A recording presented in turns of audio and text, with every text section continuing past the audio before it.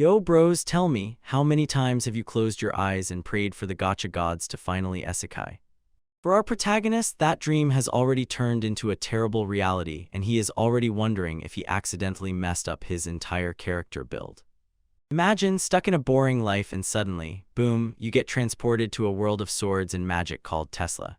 Our MC, known by the name Bishop, did not receive any warnings or hints of the save the world kind from the very beginning. He just woke up in a void, around him thousands of people, all in basic starter gear. Everyone is losing their minds because this is no longer a game, this is real life, and the collective panic is reaching a boiling point. Bishop tries to keep us cool, but the atmosphere is pressing the same one you feel when a server wipe is about to happen. Suddenly, a status effect is applied to him. He cannot move his body from the neck down, as if some invisible force has pinned him to the spot. It is then that the game master appears, one of the huge, godlike ones. He basically tells them that everyone is being sent to Tesla. The voice of this guy doesn't even break through the air, it echoes directly in their heads, like a system notification with the highest priority. Right on cue in front of him, a semi-transparent UI pops up with options for avatar, abilities, and reincarnation. God orders him to get to know the neighbors before time runs out, and he just snaps his wrist and immediately disappears. Suddenly, the paralysis releases, and Bishop can move his limbs again. God disappears in an instant, leaving thousands of people confused. Let them sort out their starting builds themselves. Bishop realizes he is not alone in this lobby. His entire MMO guild called Listage is nearby, right there. They start the classic "wait, you look like," and suddenly they realize that in real life they are facing the faces of their online buddies. We have the tank Masa-san, the drink-hungry Wadoraiken, and the rest of the crew. It's like a guild meeting, but the stakes here are much higher than just a dungeon raid. Masa-san notices the countdown on the screen. They have less than 2 hours left to optimize their stats before they are thrown into the main scenario. Masa warns them, do not touch the reincarnation button if you don't want to be thrown into a world without equipment and with 0 stats. This is the highest metagame moment. If you break your build now, you will get an irreversible loss. Masa-san wants to recreate his rank 6 clan, the Dawn 9, in this new reality. But Bishop notices something too suspicious while everyone else is just resting and accepting their fate. For a masked kidnapping, this is too calm. As if the whole crowd is under the effect of some passive psychic debuff, and they absolutely don't care that they will be wiped off the earth. Bishop immerses himself in the mechanics, noticing that they have 100 SB, which can be spent on starting jobs and attributes. The descriptions are damn vague, but does sword experience cover rapiers or only longswords? He understands you can't just remain a specialized healer like in the game. He needs a build that can withstand solo play if things go wrong.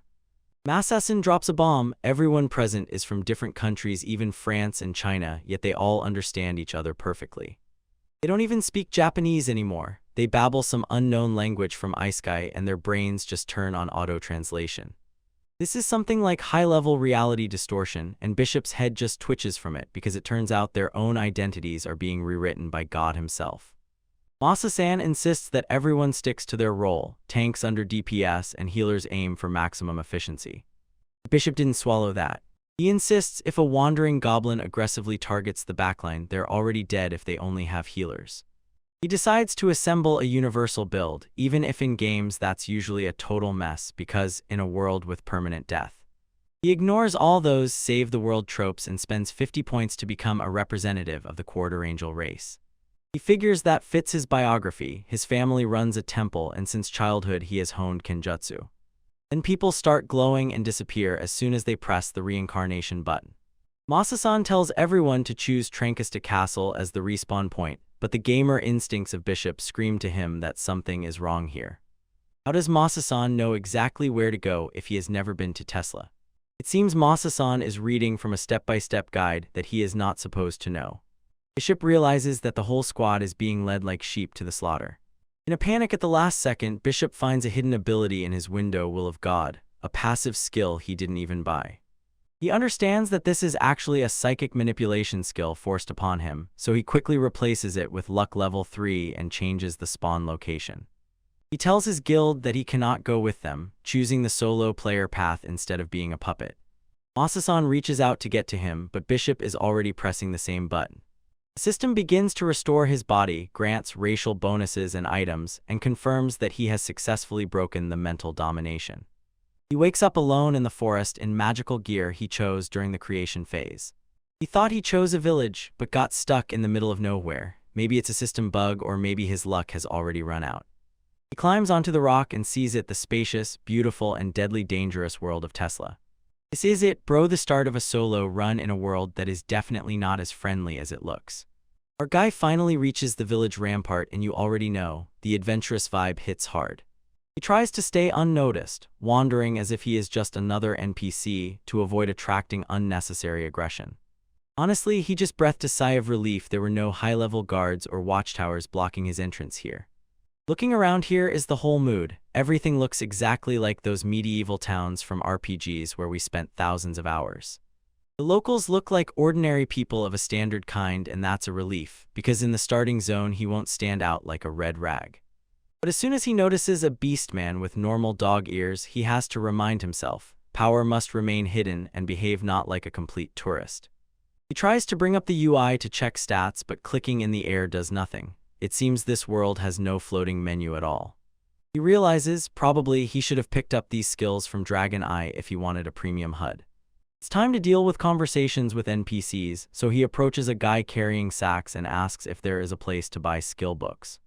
The man points him toward the general store, but he squints skeptically. Could some young mage like our guy really find something high tier there?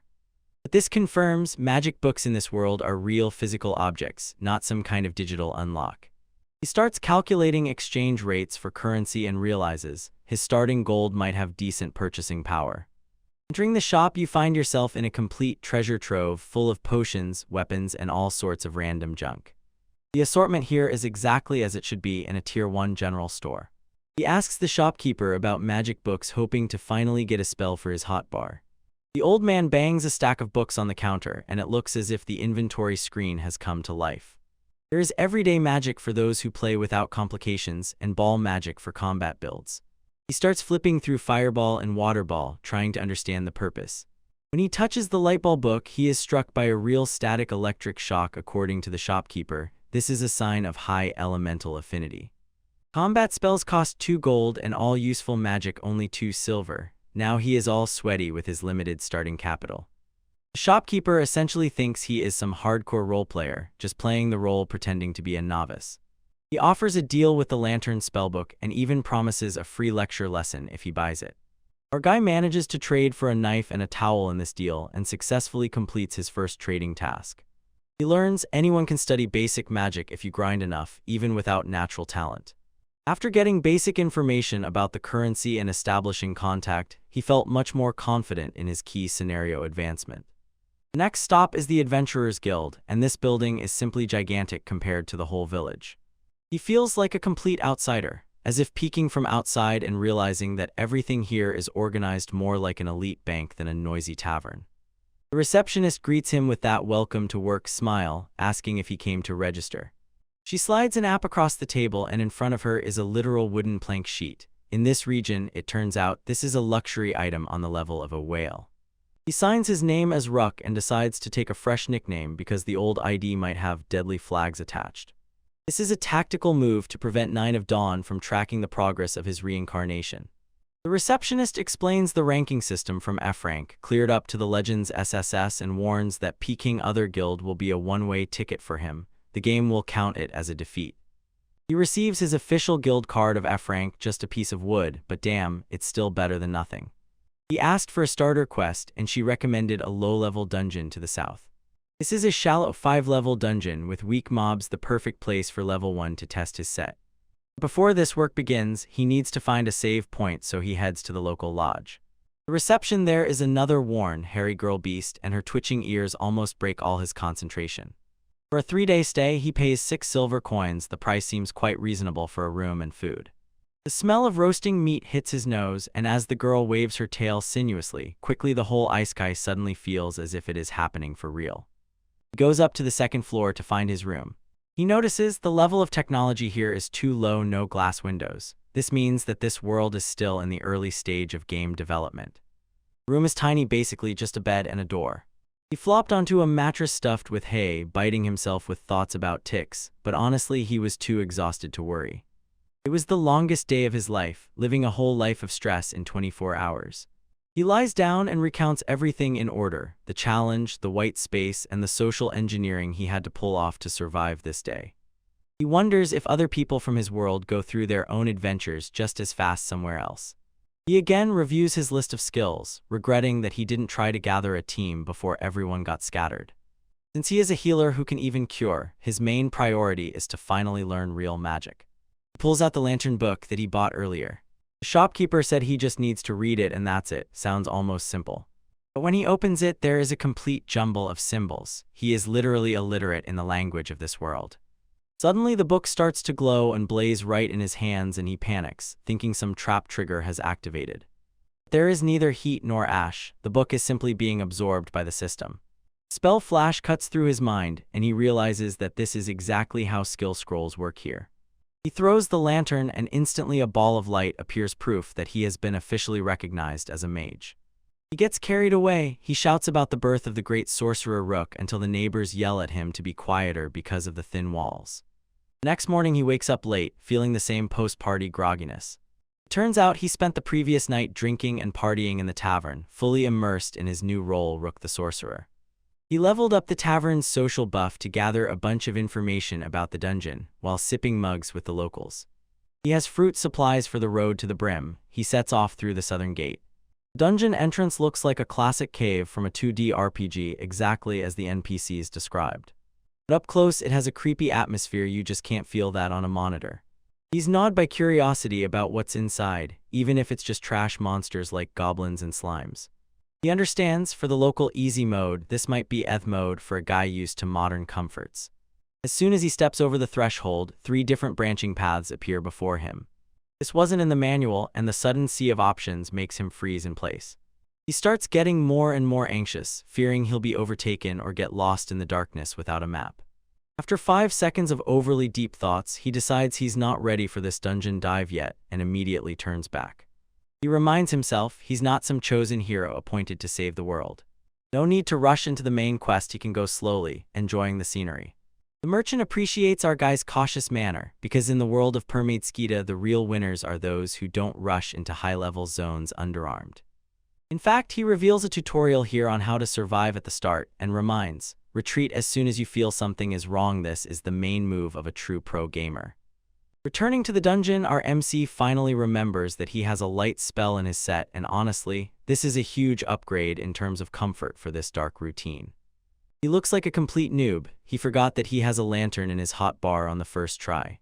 Now he acts methodically. He lays out every intersection as if playing a classic dungeon crawler. He combs through every nook, probably looking for hidden chests or secret walls. The gaming instinct prevails even in a dead end, because you never know when the developer has hidden some rare loot behind a stone. Suddenly he is overwhelmed by rage. He is surrounded by a sticky crowd, a classic first encounter with slimes. He splashes them instantly, although they look more like an amazing giant amoeba rather than the cute mascots we are used to. Honestly, he was a bit disappointed that the first fight didn't feel like an epic boss battle. The dungeon's auto-loot system activates. It absorbs the body and leaves behind the drop. It is a magic stone, literally the fuel of this world's economy. He keeps it as a talisman to remember his first successful calculation. He still runs into dead-end corridors a few more times, but eventually finds stairs leading to the next floor. He begins to calculate the dungeon mechanics theory and realizes it's almost an RNG loot generator that cleans up everything by itself. On the second floor, the ceilings are higher, so he has more space to swing his staff without hitting the surroundings.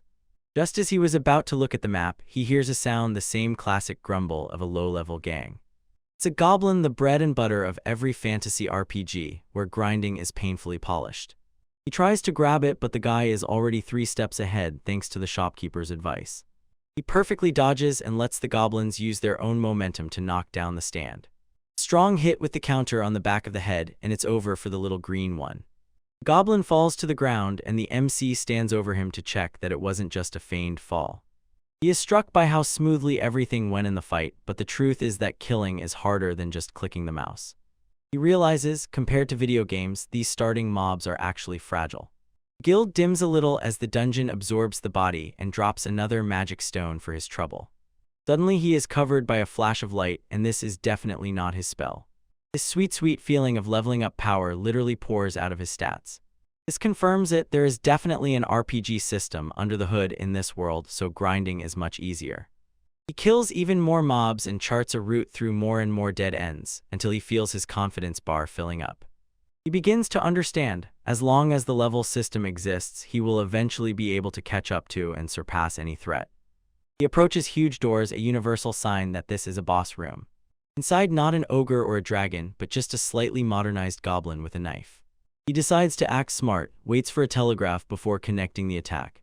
He kicks the goblin in the arm, breaks his posture, and then finishes him off with a full, powerful swing. First dungeon clear, kid no matter what, watching the amount of damage he can do with just a stick is still a bit strange and almost unreal. Boss drops a much bigger magic stone and a rare loot chest. It's a magic book, but strangely he recognizes what it is at a single glance. Like a passive skill directly throws information into his brain. This is a healing grimoire, a real gift for a solo player. Having learned the spell, he returns to the guild to turn it in for exchange and leaves with silver and several bronze coins. The guild mistress explains, although cooperative play is safer, solo players keep 100 of the loot, which is a big plus for our guy's bank account. He points him to the resource center on the second floor. There is more lore. He realizes that he completely miscalculated the availability of public information in this world. He approaches the librarian. He looks surprised to see a traveler who can actually read. The place is packed with information, as if it were a school library at my home. He skips the herbology section and immediately takes up textbooks on magic and monsters. Knowledge is the strongest boost, and he needs to know the rules of this world. He dives into everything from politics to the 6 elements of magic. Wait, in the standard curriculum, his holy light spell is nowhere mentioned. Even the color of the book he found was different from those sold in stores.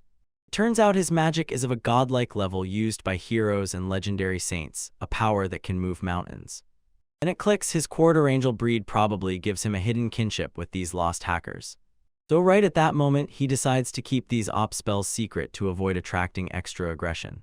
Later in the pub, he talks to Hans, who explains that the dungeon drops a pity drop depending on affinity during the first run. Hans is a top veterinarian who has seen it all. He says that on his first run he had a legendary iron saber, but it burned to ashes. In this world, that's slang for a failed equipment upgrade, the ultimate broken heart for any gacha gamer. Aeneas warns him, the chance of success is a trap that can ruin your life if you're not careful. Our guy understands the best way to get information is through a drinking conversation. He buys rounds on his own to hear veterans' stories. A week passes in an endless loop, buying fruits, grinding goblins, and fishing for data. He finally reaches E rank, receives a bronze card, and officially moves beyond the training stage. He even buys a combat light spell to test it. The damage is continuously bloody and terrible, reminding him that this is not just a game with pixel blood. He begins to doubt whether he has the courage to use such magic against another person. Hans calls this the first wall that every adventure eventually crashes into. Either you get used to killing, or you stop before you lose your own life. Hans admits for him survival always comes before justice or guilt. He has already been betrayed by allies because of high-level loot, and this made him a cynical loner. Even after losing everything, the call of treasure hunters was too strong to stop. At the mention of artifacts and ancient relics, our guy's eyes light up. He takes it up again after a new round. He is drawn to that legendary tier lore. Artifacts are things created by gods or ancient civilizations that can literally grant power to conquer the whole world. We are talking about legendary equipment, the sword Lufnir or the battle staff Angel Bell staff. For a hardcore gamer, there is no chance that he will simply ignore the opportunity to find such loot. He is now fully devoted to Isekai Dream and wants to experience every epic quest that this world can offer. As soon as he leaves the library, loud commotion shatters his concentration. Chaos erupts downstairs. A party crashes in along with a partner who is completely wrecked. Cat girl at the party screams, calling for a healer, but the guy looks like he's already at his last HP. Our guy watches in horror as the sharp difficulty spike of this world hits reality directly and realizes maybe he is the only one who has the holy light that can really save him. Ruck is just relaxing when cat-eared girl Mel bursts in shouting. Her buddy Dan is literally about to see the game over screen. It's a grim scene, and Ruck harshly understands. In this world, there is no quick load button if someone gets killed. Looking at that huge torn hole in the body, it's clear ordinary potions won't handle this, and reviving the dead is a low-level spell you just mindlessly spam. Even the local veteran Hansen understands he can't handle this here. He directly tells Mel that Dan is done for because they don't have any high-tier loot to heal the organ trauma. The church is also a complete failure because the local priest is essentially a debuffed NPC right now. The guild inventory is just as useless, confirming there is no high-level potion in this new village. Everyone is basically already mourning. Den high-level drops happen less often than a 5-star pull from a gacha. Rook stands there as if to say, "But I'm here, brothers," but trembles because he fears provoking too much anger from the local authorities if he reveals his holy magic. But he sees the light fading in Danov's eyes and understands, if he just stands here, he will fail the main task to be at least somewhat a decent person. He finally steps forward and tells Malu that he can try the treatment, although he himself is trembling all over from tension. Locals look at him as if he is just some delusional boy. Rook closes his eyes and tries to imagine a spell so as not to awaken some colossal event from which the world is about to disappear. He pours all his MP into one shot, shouting "Holy Light." The whole room flashes with a dazzling glare as soon as the magic begins to work. This is pure cinema. The wound literally heals back, piece by piece joining into a single whole. Then takes a breath, returns from the very edge, having only a tiny bit of HP. Metal is simply bursting with joy, and suddenly our guy Rook is being praised. They say he is a legendary sorcerer. He is showered with compliments and a thank you face flies from the guild workers, which definitely becomes a cute bonus to his charisma stats. Meanwhile, Hansen secretly trembles with fear. Rook just cast a top healing spell without any hesitation, and in this world, that is essentially cheating. They set off to the tavern to celebrate, and Dan noisily spills the drink and finally feels that sweet ale of survival. Mel introduces the team. She is a scout, Loki is an archer, and Dan is the tank leader. They have been childhood friends from Langford and right now are just trying to catch luck and squeeze out gold. Dan and Loki properly thank Rook as soon as they realize they owe him and for their entire run. Rook introduces himself as a 15-year-old mage, and they all raise their glasses to the new hero. Then Rook casually mentions that he plays solo, and the whole company at the table freezes. The silence becomes deafening. They look at him as if he just said he is playing level 1 in a soul-like game. Dan, listen bro, are you serious? As soon as Rook realized this, he understood that he probably accidentally revealed himself as a complete newbie. Rook tries to defend his martial arts training, but Dan points out an obvious flaw. Loki explains robes made of reed provide no physical protection, and for a lone shield from behind, that is essentially suicide. Mel adds that such gay looks can only be afforded by high-level court mages or elite parties, and even then only if they are not wiped out completely. Rook is simply dying of shame. He already understood. The whole village most likely decided that he is some kind of edgy kid who arranged a roleplay as a sorcerer. Another part of the guild is already gossiping, trying to find out if they can recruit this top healer for their raids. Dan is one step ahead of them and officially invites Rook to join their party. Mel is 100 on board. She knows that having a healer gives a huge boost to their combat capability. Rook remains calm. He asks for one night to think everything over because they are leaving the next morning. The sun rises over the mountains, and Rook is finally ready to break out of the tutorial zone. He wakes up in the tavern and the light hits his face as if he is in the opening shot of a new arcade. He goes down the stairs and says goodbye to the innkeeper. Now he treats him like a VIP. He meets the team in the tavern, and as soon as Dan manages to start a sentence, Rook already accepts the invitation. They seal the deal with a handshake, and the evening officially becomes an event. Mel is burning with excitement that they finally have a mage, and Rook realizes joining the party is the best way to gather lore and not die in this high-stakes world. They have only 10 minutes left before the meeting with the employer. Rook makes a quick speed run through the village to say goodbye to everyone who helped him. The local blacksmith gives him the last piece of veteran advice. The most humiliating thing a traveler can do is to die. They encounter Grim San, the merchant who is accompanying them. He has already heard rumors about Rook's healing hacks. The caravan sets off, and Rook realizes a strong reputation has made joining this escort mission much easier. Mel explains that her family has a long history with Grim, so the trust factor is already at its maximum. Suddenly, Handsound appears on the roadside to see them off. Rook shows respect and thanks the old man for guiding him through the early stage of the game. Hansen gives him a warm smile as if reminding him this was only the starting village and the real trial is still ahead. As they part ways, Hansen throws a big plot hook and warns Rook, be careful with your unique magic, people might try to exploit it. Party calls Rook and says the caravan is not waiting. Rook wants to turn back and ask for more details, but he knows, if he wants to be the main hero of his own story, he cannot hesitate. He shakes off the habit of all-consuming overthinking and runs after his new allies. The journey continues, the wagons roll on a path that seems cut out from the prologue scene. Even the horses work to move this load from its place. Rook takes a pause and looks back, realizing for the first time, he has finally left the starting zone behind. It's a bit surreal to see the village disappear beyond the horizon, like a rendered asset. Mel starts complaining that Loki doesn't know how to communicate properly and connect, but Dan is no stranger to dealing with quiet BPS players. Dan even admits those who can actually keep their mouths shut for 5 minutes are a bit envied by him. Rook understands, Loki seems to be listening to the whole scolding while keeping his eyes on the road. Rook asks to take over the topic. Why is there no minimap here or even a regular local map? The state of the world map here is pure fog of war for anyone who is not a high-ranking noble. Dot explains, detailed maps are essentially high-level military secrets. Mel emphasizes that her family has its own private map, and that's an absolute power move at the merchant class level. Rook asks about Tranquista Castle and about the Azul Empire, names he saw in the library archives.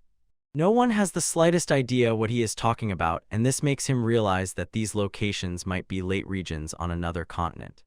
He begins to get nervous about the party he abandoned and thinks, do they still have that mental debuff? Have they found a way to break the script? Suddenly the perspective jumps and shows a massive mana surge happening somewhere far away. The legendary circle that causes tears flares up, and a furious amount of particles bursts into the air. 5 people emerge from the darkness standing as if they were just dropped into forced training and without equipment. High-ranking church officials ready to start a dialogue with the chosen hero have already gathered. The newcomers, of course, are confused by the fact that they were forcibly pulled into the church from nowhere.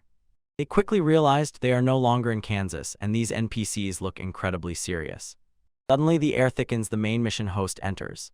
Meet Emperor Galdar Lulatizel, the great leader of the Rock Empire, who is just being discussed. He sits on the throne and without delay throws them a world-saving task.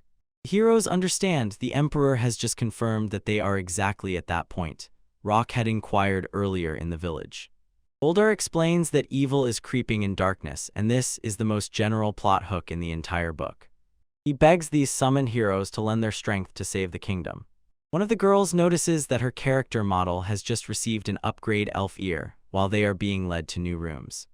Under the starry sky, political intrigues are already boiling behind the scenes. The Emperor contacts his advisor to find out if the briefing went smoothly. It turned out they are looking for someone with a holy name, and in this current party they did not find one. The advisor confirms these children are real, but something is definitely missing from the party composition. Prophecy explicitly said there will be 6 heroes, not 5. They understand the missing 6th hero is probably the one who holds the title with the sacred name. Without this transmission, he pondered, the Emperor fears that he will have to rely on the religious faction again.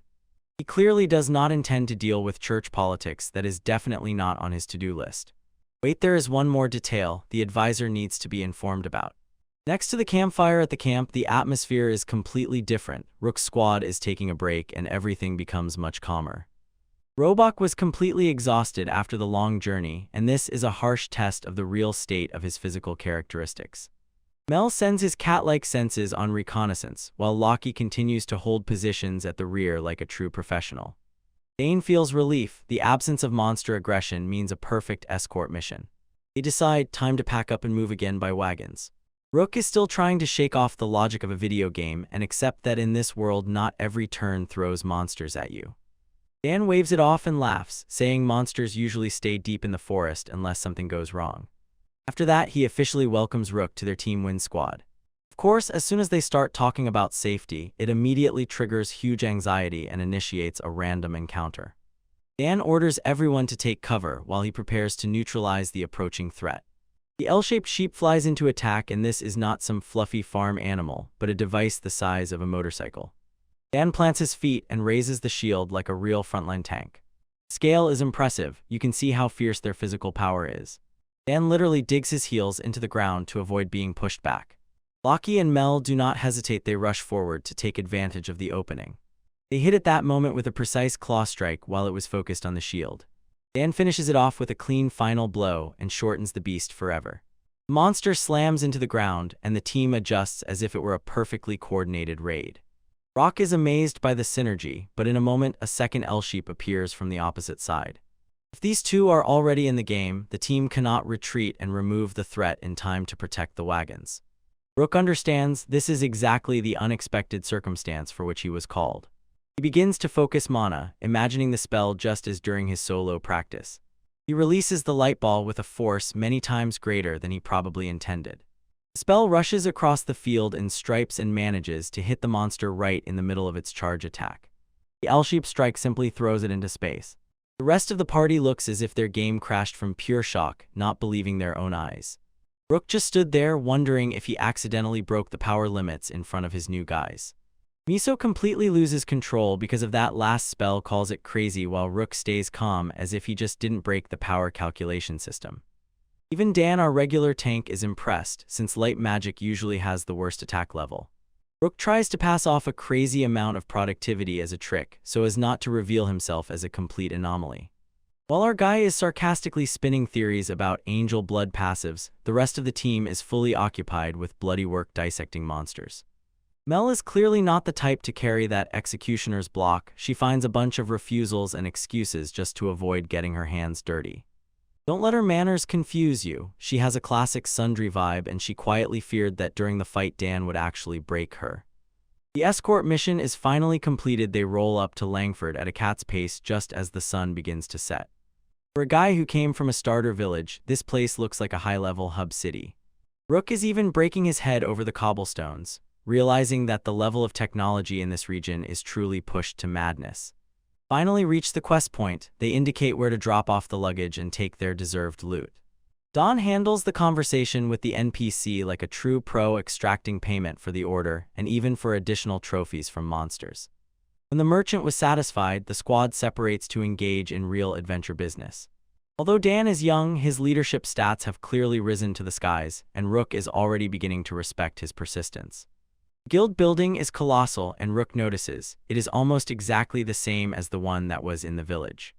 Mel explains that the guild UI interface is standardized across the entire map, so adventures are not lost when a server jump occurs between cities. The only real difference is the colored forms, and this is a pleasant detail for world building. They extract 2 gold coins as a reward for the monsters, a colossal boost to their current gold reserves. Local feudal lords pay for monster extermination so that hordes do not flood low-level zones. This is the perfect incentive for travelers to continue leveling up even when they are not on a specific quest. The night market buzzes so much that various items appear one after another and make the gamer wallet of any gacha gamers tremble. Dan tells him that most of this is just junk from sellers to hook newbies and make them throw away their silver. Local street vendors work at full capacity, pulling out all psychological tricks from the book to push rare dungeon finds that are most likely just stones. Suddenly, Ruka's gamer senses sharpen as soon as he notices a blue magic book standing right in an open place. His passive evaluation activates and confirms this is indeed a high level. The Fates cannot hold a stone face while he asks for the price and prays that the seller does not guess that he has a legendary drop in his hands. The scammer tries to lower the price, inflates it to 100 gold, and pretends as if doing him a huge favor. The rest of the party immediately becomes wary. 100 gold for a street item is a pure red flag. Menel steps in as the appointed negotiator, tears apart the seller's poor inventory, and throws silver 3 times like an absolute madman. She hits him with a self-satisfied smile, knowing that in this marketplace meta she has the upper hand. Pointing out every flaw in the trash items, she devalues the entire set to the point of absurdity. The seller finally gives up, packs everything up, and sells all the goods for 1 gold coin just to get rid of the thief Miller. Dan explains these drop stores are essentially the dark black markets of the Isekai world. Rook quietly dies inside because he knows he just got an elite magic book for the price of ordinary food. Mel threw him a look as if she knows more than she shows, and this is a big plot twist that is about to happen. After the market and the hype, the team disperses for the night, and Rook is so exhausted that his stamina bar almost constantly flickers red. He instantly crashes to the ground, but his last thoughts are about that Purify spell and how it will strengthen his build tomorrow. The next morning, Rook is the first to go down, ready to move on to the next stage of his exhausting journey. He realizes, in this world, adventurers are so hardcore that they start the day with light wine instead of coffee. Loki also gets up early, and because of this, that classic awkward silence arises when two introverts are forcibly put into a party chat. They just looked at each other for a while. It was clear to both that they lacked charisma, so the conversation couldn't be pulled off. Lockheed finally breaks the ice, thanks him for the backup, and compares their awkwardness in communication to how newcomers feel at school. She also asks for a few pro tips on how to hold the defense and watch the rear, so it's clear she really respects his tactical style of play. And then she drops a bomb. Dan seems to be one of those S-tier heavy sleepers, a nightmare to wake up. Rook agrees to take on the task to wake the tank, not realizing that he is actually stepping straight into a boss fight. The entire squad finally gathers. Mel looks fresh and ready for new content. They start outlining daily quests, both equipment maintenance and a welcome party for their newest member, Rook. Mel is surprised that our guy Rook has hidden combat stats and the skill to hold a spear. He plays it off as if it's just ordinary peasant drill, but inside he rejoices. His invented origin story really holds up.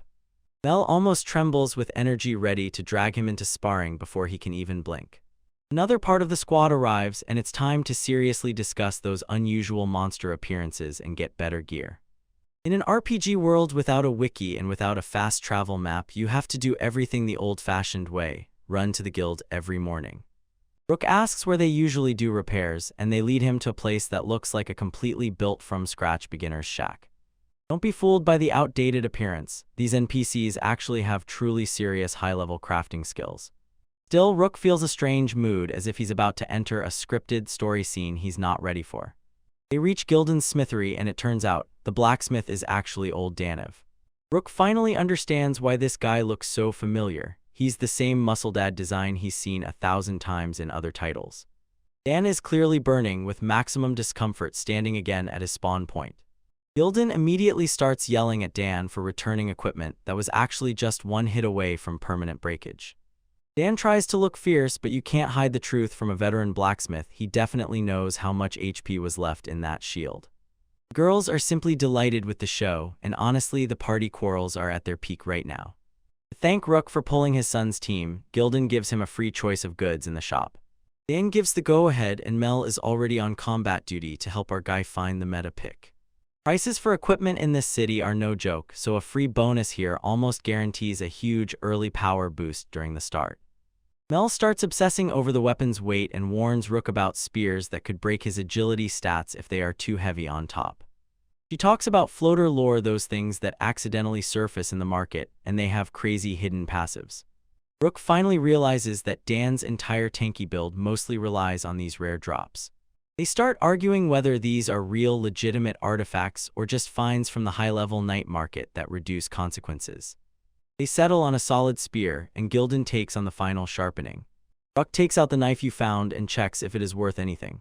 Gildan uses the skill Judgment and confirms it is a high-level paralyzing dagger priced at as much as 9 gold coins. Mel's reaction is priceless, so much gotcha currency for some random drop. Rock wonders how the evaluation system works in this world. After that, he explains it all comes down to talent and specialized knowledge. A blacksmith cannot appraise leather because it is outside his subclass. Rook realizes that his ability to judge may actually be a broken racial trait from his quarter angel heritage. It allows him to recognize anything. That night, the squad throws a celebration party for him, and Dan probably tries to shake off his father's scoldings, downing beer glass after glass at once. Our tank eventually reduces his stamina to 0 and faints right on the table. The girls tell the harsh truth about the hereditary laws of this world. The eldest son takes the shop, and all the others have to work hard to earn a living. It is a tough system. Essentially, it forces younger brothers and sisters to become travelers or move to another server. Even when he is all smoky, Dan's passion to defend his hometown is impressive and quite respectable. Returning to his room, Rook begins to recall and rethink his past, how he managed the sanctuary in the dojo. He was always younger, weaker than his brother. He couldn't match his mastery of martial arts, and because of this, he eventually became a hardcore gamer. He pulls out his new stun knife and wonders how to actually activate the magical effect. He tries to infuse his mana into the blade, giving it his entire full Chunabu. To his surprise, the thing suddenly starts glowing purple, confirming that the buff is active. This is a huge plus for his utility build. He gains a way to crowd control enemies while playing rear guard. Now he needs to level up agility to maintain the mana flow and fight properly. Next, a magic book he grabbed for a bargain to cleanse it. The description sounds like it's much more versatile than just a holy spell to smash skeletons. He decides to test it on a dirty towel, and the result is almost like a magical cleaning commercial. The spell works fully, the dirt literally turns to dust and falls off in a layer. But then he notices he accidentally cleansed a piece of the sheet, and it immediately stands out like a sore spot. This is definitely a big mistake. Now he only has to spend more mana to clean the entire bed so that the innkeeper suspects nothing. He casts the spell, but the mana drain turns out to be much more aggressive than he expected. He barely manages to finish reading the spell when his MP bar immediately drops into the danger zone. He realizes spells cost more as the target's volume increases. Now the bed shines with cleanliness, a noticeable plus for any traveler.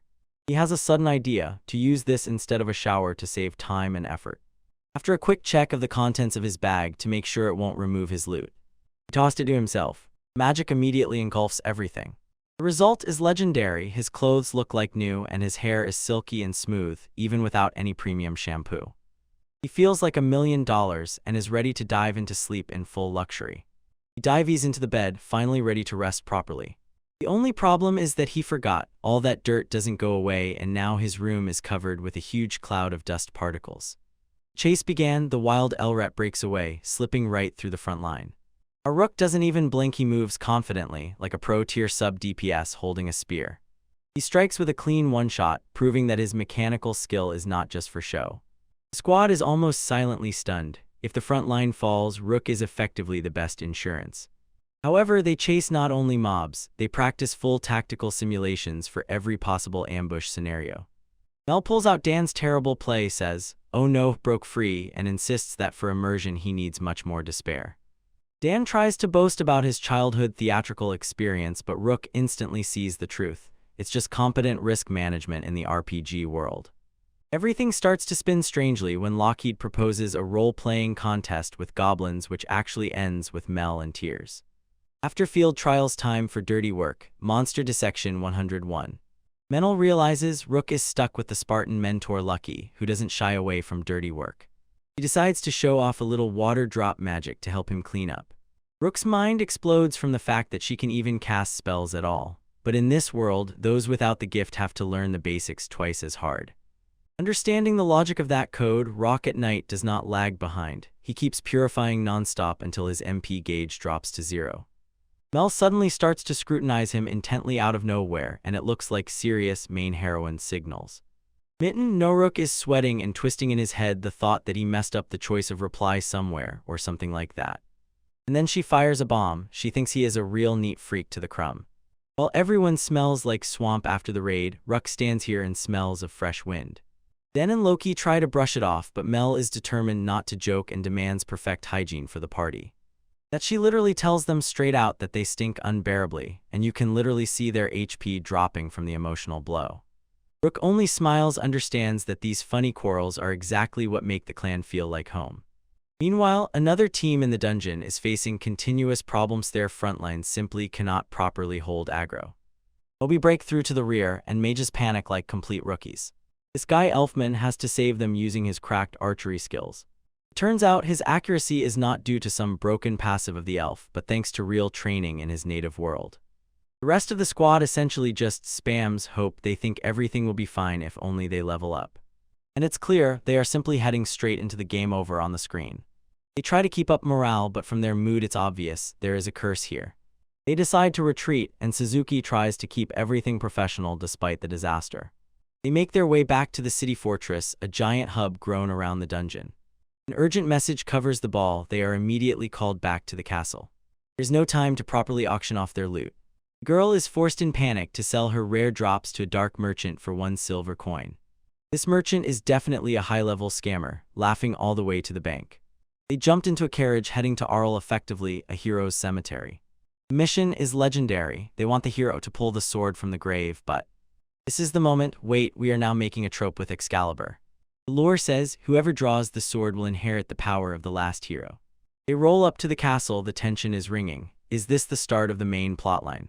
Rook and Wyn's squad have returned. Dane is conducting a briefing for them about the new escort quest. This is a 7-day round trip for 10 gold coins, an incredible payout for this level. Rook doesn't understand why they are whispering in the corner as if preparing a robbery. Loki plays the tank for the conversation, sitting facing outward, blocking the way for any spies. Everyone has already spoken. The money is just great, but the road takes too much time and is a bit exhausting. Finally, they return to our guy.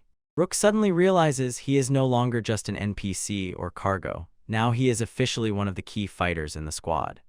Yes, sir, Rook shouts at full volume, getting into the role of a diligent rookie, while the merchant Grimsand warns, stay alert for a long time. Melchan can't resist teasing him for such crazy eagerness, but well, this is his first real field trip with the squad. She is really playing the full senpai right now, reminding him that in escort missions you need to keep the pace and save MP until the aggro really hits. The map shows that we are heading east to the forest village, and honestly, the merchants treat Rook as if he is a walking cheat code. They realize that with a devoted healer in the squad, they don't need to spend gold coins in the church or gulp down expensive potions, so they make much more profit. Milchan, as the merchant's daughter, already gets herself higher rewards because she knows exactly what value our guy brings. Rook just sits still, sweat dripping in drops because he sees through their scheme on how to snatch wealth from his utility. When the canopy becomes denser, the danger indicator and Rook's head start twitching wildly. He catches movement in the bushes and immediately calls out just as a pack of forest wolves tries to surround the caravan. These are not just random mobs, this is a pack of hunters on a hunt, coordinating their attacks. Instead of playing defense, Rack throws a light ball like a flashbang to break their position. This is a signal for the squad to switch to offensive formation. Rook holds the rear and the vanguards get to work. It's a complete rout. Mel stabs with a knife, Loki shoots sniper shots, and Den cuts through those wolves before they manage to land even one hit. Grimsan is simply stunned at how quickly the new Wind squad cleared this fight. The team, in full enjoyment, disperses the waves. They have already felt that the appearance of Rook has revealed completely new tactical possibilities to them. And even got a tiny scratch, but did not ignore it. Rook immediately delivered a quick heel strike to show off. Elkin notes such on-demand treatment is pure luxury for low-level adventurers. In this world, the church holds a complete monopoly on restorative magic and charges a royal ransom in gold coins for it. After they remove the magical stones from the wolves in the evidentiary parts for murder, they throw away the carcasses to avoid carrying extra weight.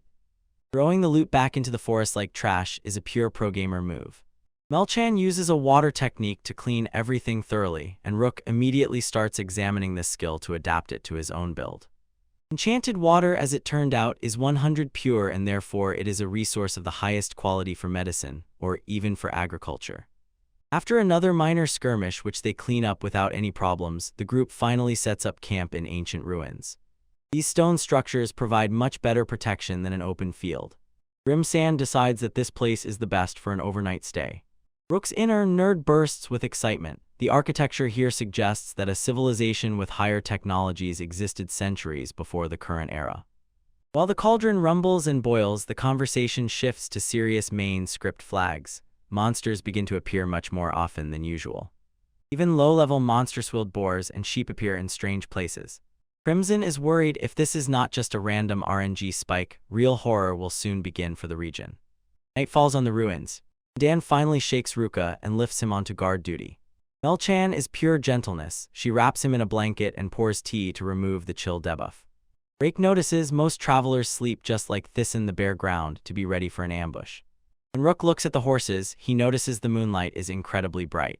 He raises his gaze and finally gives himself a moment to contemplate the sky. Seeing two moons hanging there at once is a harsh test of reality. He really ended up in another world. The next morning, they finally roll up to the forest village, and Ruka immediately starts to get confused because there are no protective walls here at all. They drop the cargo near the end and immediately heads to the local guild to turn in the quest. Down reports a high frequency of wolf attacks, but the guild receptionist behaves too calmly. Then gets irritated because the locals seem to have no survival instinct at all. The guild staff even plans a trip to the capital as if everything is going as usual. Turns out there is a legend in the village that it is protected by fairies. The locals are peace-loving idiots who truly believe that monsters can physically enter their territory through some divine barrier. Rook is a bit suspicious, but he agrees to rest anyway. The expedition team has a strict rule. After the night shift, they get enough sleep and recover at night. These guys may be merchants, but they have a strangely pragmatic attitude towards their recovery time. The next day, Rook decides to conduct independent reconnaissance. He notices the village is strangely wealthy and well-developed, unlike the southern districts. He buys a snack and asks the seller about the legend of the fairy.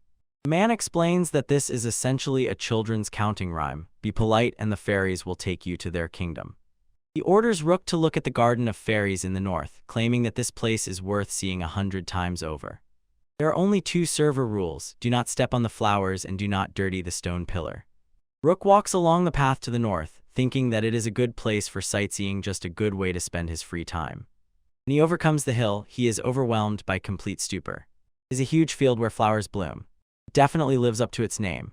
In the middle, a huge stone pillar. Geography here is strange, as if a random flower field suddenly appeared in the middle of a forest and vineyard. Flowers near the column are a completely different kind, and it screams, there is supernatural power at work. Ladia cannot resist the feeling of a hidden task and decides to take a closer look at that pillar. He is too careful in every movement, as if parking in place over the flowers to observe local customs. When he finally gets there, he sees ancient patterns of ruins in marble carved in stone. What remains is already overgrown with moss and covered with dirt, so he reaches out to touch it. Suddenly, a notification pops up: Gate of Fairies. Our guy stands before what his judgment ability calls the Gate of Fairies, and honestly, it looks like an entrance to a high-level raid. This strange pillar must somehow be connected to it, otherwise why would the system mark it at all? He believes it is a direct portal between worlds. Classic Isekai 101 level. He tries to read the ancient runes, but even with his broken stats, these patterns are a complete mystery. Since everything is overgrown with moss and looks like a low-quality texture, he decides to cast Purify. Of course, he completely overuses the mana cost and the whole thing starts glowing as if it were a legendary catch from a gacha. Now the pillar shines so brightly that he fears it will soon attract the attention of local guards, so he starts thinking about how to grab it and make a dash. Suddenly the ground shakes and the air thickens with mana. A huge magic circle opens beneath his feet and he panics. He thinks he just triggered a hidden boss fight. And instead of a dragon, the glow scatters like glass and a soft voice says, "Good day." Alpops reveals a literal fairy named Liselot. She smiles and says she looks forward to working with him from now on. Our guy is completely stunned. He had no idea that today he would unlock a companion character. She starts chattering non-stop about some bodhisattva saying he is here, and he just stands still and stares like an empty NPC. Yes, that's right, but she is happy for her son, although he has no idea who she is talking about. Before you ask for instructions, she tells him that her time is up and that she must vanish. She sweetly waves bye-bye and disappears in an instant, as if she was never there. He stands in the middle of a field of flowers, having just learned the new summon fairy spell, and it feels like a harsh plot skip. Late that night in the tavern, he storms commands one after another like a complete loser, but the spell still doesn't work. He realizes he probably lacks a rare catalyst or some higher grade offering for the summon to finally take hold. The next day, the guild team the money for escorting ran out, so they need to grind gold for themselves. While drinking coffee, they overhear local NPCs whispering that the monster spawn rate has sharply increased near Langford. Mel says that a war is about to break out in the west, so the price of HP potions is already skyrocketing. The Wind Pack decides sitting idle is the fate of losers, so they prepare for a long hunt for monsters. After a 2-hour march deep into the dense forest, they finally spotted the target, a pack of goblins. The frontline rushes into battle, but since there are only 3 mobs there, our guy isn't even given a chance to intervene. Over the next few days, he tests a new paralysis knife on forest wolves, and it turns out to be a complete game changer for his build. The party is heated to the limit. Everyone receives the goddess's blessing, and it's just a local legend about leveling up. Lackey is already hitting a wall and grumbles that he wants to go back to the main city already. You rarely see him so beaten down, but it's clear the continuous grinding is starting to take its toll. Dan tells him to pull himself together because everyone is in the same boat, but our guy just relaxes and sips his drink. Everything suddenly takes a funny turn when they have to escort a legendary collector named Hanasan, basically a drill master like a strict sergeant. The guild board was flooded with crest applications. Some shop wrecked its warehouse. Dan suggests taking them under protection for a change, and those are the famous last words in any RPG. This old woman is simply fire. She yells at them that their senses in the forest are too weak, not sharp enough. Mel is the first to give in under pressure, and Loki is not far behind her. Dan tries to help but almost gets hit on the head with a baton for cutting the grass root the wrong way. Incredibly, but our guy turned out to be a natural at this, and Hanasen is literally amazed by his gathering technique. He starts taking notes like a true completionist, studying in detail how to harvest without lowering the respawn rate. It turned out that he and the old woman share the same frequency when it comes to respecting the forest RNG. While they make their way back to the lodge, Mel lies face up on the table, completely exhausted from the tough escort mission. Our guy admits that he actually enjoyed it, and this earns him a noticeable sideways glance from the rest of the exhausted group. Eventually, they start shouting at him, saying he is the very wizard for the old ladies who saved the quest from total failure. The boss merchant comes in to tell them they are leaving back tomorrow. The preparations went so quickly. Our boy realizes the massive air barrier was most likely set up by Grim Sun, and it turns out that all this headache is technically his fault. The team is just happy to be going home early, unaware of the chaos he is causing behind the scenes. The road back at Langford is a real wolf's nightmare, pure chaos, but they still slip through the gates intact. After that marathon, the party decides to take a 2-day break to relieve tension and restore mental health. Although the mission was successful, the guy still feels that he lacks a key part of his character development. On his day off, he goes to the blacksmith to repair a spear and shows off his dedicated grind set. Smith charges him a silver coin for the service, throwing in, probably lately he has been fighting high-level mobs with strong defense. They start chatting about Dan, and Smith says the squad leader is a hardworking guy who carries a lot on his shoulders. Then Smith drops the truth like a grenade. Dan lacks that very zing to become a truly legendary traveler. He looks at our guy and says the whole team is somewhere in that same middle range. Our guy is confused. He hesitates whether he is just an NPC in someone else's story. Smith says that Dan could have become a blacksmith elite and says it's a pity, but he chose the life of a traveler instead. He walks the city streets and our guy runs through a sober reality in his head: how to make a living in a world where there is no respawn button. Over the next few weeks, he processes light sphere spells and hunts giant sheep so that the gold keeps flowing. They earn normally and drink to celebrate their small victories, but this pro gamer inside is not satisfied. Lying in bed and growing gloomier, realizing a cozy life might be making him soft. Suddenly, the silence is broken by a furious knock on the door, and someone shouts for him to wake up because something is happening. Cold wind biting into the watchtower is the least of these guys' worries. Just one look at that giant cloud of smoke in the distance and the cold mood officially dies before it even arrives. A huge horde of monsters is approaching the city. The guards faint from panic and trigger a full alarm, ringing emergency bells as if their lives depend on it, because they do.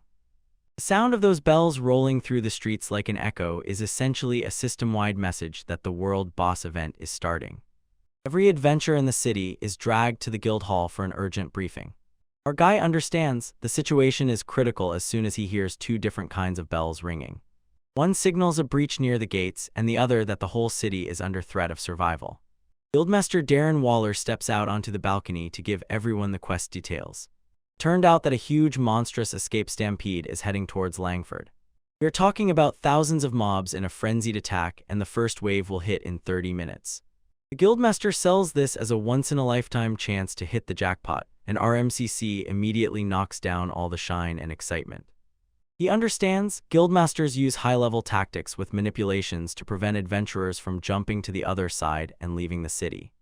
Local adventurers are already ready to defend their home, but mercenaries are only pretending where valuable trophies might drop.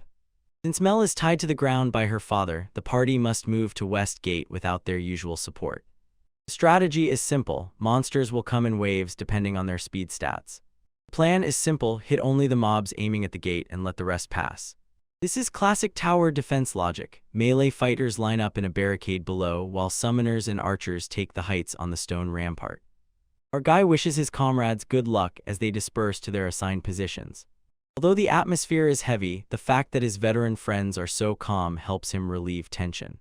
Before the real crush has time to spread, it already looks not like a pack of beasts, more like a natural disaster. NC begins to doubt whether a few stone walls can really withstand the impact of a genuine monster earthquake. The first wave consists of a pack of 300 forest wolves, and the guildmaster orders everyone to hold formation until they enter the kill zone. The gates are locked tight, and every player freezes over the attack button. The guild leader orders to cut down the vanguard to break the momentum of the attack. Archers notch grooves on their arrows, and mages begin their spells, charging each element from fire to light. The wolves rapidly tighten the ring, and the tension is so thick it can be cut with a rusty dagger. Finally, the order reaches the fire. Massive volleys of arrows and elemental spells rain down on the horde like a meteor shower. The wolves don't even have time to recover before the AoE damage starts to build up. Massive explosions tear through the forest, turning the first wave into complete wreckage. Guildmaster presses on, ordering the archers to finish off everyone who survives the first blast. The total slaughtered sky remains filled with fireballs and wind arrows. Wolves are pierced through before they even manage to touch the walls. When the dust settles and a truce is declared, the land is strewn with the remains of monsters. First wave is destroyed and everyone gets a brief window to restore mana and replenish quivers. Our guy realizes he forgot to pack his own consumables, but luckily, his partner Dan has some extra jerky so his endurance gauge doesn't drop to 0. It's a small gesture, but in such a tense siege, survival items are worth their weight in gold. While the MC chews on jerky, he notices a commotion unfolding below. Guildmaster enters a heated argument with the Baron's representative over supplies. The Baron behaves like a true loot goblin, refusing to release emergency rations and gear even though the city is at stake. He is effectively using the crisis to force the guild to spend its own funds, treating the city's survival as if it were a business negotiation. Guildmaster deliberately escalated the danger so that adventurers would work for pennies. He knew the Lord would provide no support. Although the Lord has a huge stockpile of crates, he withholds them to maintain leverage. It's a disgusting display of politics while people are literally fighting for their lives. Guildmaster is literally going bald from stress dealing with such a greedy noble. Meanwhile, other travelers begin to get nervous, complaining about the lack of food and mana potions. They are called greedy, and some even threaten to stop cooperating if they do not receive better treatment. These guys are not locals, they are here only for the gold, and loyalty ends where the rewards end. Our guy understands these veterans are actually cunning old foxes. They are faking shortages to trick the guild and get freebies from it. Their bags are full of supplies, but they are saving their own stock for the final boss. When the second wave starts to overflow the horizon, the MC freezes in place and realizes the real battle is just beginning. The second wave is already covering the front line, and this time it is a huge crowd of 300 L-sheep rushing straight to our base. Guildmaster orders the mages on the rear line to open fire, and honestly, the visual effects are just top-notch. You see a full elemental rotation, fire, water, and wind balls raining down on these woolly mobs. But one of them manages to withstand the hits and keeps its momentum, flying straight at the defense. The stone wall takes devastating hits to its durability, and you can see panic spreading among the low-level NPCs who thought this would be easy farming. There is a real combat zone there. Explosions erupt every few seconds to hold back the horde. When the smoke clears, the squad gets a tiny pause to repair environmental damage while the mages gulp down mana potions. The arm is completely destroyed, but then his main wife Yumel flies into action and appears with a bunch of top-tier restoration items. She has that same best girl energy. She admits she slipped out of the save zone because she couldn't just sit out and watch the main scenario unfold without her. She even brought a huge supply drop with food and potions, the kind her dad tried to keep locked away. It turns out she uses this life and death situation as a marketing move for the family business, a pure pro-trade maneuver. The arm doesn't mind the advertising as long as it restores his HP and MP. As soon as they catch their breath, Rock feels the classic boss arrival. A chill runs down his spine. And the scouts shout that the third wave is coming, led by a B-rank, a gigantic wild boar, incredibly massive. The guildmaster immediately switches to crisis management mode, orders everyone to fortify Westgate and call for backup from top players. He trembles with sweat because there is no one in this town capable of soloing a B-rank raid boss. He literally tears his hair out, realizing the guildmaster career could end right here if they get wiped out. Rock understands this is not just a boring thing but a 4-meter primal mammoth. They give the order to concentrate fire, and every mage and archer on the wall throws their cooldowns into a giant AoE attack. When the smoke clears, the boar simply walks through the fire as if it were a light fog. He crashes into the gate with such force that the stone fortifications crumble. The wooden barricades offer no resistance, they crack like toothpicks as soon as the boss enters the city. She roars so loudly that probably within a 10-mile radius, it removes all protections. The towers fall, and the guildmaster goes mad at how quickly the front collapsed. He tries to gather a squad of C-rank adventurers to surround the beast and hold its aggro. Coordination is lacking, and melee fighters have to avoid friendly fire from the archers above. Their swords almost bounce off the boar's hide, and even arrows can pierce its thick armor plates. Mages are forced to stop their DPS. The risk of hitting their own tanks is too high. Mel tries to break in and help with logistics, but the situation is rapidly heading toward the complete annihilation of the entire party. Bratty Boar starts turning the frontline units into puppets, tossing armored guys back and forth as if they were made of paper. It prepares for another charge, and you see fear on the faces of the guys who have to take this hit themselves. That's when Dan Sama, a C-rank tank with a giant ego, steps forward and shows them how it's done. He mocks the beast, fully confident that his shield skills will stop the aggressive push of the B-rank monster. Clash is absolutely ruthless. It tears with a shockwave that shakes the entire area. Against all common sense, the absolute madman somehow manages to grab and stop the attack. Rook froze, watching as the C-rank adventurer pulls off a trick that looks like it belongs only in a high-level raid. Gantz manages to catch a moment of glory, but the boar just throws him away like a piece of trash. Rook realizes, even if they surround her, it will still be an exhausting war they cannot win. Guild Master fell silent completely, without any strategies for this hopeless scenario. Rook knows he can outplay her speed and damage, but decides, at least he will apply a status ailment to disrupt her tempo.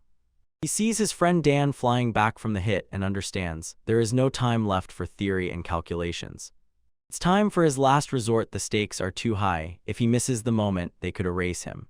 He pulls out the paralysis knife and hopes that today he will be lucky with the activation chances. He jumps onto the beast's back, grabs its fur, and scans with his eyes looking for a weak spot. People below shout at him to get down to the ground. They think it's a suicide mission. But Rook is not worried about the danger. He is simply focused on making the paralysis land. He pours all his strength into this one strike, begging the RNG gods for it to work.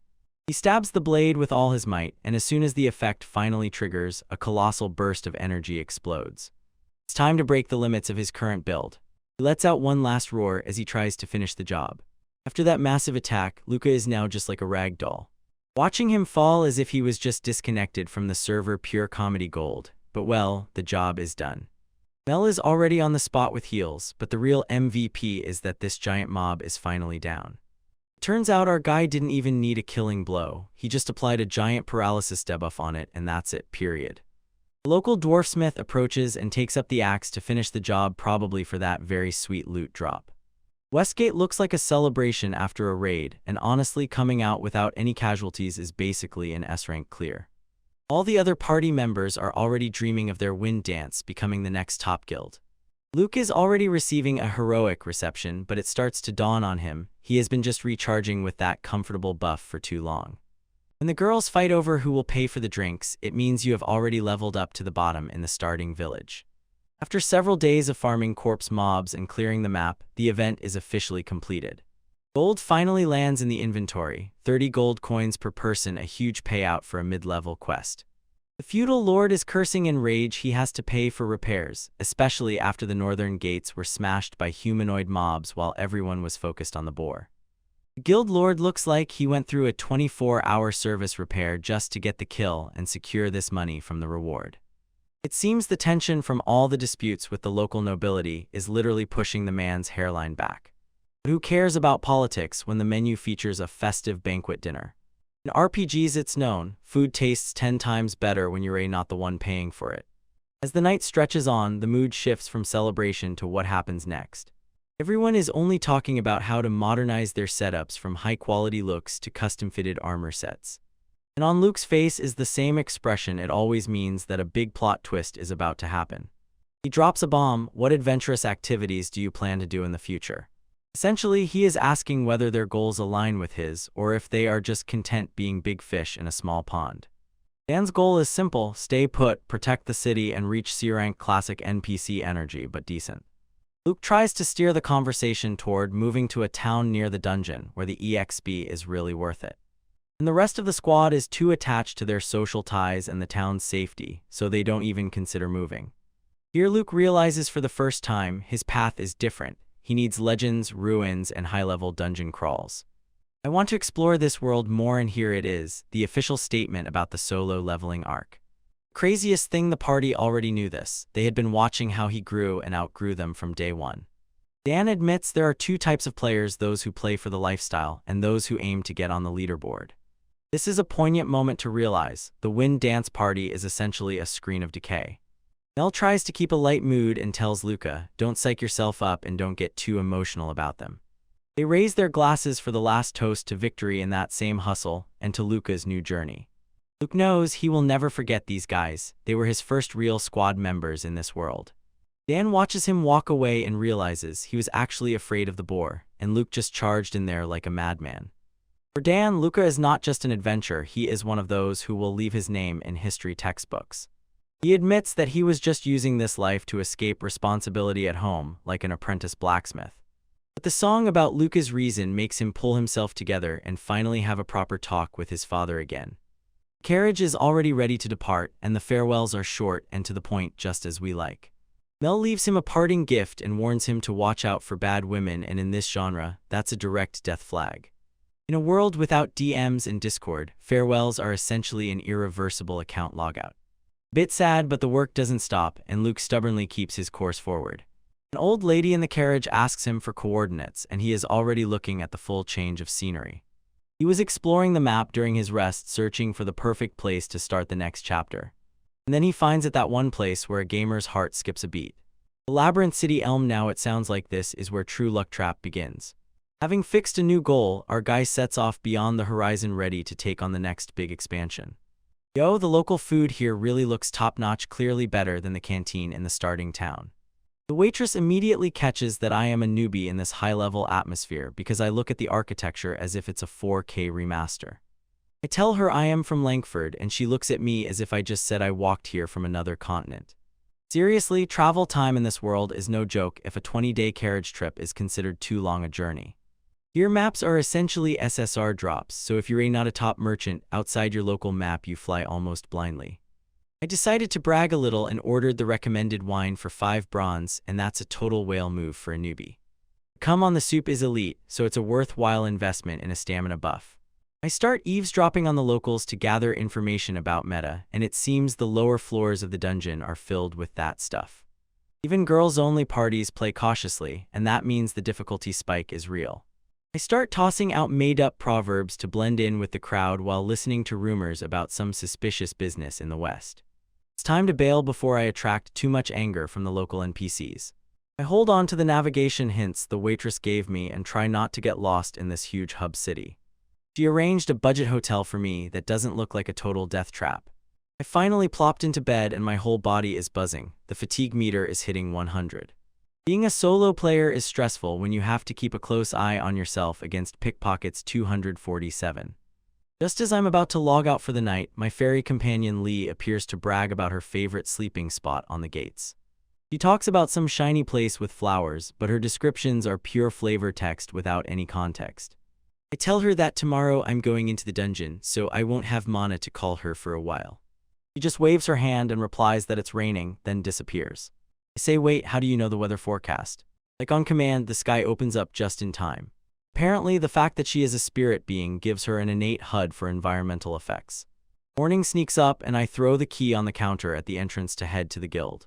The owner of the establishment shows me the standard directions: turn right at the dead end. Elm is huge, and trying to plot a route through these streets in the rain is a real nightmare for my internal map. I go out where I think the dead end is, but something is wrong. Bro, this is not just a dead end, it's a huge fortification that would make any Bass master jealous. Panic hits me for a second. I think I accidentally stepped to the edge of the world. Then I realized the wall is actually quite low, so this is not an outer defense. I follow the path to find out which high-level object room requires such security. Somewhere ahead I notice a gate. She is guarded by NPCs in heavy armor, so you understand, everything inside there is vital for the main storyline. I see a building that looks familiar. Wait, it's an exact copy of the previous ones. It turns out the Adventurers Guild introduced a standardized project console, so travelers don't get confused. Clever way to save on assets, honestly. I go in and see a bunch of players dodging the rain and taking a day off. The reception manager says registration is on the 2nd floor, where the resource center I need is also located. It's the same wooden board with an interface as in the last city, the same repetitive mechanic. I enter the library and meet Carla, a grandmother with cat ears who is amazingly kind and perfectly warm. She is the administrator here and much friendlier than I expected. I find a dungeon guide for Elman and start digging deeper into the lore itself. The book says all 40 floors have already been cleared before, so the route should be established. It's a stone block dungeon with monsters ranging from F-rank trash to S-rank boss monsters. Here there's even a map essentially, a cheat code for my reconnaissance. Since I can't just take a screenshot, I have to manually copy the data just like a complete caveman. For the sake of a smartphone or a copying device right now, he would give everything. And then I see it symbols of stairs and transitions between floors. I compare this with the wall plan I saw earlier and everything fits into one puzzle. Dungeon is not beyond the walls. The walls are the entrance to the dungeon. They were built thick so that mobs wouldn't break through and spill into the city. I head to the staging area where all sides go into combat readiness. You can easily tell who the top players are just by looking at their gear score. I stand here alone and feel like a complete noob, but as soon as I see her, precise elven archer, straight from a premium gacha banner. Our eyes lock immediately for a second, and right then I get hit with that same hero's insecurity. He is clearly in the highest ranked party heading to the deeper floors. I pay the guard my 1 silver fee for entry and aloud remind myself to stay focused on my own grind. I went down the stairs feeling the familiar pre-dungeon excitement. Right by the entrance a transfer monolith. This is a fast travel point. It connects every 5 floors for free. My daily mission is simple: reach the monolith on B6F and return home alive and intact. Teleportation is essentially the pinnacle of convenience in RPGs, and I am all for it. This is a classic beginner dungeon, so the tutorial part is already behind and the real meat grinder begins. The map shows the basic layout. The first floor is an ordinary kindergarten, cluttered with slimes for beginners. Seeing a real family hunting together here no longer feels like dark fantasy, but rather like a regular Sunday walk. Since I have 0 XP and 0 valuable loot on this floor, I rush straight to the lower levels to find a real challenge. The transition zones even have stairs that look like they were ripped straight from a high school anime, and this gives me a rare moment of safety. I run up to the second floor and immediately feel the same mood. The enemy is spotted. Here comes the horned rabbit jumping out like a rare spawn, but in reality, it's just the main source of protein for the locals. Watching these NPCs go full savage on the cute rabbit is a harsh reminder. Everyone here fights for their next meal. It drops meat like a regular mob from a standard RPG, but I'm looking for something that will really help me level up my stats. Floors 3 and 4 are just more of the same, so this dungeon becomes the perfect everything-at-hand shop for meat and magic stones. On the 5th floor, I step over goblin bodies and realize, if I keep lingering in these low-level zones. I finally reach the 6th floor. The sharp difficulty jump is truly felt, but I'm lucky. I found a teleportation monolith. The interface of this thing is actually intuitive. It allows me to immediately record data about the floor into my mental map. I decided to test the fast travel function. I chose the 1st floor to find out if it really works. This is a pure whoosh moment. The landscape instantly shifts, confirming that I'm back at the start. This is such a useful feature for any solo player who wants to optimize their runs. Looking at the exit, I realize I just saved myself hours that would have gone to wandering among trash mobs. Honestly, if every Isekai had such dev help, life would be pure pleasure. I start spamming teleport like a child with a new toy because the technology is just too cool. Nearby, some high-level adventurers definitely consider my actions complete amateurism. I need to decide, keep grinding further or return to the guild to update info for deeper floors. In the end, I act wisely, grab fresh maps and snack on something before the evening rush covers the tavern. Returning to floor 6, forest wolves are everywhere, but their pelts at least have a decent resale price, unlike slimes. From the shadows, they try to lunge at me with a strike, but I have already read her combat pattern. One single spear jab and this crowd will turn into pure profit. The loot is cleaner than wild wolves, but inventory space is becoming critically low. It's time to break through everything and finish this floor once and for all. The 7th floor is where the level starts throwing surprises. Even more aggressive enemies enter the game. The map looks like a complete labyrinth, and everything around feels like a total final nightmare for a lone explorer. I will have to resort to the good old trick, marking the walls so as not to get lost in this labyrinth. Seeing another party from afar is a real relief. It means I haven't wandered into a dead zone. Suddenly before me, Cobalt and Wolf, a classic multi-mob aggro situation that tests my positioning. I go for the first strike strategy to immediately remove the Wolf from the equation. Before the Cobalt can even process that his partner disappeared, I am already closing the distance. It's a clean double kill that shows my mechanics have finally become sharp enough for mid-game. It seems I finally got a bit of RNG favor, or maybe it's a cunning blessing from the goddess. I follow my own marks on the wall and return to the main path, feeling like a true pro. I start figuring out monster AI. Do they coordinate attacks based on type, or is it just dungeon programming? I need to stop treating this like a game before I praise myself too much and get a real game over. Finally reached the 11th floor, feeling physical burning pain after a long session. The guild only wants magic stones, so I need to find a special street kiosk for all this fur. I come across a merchant. He looks like he has seen everything in the world, and he doesn't try to cheat me. My cleansing magic worked at full power, and that guy offers me 7 silver coins because the quality is simply flawless. I enter the inn yard and immediately pass out. I realize that I seriously underestimated the physical cost of real adventures. The next morning I am again near the gates. My head is full of floor 12 intel, and my mood is completely different. And the 11th floor is now my perfect level for gaining XP, so I hope the day will be productive. I was going to do everything slowly today, but I see the entrance to the dungeon is packed to the brim. The place shines much brighter than usual because there are a bunch of torches from other parties here. It seems that on floor 13 they launched a literal orc banquet, and every mercenary in the city wants a piece. Orcs and dessert cows are S-rank loot for those who want to get rich quickly. The 12th floor has become a ghost town. Everyone took off from the place and rushed past it to reach the high drop zone. I check the map and decide to push all the way to 16, although I feel that something is wrong ahead. Suddenly something massive starts pounding down the corridor, shaking the very walls. A giant desert cow jumps out of the darkness and charges. It looks like a real tank with horns. This mob in the form of a cow is just chilling in the corridor until I appear and ruin its day. It is literally called Dessert Cow. Sounds like a sophisticated trap heap in the style of gacha, but these eyes tell me it is already ready to trample my run and drag it into the mud. I try a normal spear stab to test the ground, but it's like hitting a wall of muscle. No damage numbers appear. The aggro is real. This thing turns around and goes for a new charge, and I realize a head-on collision right now is a direct death sentence. Time to turn around a bit and hit the range. I charge a light ball to check if this crowd has any basic weaknesses I can exploit. Everything became much more chaotic than I expected. This burly guy is thrown into flight as if the physics engine caught a bug. It's a complete mess. The dungeon corridor literally turns into a splatter zone of monster remains. And then plop, tell me about the bloody finishing move for this fat milk cow. My brain is literally covered with mafiosi and blood, and I'll tell you, the tactile feedback of this reality is way too realistic for my taste. I just need to immediately spam my cleansing skills to remove the nasty debuff from my gear before I lose my mind. After cleaning up, I come across some strange white orb. It looks like high-rank slime, but in reality, it's just a huge water bubble waiting to burst. It turns out this is literally a milk carton. Logical for a dessert cow. Tell me about these strangely specific loot lists. I keep pushing through floors 13-15 again and again, swallowing those annoying environmental obstacles that only serve to drain my endurance.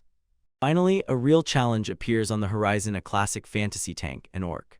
This guy looks like behind the scenes he was grinding his own levels to the limit, standing still like an elite mid-boss, ready to latch onto everyone near the gates and not let go. Without a doubt, this is an ordinary orc, the bread and butter of any dungeon crawl. Instead of just barging into me like a mindless NPC, he keeps his distance, so his AI is smarter than those trash mobs I'm already clearing out. He keeps his distance even though he is a monster, but this mob creature definitely has some tactical awareness programmed in. And I do not allow him to dictate the pace of the fight, so I start the battle before he manages to find a gap. He hits with that stick so hard that he can knock down any low-level player with one blow, but I see the frames perfectly. He relies purely on crude statistics, but because of this his attacking pattern becomes too predictable for a veteran like me.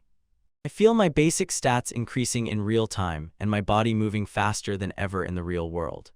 Time for payback. I catch him at the huge opening after his heavy attempt. My spear hits perfectly, proving that daily training has finally paid off in terms of DPS.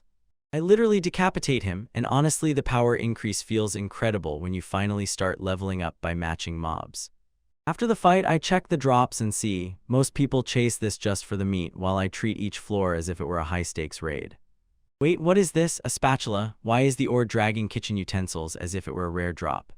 I take it to the guild receptionist and she is just as confused. She asks if this special item has any hidden legendary stats. It turned out to be just an ordinary thing with a fairly high drop chance. Essentially, it is common junk for this floor. But the upgrade rune I found is a real treasure. It costs as much as 5 gold coins and gives a powerful boost to my current money stash. Returning to the tavern, the owner notices I am not just rushing the main storyline, I actually find time to rest. He warns me that speedrunners in this world usually end up dead, so a calm day to fix equipment is actually the best move. Then he tells me about the perfect place to cleanse the soul, and from his suspicious expression it turns out he definitely means a classic fan service spot from anime. I go out expecting the city to be packed with top players, but it is surprisingly quiet still early for server time. Honestly, it's inconvenient that these shops don't display blackboards outside listing goods, like in a normal RPG interface. My first concern is the blacksmith, because my main weapon is definitely losing serious durability. I find a local forge and give him my iron spear, hoping he will restore the blade to 100 with no chance of failure.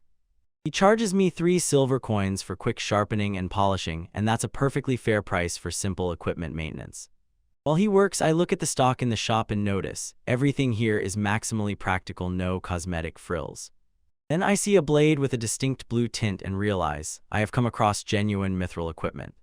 Smith says that mithril is a goal for magical items because it is incredibly light but has insane magical conductivity. Overall, if you use elemental magic with these types of weapons, they become absolute top-tier equipment for any spellblade build.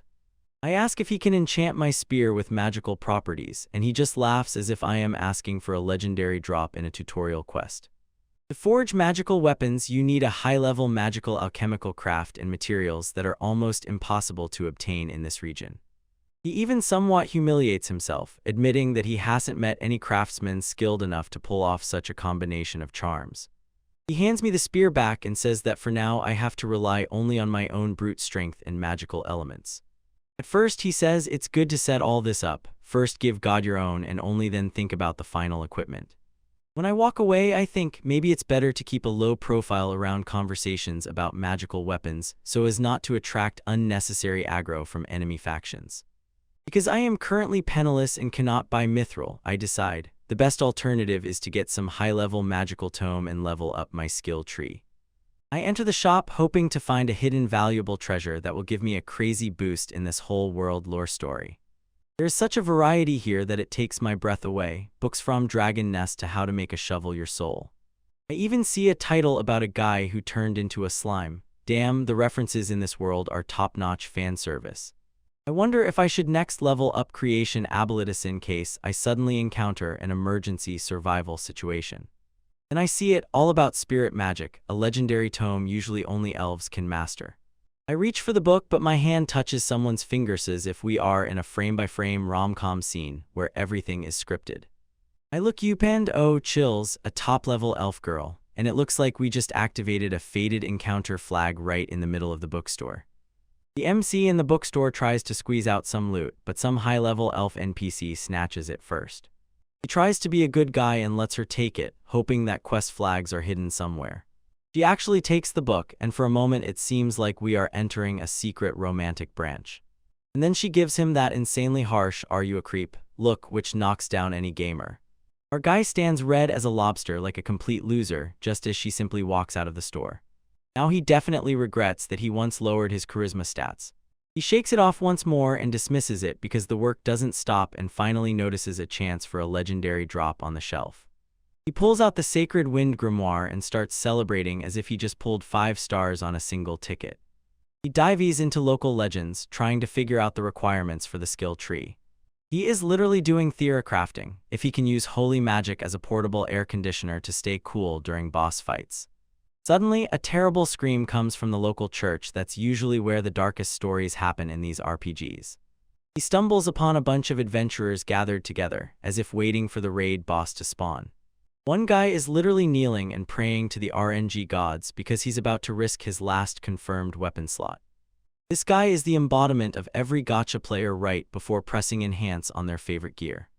Tension skyrockets as the sword starts glowing, and everyone frantically grabs industrial-grade copium. It seems it will still work for a second. And then, RIP, the sword simply crumbles to ashes and the miserable 5 years of his efforts disappear in an instant. Our MC understands the upgrade system in this world has a 0 forgiveness level. Priest approaches him, probably wants to sell blessings as microtransactions. It turns out this whole strengthening the church story is mostly superstition. People fixate on it to cope with their weak equipment. Once it was a normal system, but after too many players went bankrupt and started griefing the church, it was banned.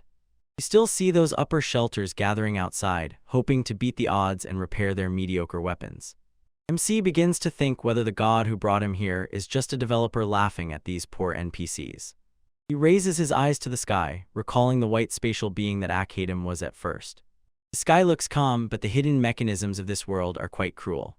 The next morning he feels a debuff from lack of sleep. That RNG nightmare kept him from sleeping all night.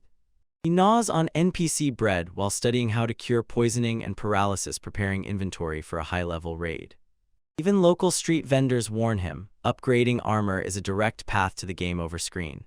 He is already starting to piece together legends and understands God's grace may not just be luck but a specific hidden mechanism. It's time to return to the dungeon. He pays a toll, as if entering a paid DLC. He reaches the 16th floor. This is where the difficulty curve for solo players sharply rises. The air cools visibly. This is a sign that undead packs are nearby. We are talking about skeletons and ghosts, classic fodder that can still seriously break a low-level build if you're not careful. He checks the map because this floor is full of traps with poisonous needle arrows. He starts scanning the floor between tiles as if searching for hidden secrets in the Dark Souls level. He is not too worried because he has healing magic as insurance. He manually triggers the lever-pressing plate with a spear like a true professional. Trigger activates instantly. Several needles fly out, but fortunately they stick into the stone wall instead of his face. These things are the size of pencils. Step on one, it will definitely break his entire run. He decides to stop being too overconfident. There is no respawn function in this dungeon. Speak of the devil, a skeleton appears in the room and rushes at him, gaining speed. This is a pure jump scare, and our guy frantically saves himself to get into a defensive stance. He barely manages to dodge his heart pounds, and his pulse hits the red zone. He sharply turns around and looks at his first unholy mob. Although he is used to seeing this in games, a real skeleton moving without muscles is terrifying to the point of trembling. It's magic in the animated bones holding the sword. He notices a magic stone in his chest, classic weak point logic. This is not some dumb NPC. The skeleton has speed and it parries the spear just like a real boss. This mob is a true master of swordsmanship, so it is much more dangerous than those orcs he fought earlier. MC rushes into a piercing attack, trying to quickly finish the fight. He hits the ribs with a dull crunch. The skeleton doesn't care about bone damage. As long as the core is intact, it keeps swinging. He realizes he needs to focus his aggression on that magical stone. They exchange blows, and this skeleton really fights back. And how? MC manages to spin the spear and neutralize the bony freak. Finally, he breaks the skeleton, and the bones scatter in all directions. He picks up the broken magic stone and understands he needs to rethink the strategy for these high-level floors. Our guy notices a rusty sword from the skeleton, but doesn't intend to waste inventory space on some low-level loot. He already has 0 points in sword mastery, and carrying a burnt blade is basically just asking for a debuff. Before moving on to the next batch, he needs to check if his current mana pool and spells are even suitable for a solo run. He decides to cast a light spell as a projectile like a regular magic missile to draw attention and provoke aggro. He launches a ball of light and bam, the skeleton completely vanishes from reality. It turns out the explosion radius is huge, about 10 meters AoE of pure holy destruction. The skeleton literally cries in the chat, and it's funny, considering he's just an NPC. Although now he knows his magic is not an empty trick and he can really clear these floors. He tightens his spear and prepares to storm the next room full-on dungeon crawler style. Suddenly, a skeleton jumps on him like in a cheap horror game, and he almost jumps out of his own skin. He mechanically presses the sacred light button, hoping the multiplier for killing undead will work. The holy energy hits like a truck. The skeleton clinks, staggers, and loses physical form. It crumbles into a pile of bones, proving that high spirit stats are essentially a cheat code against these freaks. He pauses and realizes jump scares eat his mental HP faster than real combat. Next, he tries to test Holy Wind, although he almost certainly knows healing a corpse to death simply won't work. After a quick snack and that necessary bio break, even heroes have to deal with realistic survival mechanics, so he's back in the zone. Now he stands before a classic RPG dilemma: go left risking traps or go right and face the unknown. He barely manages to dodge a sudden strike and realizes his spider sense is the only thing preventing him from flying into a game over defeat on the screen. Wait, is that the same orc as before, holding the sword, the same one he literally just threw away? Apparently, this orc has a high priority for looting because he wields that iron sword and puts up a real fight. He finishes off the target and finally sees this wonderful level up notification on his HUD. He tries to cast the Purify spell on the next skeleton, but for some reason, the skill doesn't work. He spams the command, but no magic is released. Is this a silence debuff or just a bugged hitbox? He panics as the skeleton closes in, wondering if his magical contours have been fried. In despair, he shouts Purify right in its face and the skeleton finally dissolves. He realizes this skill must require close range, so it's a melee spell with high risk and high reward. Look, the RNG gods granted him a grimoire drop. This is the book. It's a sacred magic holy fire. Tell about the main enhancement for his DPS. He retreats to the safe zone to study the new skill and check the speed of its projectile. He shouts holy fire and a small white flame appears, but it is definitely not the fiery projectile he was counting on. Flame hangs in the air like a glitchy particle effect. It moves so slowly that a snail would outrun it, and then it sticks to the wall like a sticky grenade. This is definitely not the meta approach to attack he was expecting. Then the white flame suddenly explodes in a giant blast, proving that this is a delayed splash spell. He decides he needs to find a few live targets to check if he can actually land this during a real fight. He starts theorizing about the logic of falling in the dungeon and wonders why the skeleton would drop holy magic instead of necromancer loot. He notices another test subject and prepares to launch his experimental nuke. He casts holy fire, but the skeleton has decent AI and immediately understands the danger. The Mafia refuses to approach the flame, forcing our guy to really chase after it. It's a continuous comedic chain of errors, an elite healer chasing a frightened skeleton through the corridors. He finally corners the blacksmith human slayer and prepares for execution. A white flaming arc connects and slowly burns through the resistance of the skeleton. He watches as the holy flame completely burns the crowd to ashes, proving that the dot damage is actually just insane. He finishes this purify to ensure it definitely does not resurrect again. Incredibly, but the loot table triggers again and throws another grimoire. This one is completely black and looks suspiciously painful, pulling with direct forbidden spells. He begins to analyze this flame of chaos as if he just unearthed a leaked legendary item in beta testing, and before him is a real grimoire. In his mind, he draws a parallel with Western RPG alliances. Their chaos usually means you are chasing an edgy demonic ending. He understands, in the lore of this world, chaos is essentially a dark attribute associated with the demonic realm. It dawns on him, some races like quarter devils have a natural affinity with this chaotic energy. This is not just some random book, rather, it is the source code for chaos magic, reflecting how holy magic is fueled by the realm of light. He heads to the city to find out the price of this potential S-tier equipment. He tries to pull this off in a bookstore, but the clerk waves him off with the lowest price, 0 gold. It turns out these grimoires are so useless for ordinary NPCs that essentially they are just elite firewood for the bonfire. He understands chaos magic was probably removed from history or forgotten, like a dead MMO. Deciding to replenish his mana, he looks into the local tavern and orders hare stew and cold beer. While he swallows the ale, a thought gnaws at him. Are there still players in this world who fight their own main quests just like him? He is unsettled by the thought of the 9 dawns and where they might be grinding levels now. He decides to stop winding himself up with stories and instead take up mastering his new sacred fire spell. As soon as he asks the cat waitress for a refill, the mood in the tavern sharply changes. He notices a high-level elf nearby who stubbornly and mercilessly demolishes his food. He seems familiar, so he decides to roll the dice and start a conversation. He politely greets her and catches her red-handed, right in the middle of a bite. Turns out she was the one who gave him that book on spirit magic in the shop. He asks how she liked the book, keeping an indifferent look and trying to discern her power level. She is amazed that he remembers her and invites him to sit at her company's table to drink. Our guy inside screams in shock because he just received an invitation to sit next to the legendary tier-level elf. He follows her and notices she has already become part of the gathered group that has long been waiting specifically for her. The team looks like a real squad of high-ranking adventurers, and they are looking for a mysterious coachman who was spotted in the dungeon. One of the girls, Natasha, says she is 20, but the elf Elias just laughs and waves it off. She has been living for centuries. Party tank Rosha immediately becomes wary. Why is such a rook like a kid hanging out near them? Atman Rado starts teasing Elias about her taste in younger party members. Rook makes an official introduction and realizes he is sitting with the Wings of Light team. Everyone raises their mugs for a toast, and the party officially explodes with vibe.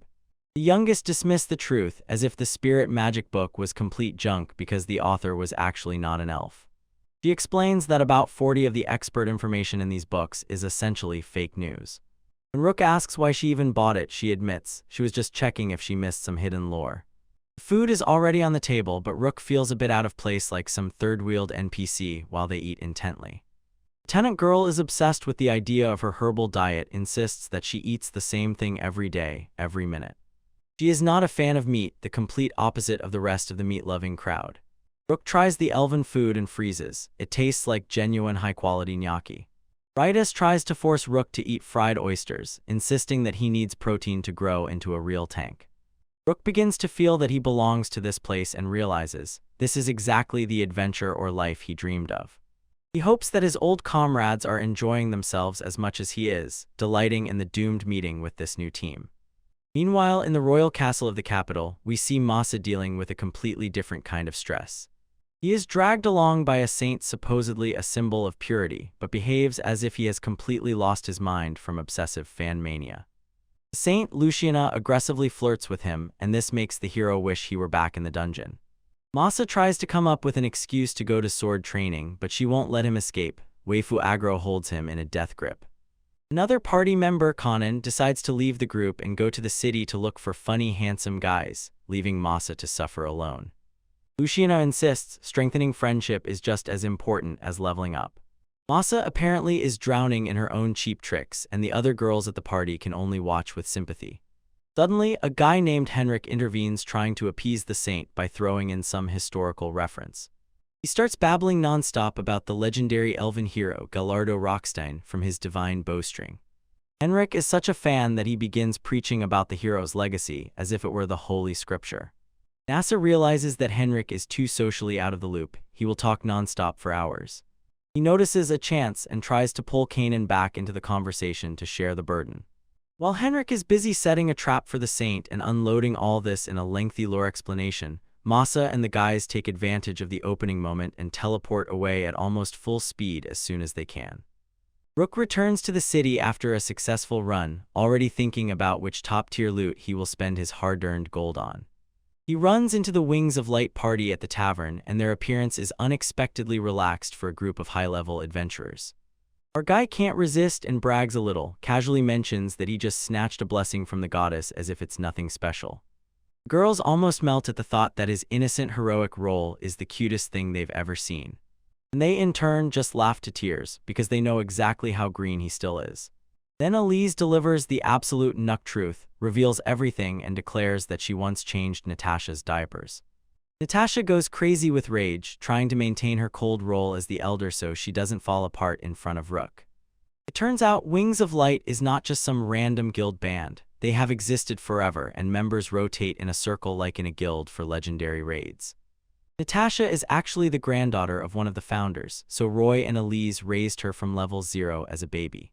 Natasha tries to hide her awkwardness by quickly eating dinner, and this only proves that Elise looks younger than she actually is.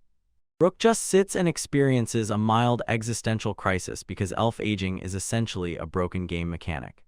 A month passes like a whole training montage scene, and Rook is alone in the field leveling mobs above his own level like a true badass. He became a real theorycrafter, analyzing drop tables and realizing that his holy fire is essentially a cheat code against undead. Despite his light magic being op, it has a strange passive effect. Monsters look at him as if he is a walking piece of trash. After a long day of clearing trash mobs, he heads back to his room to relax. Our guy finally decided not to live like a low-tier NPC and move to a middle-class run because dungeon gold flows like a river. He grabs a spot at the bar and is ready to treat himself to food that tastes as if it has not one texture, but a whole bunch. Life in luxury made him realize that his former lifestyle was essentially a debuff for mental health. In this world, the fiercer the monster you kill, the better the loot you get, and this applies to meat swords. He enjoys the food, but as a modern gamer, he can't sit still. He dissects the local culinary meta for too little variety. Nearby, some young mage tries to boast about a new spell to impress his friends.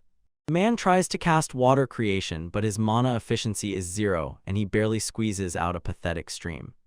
Rook feels genuinely bad for this guy until he notices across the hall someone using magic for something truly legendary. Forget about legendary weapons, this guy is melting a huge piece of cheese with fire magic to put it on bread.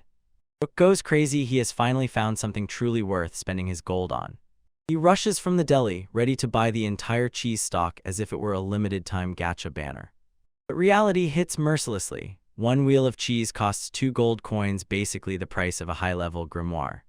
He decides to return to the main quest and heads to the alchemy shop to check if he can upgrade his spellbook. He is looking for light attributive grimoires to check if he can unlock any new active skills. The shopkeeper shows him arrow and bullet magic, but Rock understands he has not yet reached the level limit required to synchronize with them. It turns out the church has a complete monopoly on healing magic. It buys up every grimoire that hits the market to keep profitable margins high. In fact, they have turned healing into a pay-to-win service for the wealthy elite. It's a pure scam, and that's why you will never see cheap healing spells on the shelves with lower-grade goods.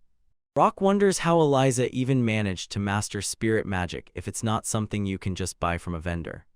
Eventually, he returns back to the dungeon feeling the boost from the last level up finally activating. He is really speedrunning floors 116-18, smashing skeletons and orcs without any delay. He reaches the entrance to the 19th floor and spends half the time on the way compared to before. He remembers how Natasha teased him for being afraid of ghosts and knows, if he ever wants to tank a boss like Great Boar, he needs to keep leveling up and pushing forward.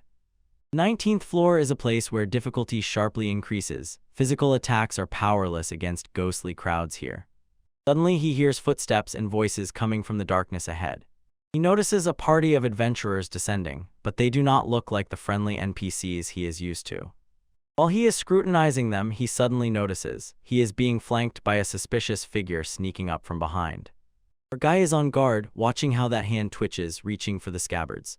He notices a whole party descending the stairs, and in such conditions, this is a level of maximum threat. In a place where law does not exist, every encounter is almost a ready boss fight about to happen. He decides to play the role of a harmless NPC so as not to accidentally activate the death flag. The tension in the air is so thick that it can be cut with a rusty dagger as they pass by each other. It turns out they are not player hunters. It was an experienced company just surprised to see a solo player so deep in the dungeon. The mage looks genuinely concerned. Our guy is wandering in a high-level zone without a rear guard. But the party leader does not want to listen, tells her to keep the guards on alert because in this place appearances can be deceiving. Before disappearing back into the darkness, they give him a brief warning. Our guy just waves to them and brushes it off, pleased that he didn't have to burn any defensive cooldowns. He understands he has relaxed too much. To survive, he needs to tighten up his macro game. Reaching the 19th floor is no joke, and the difficulty spike finally starts to feel real. Navigating this labyrinth without a minimap is basically asking for a game over. The temperature drops and that classic smell of the onset of a cold appears. Right on cue, a skeleton emerges ready to jump into battle. Honestly, seeing such a real crowd is a relief compared to all the creepy ones he was already expecting. He deals with the trash mob in one hit and proves that his off-screen grind is actually not in vain. He loots the remains, confirming that the equipment is still strong enough to withstand this floor. Suddenly, he hears laughter not at all like the friendly laugh of a quest giver. Most adventurers just run through these floorside drop, chances are terrible, and the risk is not worth it. But our guy has the mindset of a perfectionist collector and refuses to skip any content. And he hears at Aganth creepy hee that confirms something invisible is hunting him. A giant ghost flies straight from the ceiling. It looks exactly like the literal Grim Reaper. He freezes for a moment, and the horror of this RPG finally kicks in fully. Before he can rush away, it grabs him, and believe me, its grip is anything but friendly. They choke him until he loses strength. The HP bar jerks downward as the ghost drains life from his character. He manages to pour his mana into a ball of light at arm's length. The Sacred Storm Mole deals colossal damage, and the ghost bursts into a cloud of pixels. All he can do is cough as if his lungs were torn out, barely surviving that sudden ambush. He notices dropped loot on the ground and suddenly realizes he won the RNG lottery. Though he shakes like a leaf, he knows he just survived a high-tier threat on his own. It's a magic crystal with a golden setting, definitely a rare drop that will fetch a high price at auction. He thinks about retreating to the save point, but gamer pride won't let him back down. He looks at the map hint and immediately understands. The artist who drew those cute ghost illustrations has definitely never seen a real one. The gap between what is written in the manual and how the mobs were actually designed is simply disrespectful. He decides to keep pressing on, maybe even update the lore for future players. He lures out another ghost and mercilessly burns it with a light spell, proving that the first victory was not a coincidence. Boast about power, now he shouts at the ghost, but fear still prowls somewhere deep in his thoughts. He starts theorizing on the fly, tries Purify and Holy Fire to find out which spell has the best mana efficiency.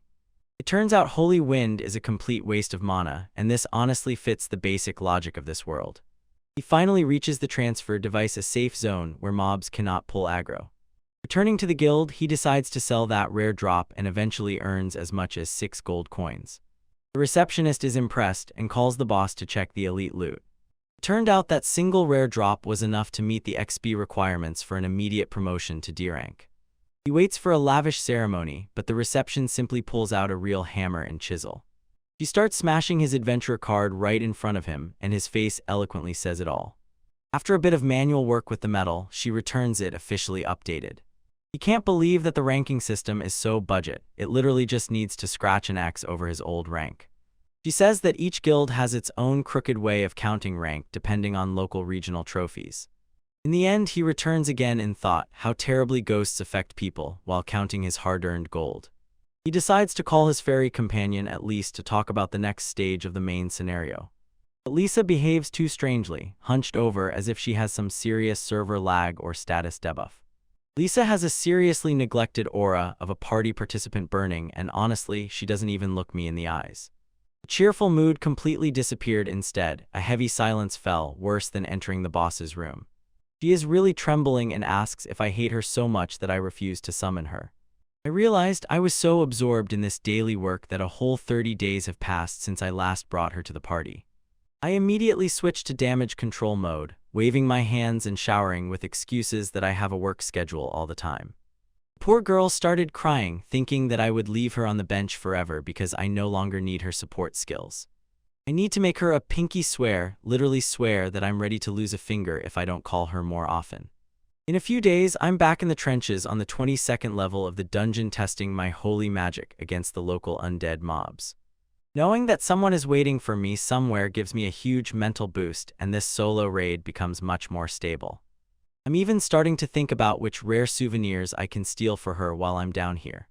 My tactical awareness peaks as I approach the next room. I sense 2 undead signatures lying in ambush.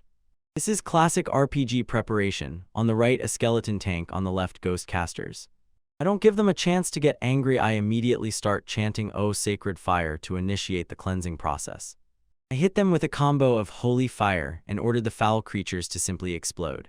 The skeleton is completely wiped out by the sacred attribute damage.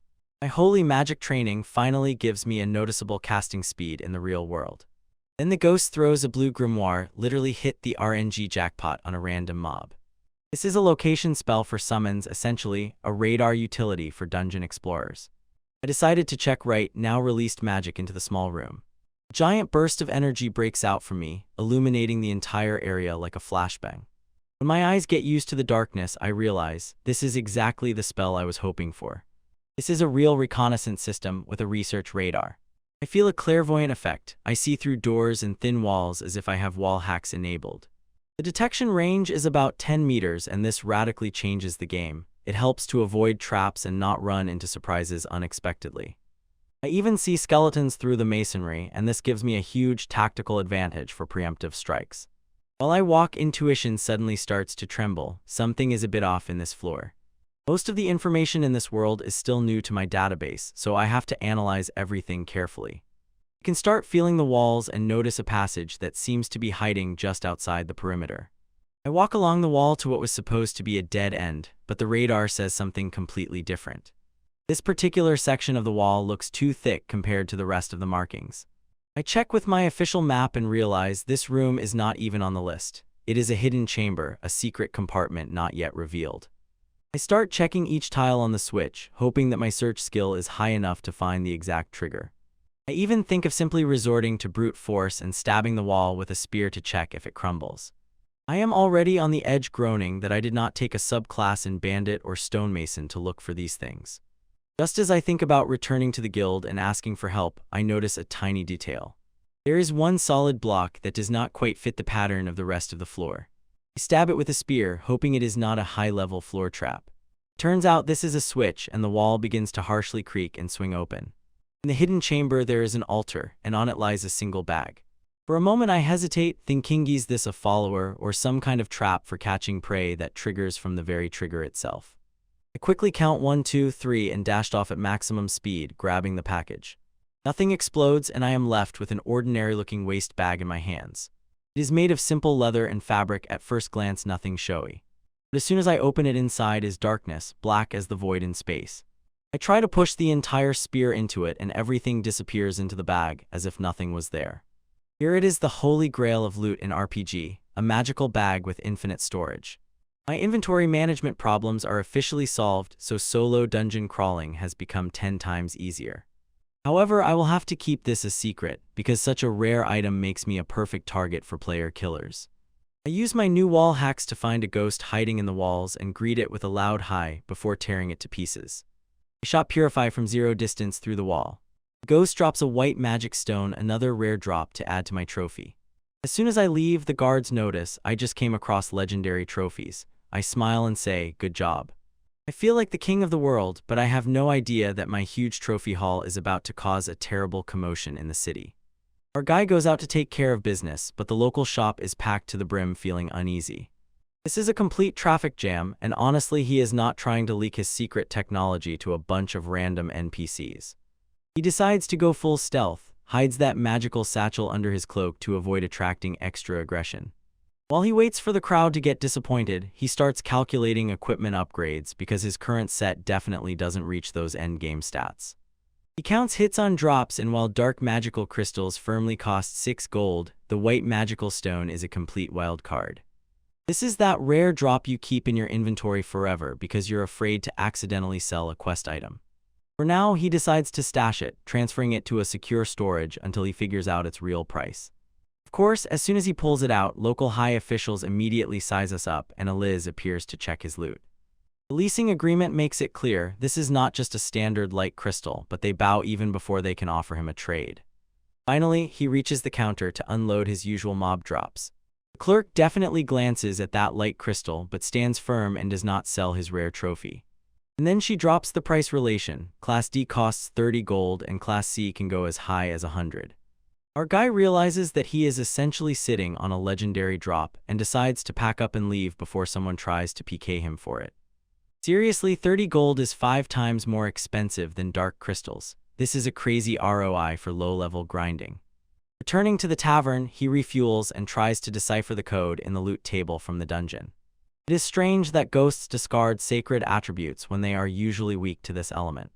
He wonders if there is some hidden mechanic or a specific world rule he missed, but he will have to check it on the spot. For now, there is time for serious theory-crafting with his new magical satchel. He understands this is not just a bottomless pit, it has sensory connection, and he can feel what lies inside. There is also an intelligent search. The bag knows exactly which item he is reaching to get. He begins to throw all his gear onto the bed to check if there is a weight limit. Everything fits perfectly, but when he tries to squeeze the whole armchair, he runs into a wall. Turns out the only strict limitation is the physical size of the hole in the bag. He tests the stasis effect until the end of the evening, pours hot water to check. Time really stops inside the pocket dimension. The next morning, time for a grand shopping spree in the market district. He stuffs the bag with dried meat and salt, but immediately realizes a perfect time stop won't work because his bottle of water is not in the bag. The next stop in this adventurous chain of quests is the local winery. The shopkeeper lays out the lore about different grades and explains, cheap stuff is essentially diluted juice. Full bottle of premium potion costs 5 silver, also a decent golden vacuum cleaner, but he has money. He decides to grab one of each just to compare the buffs. The shopkeeper tells him to watch the stamina gauge and not to overdo the drinking, quite sound advice. On the way back, he dives into a side alley to pull out the tablet and do everything unnoticed. A pure pro gamer move. Next on the list is the Northern District, a high-level zone where all the nobles and vagliars hang out. Looking at the map, you can see that this city is divided by tax brackets down to the smallest details. As soon as he crosses the border, the atmosphere immediately turns into purely elite vibes. He notices the glass windows and immediately understands what a luxurious flex this is in this world. Finally, he finds the exact coordinates he was looking for, although he feels like a complete noob in this matter. This is essentially an elite open-air cafe outside, where people just laze around and show off their cosmetic products. He recognizes it as a candy boutique, definitely not a place for a rough adventure. These prices are simply criminal, for one piece of caramel a serious pay to win, as if inflation is specially designed for victory. He still bites his pain and orders one of each anyway, probably burning a week's worth of grinding on snacks. Having scoured the Western Quarter for useful things, he finally returns to the hotel exhausted from socializing. Mission accomplished, he tells himself, and honestly the shopping arcade is sometimes the hardest part of the game. He leans back sipping that premium wine, and yes, it was definitely worth the silver coins.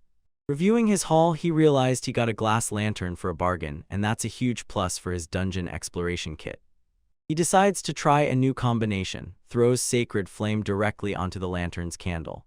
It works perfectly. Now he has a portable source of holy fire to keep the undead at bay and avoid getting drawn into combat. Time for the final check before the start with the new set he just bought. He swaps the starting gear for new clothes and light armor. He does a quick mobility test to make sure there's no delay in his movements.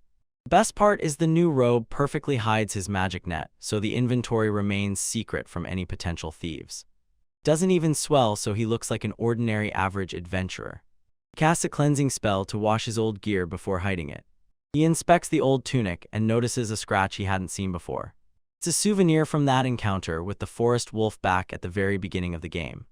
His gun has leveled up so much since those first few levels. He folds it with sincere respect, thanking the equipment that kept him alive through the prologue. Rock prepares a plate of top snacks for his very waifu, carefully arranging the presentation. Everything must be at SS level. He even holds a luxurious package because that is the highest level of behavior for a stingy who collects loot. Lee suddenly appears, and as soon as she sees the candies, her eyes literally sparkle with glitter. Honestly, seeing her so excited and all that petty grinding in the dungeons suddenly feels like a real victory. He tells her to nicely finish off the plate before the expiration date of these premium treats passes. Watching her bite into a cookie almost the size of her entire torso is truly top tier for soul healing. It's an absolute miracle how she fits all of that into such a tiny hitbox. He even rolls up to help her cut the cake because he's top support Evan outside of battle. Eventually, she hits the limit of her capabilities, but it seems the duration of her summon is also coming to an end. Rook suggests she take the leftovers with her, like a Karyuta Pure Pro gamer move.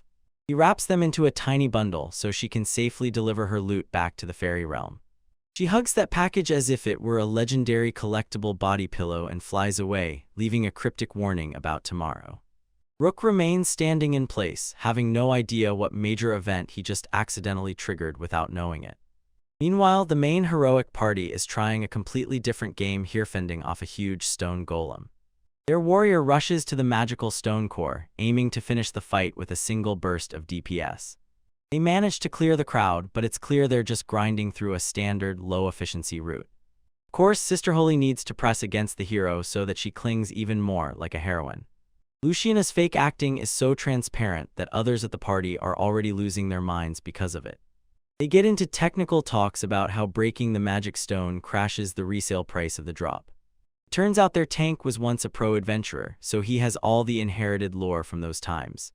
He explains some drops only work when you break certain parts of the monster fangs or horns, not just pressing the core. The party leader basically orders him to save the hints for the moment when they actually enter the dungeon. They delve into the forest until the sun on their day of travel begins to set. They finally reach the legendary place just like from the main quest trailer. This is Arlie's, a place where, according to ancient legends, a legendary hero supposedly sleeps. The ground itself seems to pull down. It bears the weight of ancient stories, flags, and hidden demands. The hero is nervous because he is afraid to pull the sword from the stone, the most classic chosen trope in this book. He pulls the lever, probably praying that his SDR is high enough to pass the check. Again with our guy Rook, now he is solo standing in line for the dungeon, which looks like a complete labyrinth. He spends the day testing a crazy theory about how the hidden drop system in the game really works. He literally spammed Purify on every skeleton corpse entering the door to check if the element affects the drop. But after several runs, he only gets basic magic stones, pure RNG disappointment. He realizes when he focuses magic, his detection ability expands like a minimap radar. He decides to take a smoke break with a snack and watch how other parties fight mobs like watching a live stream. Suddenly he pulls out a crystal of light magic and realizes he finally hit a rare drop table. He immediately checks his light spell orb to find out if the killshot element controls the drop rates. By the end of the day, it was his only rare drop, the same standard trap experience we all know and all hate. He returns to the guild to turn in the loot and collect the gold. And the receptionist, Merle, pulls him aside for an unexpected talk with the administrators. She begins to explain her rules about how the guild exists to track all data about dungeon drops. He was brought into a private reception room to discuss anomalies in his recent farming sessions. In the basement, the branch manager says he doesn't blame players for keeping secrets, but for the local meta, it's bad. Merrill suddenly bursts out saying that if he hides the meta stats, the progress of the entire guild will go awry. Rook realizes he might have accidentally broken the game balance, and now the devs are watching him. She straightforwardly takes and asks him to leak his farming technology in exchange for a huge payout. She slams 200 gold coins on the table as a deposit, a crazy amount of money for a single tip. And then she throws the main question: how did he get the light magic crystal in the dungeon where it is not on the official drop list? Rook's thoughts rapidly accelerate. He stares at his data chart: sacred magic versus undead drops. His theory is confirmed. If you defeat undead with sacred magic, the attribute of the dropped item literally flips upside down. He sweats because there is no record of this hidden mechanism in the guild archives. The guild thinks either he stumbled upon a secret room or he is conducting some illegal RMT charade. Rook realizes if he reacts badly now, he essentially admits that he has an exploit. Aro says that he spent exactly 30 days in the city, and his timelines are too suspicious to ignore. She even pulls out the guard's report, which says that Rook looked too happy after his last dungeon run. She leans closer and I catch that smile, after which she finally asks him to lay out everything about his secret sauce. Our guy is just wiped out from the exhausting routine. He drags his feet back into the room as if he just finished a 48-hour raid. He finally gets inside, barely enough mana to keep his eyes from closing. He dives face first into the bed because, let's be honest, holding that much plot armor is exhausting. He starts replaying in his head that tense negotiation clash with the lady from the guild. She was basically trying to drown his secrets. Communicating with these high officials is a pure nightmare. Say one wrong word about sacred magic and the whole server will come after his head. They basically had to force him with knife threats to spill his cultivation methods. But Rock is a pro at keeping the villain's face. He just throws them a phrase about crystals being a gift. He just brushes everything off as if it's some side quest for which he's already over-leveled. Even when he rests, his brain works at the limit, constantly searching for a safe place for his next big move. He definitely knows the local NPCs are suspicious, and shadows watch his every step as if there is a price on his head. If he tries to drag the rent into her guild, it could further provoke the wrath of the city officials. The next morning he walks with a serious debuff. He trained magic all night. He tries to look like an ordinary player, grabs a quick buff from the fruit shop, but it's clear everything is undercover. He looks around to check the surroundings. The bitter taste of that apple sets the mood. He feels stealth units following him like a shadow. Entering the labyrinth, I see the lobby is crowded with adventurers who clearly just set up camp near the entrance. As if the world boss is about to appear any moment, and there are so many people that everyone is just crowding and wandering, waiting for a target. He checks the monument of the legend and tries to calculate the most efficient route to keep his tail in the shadows. He realizes the guys on the stairs are definitely part of an ambush. Time to launch the escape phase within the mission. He reaches the 9th floor, but these guys have top-level tracking. On the 18th floor, he is already halfway to the evacuation point. He manages to slip into the darkness, while the pursuers stumble over themselves searching for the light source. Total noobs. Our guy actually turned on night vision, so he dashed through the shadows and is speeding at full throttle while they are stuck in the dark. He hits the 16th floor and sees 2 more guards lurking near the monument. It's a complete lockdown. The guild is desperately trying to find out his crystalline farming meta. He notices a group of legitimate travelers returning and decides to use them as a human shield to mask his presence. He times his movement to the second to blend in with their group. The ambushers are completely confused how fast he swept through the lower floors. Before they can realize what's happening, he touches the monument and teleports right in front of them. And the spawn point on that side is even worse, as if he just entered a PvP zone. Just when everything starts to look really grim, the homies clean us up and Elise appears to cover us with high-class reinforcements. Rades is ready to take the full hit if these newbies try to make even a single move. Elise maintains her status. She uses dinner as an invitation as a social trick to bypass the guards. They retreat to a safe haven to regroup and plan the real escape. Rook says goodbye to his little spirit helper, understanding that the next stage will be on the edge where the stakes are too high. Time to move on to the night cover. He meets with Rada outside. She is already equipped for a reconnaissance sortie. Rook travels light because all his first-class loot is hidden in a magical bag. They immediately notice three tails watching them from the darkness. They lead the pursuers into a narrow alley to launch a counterattack. Tails decided they had cornered them, but in reality they themselves fall for the bait. Suddenly the targets disappear without a trace, as if dissolved into thin air. It turned out that Rada and Natasha pulled off a classic switch, hiding under camouflage suits. Natasha is actually helping the real queen slip away. Flashback to the tavern where they finally realize the guild is going full villain mode to get these light crystals. The whole city is on edge. The guild's corruption has finally leaked out. It seems the guild's elder abused discretionary powers as if he had returned to the throne as a tyrannical game admin. The new destination point is the Republic of Kinadilla, where local guilds hold power that means nothing to us.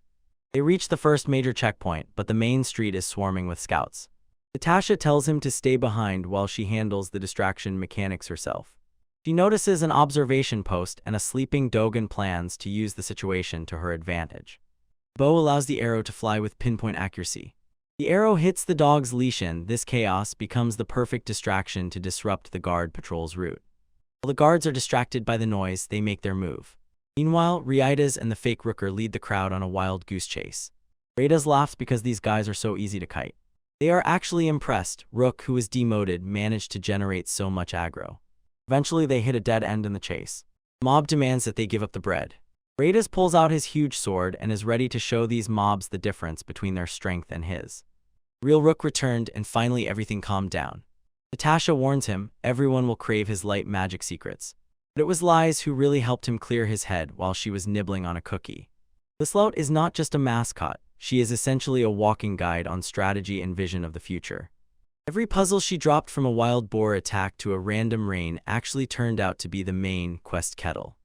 It turns out her warning about tomorrow is not just for show. She literally sees fragments of the future main scenario. His summoning spell is essentially his GPS in this world. Finally, he finds the answer to the code. Lies was not being tricky for aesthetics. She showed him the optimal route from the very beginning. He asks her about escaping the city together with the elven team, and she gives him the green light. Turning back to the party, Eliz begins to wind herself up. She thinks that the spies are not a coincidence, and the guild is just using them to get to that bright magical crystal. Rupp behaved too calmly when he saw the crystal, and that's a huge red flag. He admits that he is hunting them himself, but has already exhausted the limit on spirit magic that can be learned from them. It seems these crystals have specific wavelengths and they work like skill books for learning spirit magic. This is a complete lore dump, but crystals from the same dungeon have the same wavelength, so just farming the same place to make new spells won't work. Liz warns him to keep this elven technique a secret. They decide to climb the castle wall to bypass the guards at the gates and avoid unnecessary trouble. Even when search magic is activated, Rook detects no players or NPCs nearby. But our guy has the same Prodargiadra and notices what the radar completely missed. Rook is shocked. Some random observer on the chimney roof managed to hide from his search magic. Tenant doesn't take risks, prepares a black arrow, definitely not a non-lethal option. Suddenly, a huge explosion thundered in the city center. Everyone is thrown off balance. It seems that somewhere in the middle of the city, high-level magic has just been triggered. While the observer is distracted by the fireworks, they make their move. Elise is a complete speed machine. She climbs walls as if she constantly has a mobility bonus activated. They manage to descend to the other side without attracting any unwanted attention. They wondered if the explosion was a diversion maneuver arranged by their allies Rades and Natasha. Rook is worried about them, but Elise is confident. Those two are essentially hardcore griefers for anyone who crosses their path. They reach the meeting point beyond the walls, but Roy is nowhere to be seen. MC senses something creeping among the trees, and it does not resemble an ordinary monster at all. Before they can recover, the planned ambush triggers and the leasing takes the capture. A rain of arrows slam them against the wall, cutting off the escape route.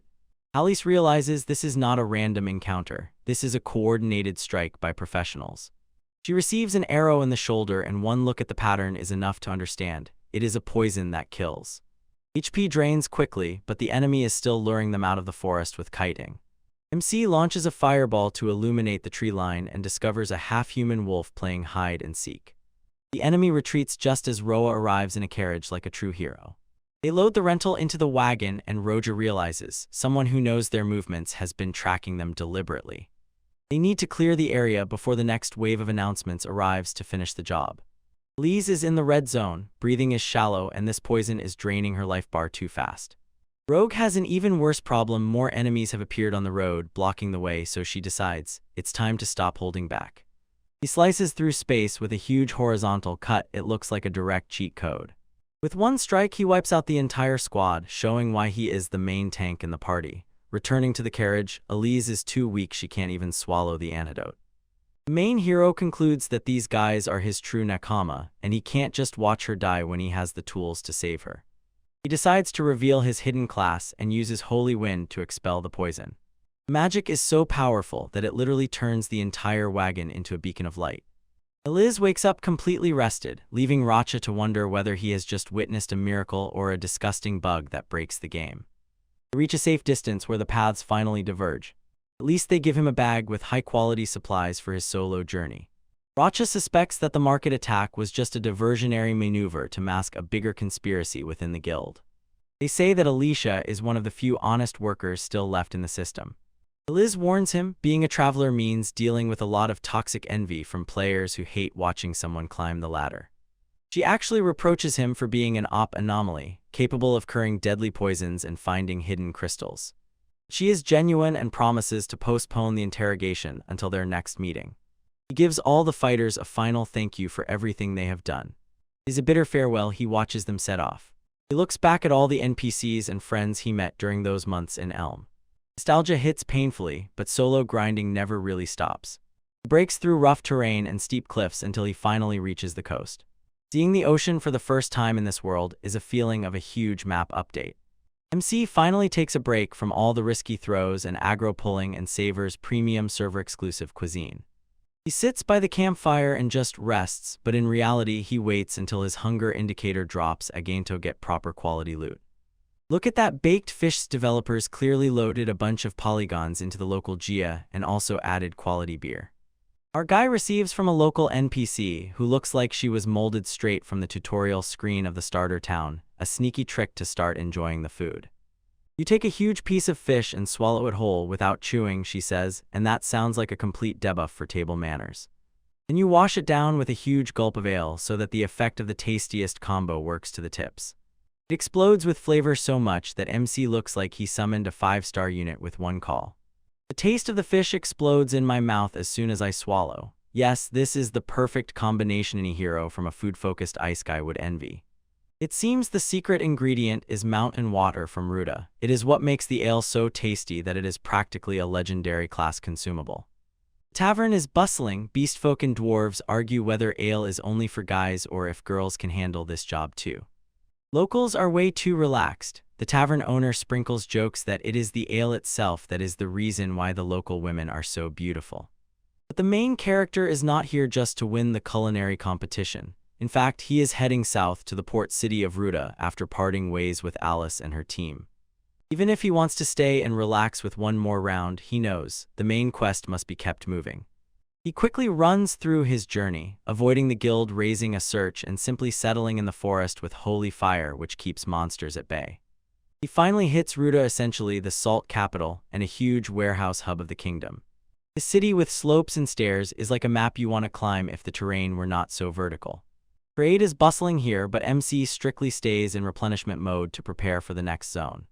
He approached a merchant and begged for 20 candles, but the shopkeeper was shocked. He shook a heavy lure, sailing by boat to Harmstow and causing trouble there that doesn't work.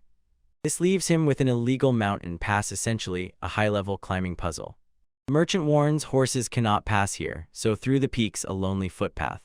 He grabs some more salt since Ruta is considered the salt capital and prices are probably at a seasonal low now.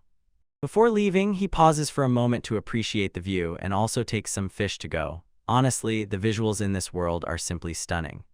He even finds out that the little girl who served him ale was actually an adult dwarf, a classic moment of don't judge NPCs by their appearance. Cozy feelings must end sometime, and the next day he sets off for the dwarves' border. The road is bumpy with traveling merchants and guards along it, who are probably not yet ready for the levels of hidden bosses of misfortune that he usually attracts.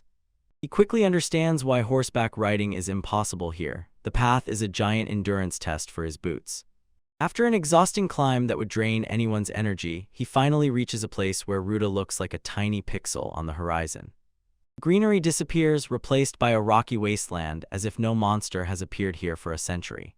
He activates his Magicite ability, an absolute must-have for any explorer build, and notices a hidden beast trail. Everything is packed to the limit, but this is the only way to reach the true national border without being seen by NPCs from the border patrol. He is out of breath from the climb, but the summit finally comes into view.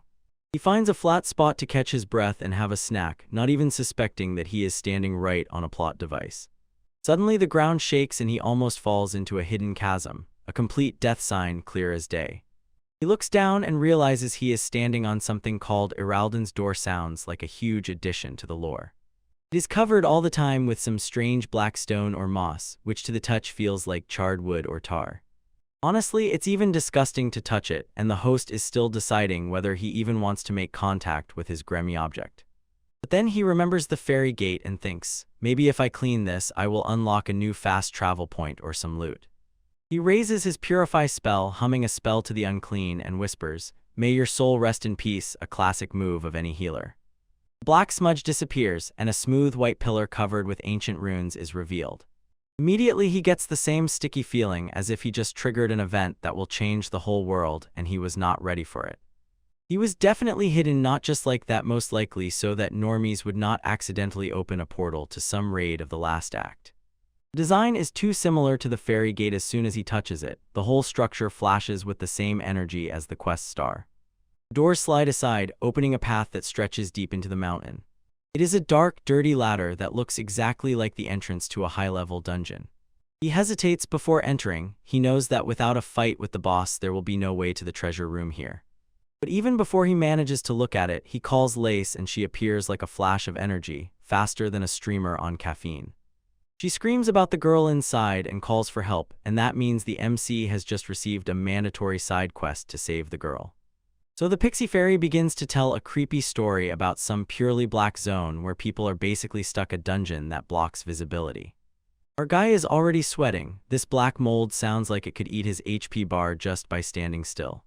The forest strikes the same classic NPC pose, "I believe in you," and we all know that's code for good luck before a suicide mission.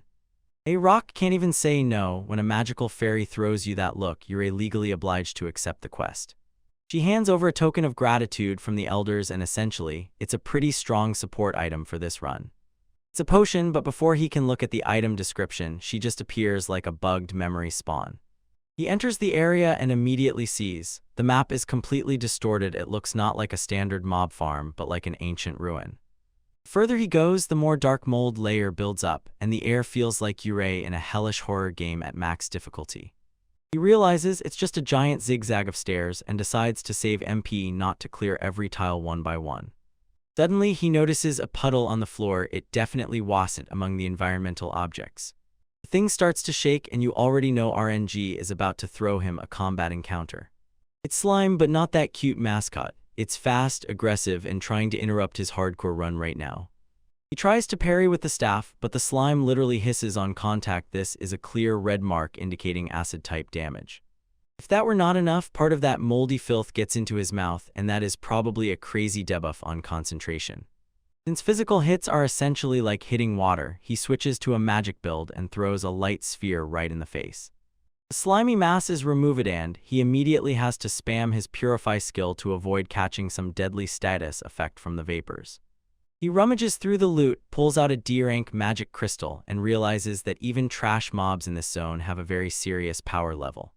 The next 2 hours he is basically in a forced grind session, extracting these slimes and collecting a stack of identical crystals. Eventually he hits the wall, and for a moment it seems as if he has reached a dead end in the level layout. And our guy can magically see, and he notices a huge hidden room right behind the masonry. He wipes off the mold, searching for a point of contact, hoping it is neither mimic nor trap. He finds a pen hidden under a layer of dirt, a classic trick with secret doors that we have seen in every dungeon crawler. He pushes and pulls aside like a complete novice, but the mechanism stubbornly does not move an inch. Finally, he pulls and the wall really shifts, revealing a short path to the next main zone. He peeks inside and realizes he has come across a huge amphitheater, as if it really belongs to the final act of the game. The size of this place is simply unreal, definitely not for standard NPCs. He notices black crystals growing from the walls and decides to take a sample, probably for a future crafting recipe. Then he notices a statue covered in mold and decides to cast Purify on it to see what is underneath. It turns out to be a statue of Teslata, the supreme deity of the entire lore history of this world. This confirms a plot twist. He is not just in a dungeon, he is standing in an ancient corrupted chapel. He begins to remember the god who reincarnated him and wonders if that guy is being roasted by his own bosses for sending such a weirdo like Rook here. Honestly, the vibe becomes too heavy, so he decides to make a quick sprint and finish the rest of the Fox quest and get out of there as fast as possible. From the architecture, he understands. He entered through some back door or emergency exit, a classic speedrun tactic. He reaches a crossroads and must choose a path carefully so as not to accidentally trigger a boss fight before he is ready.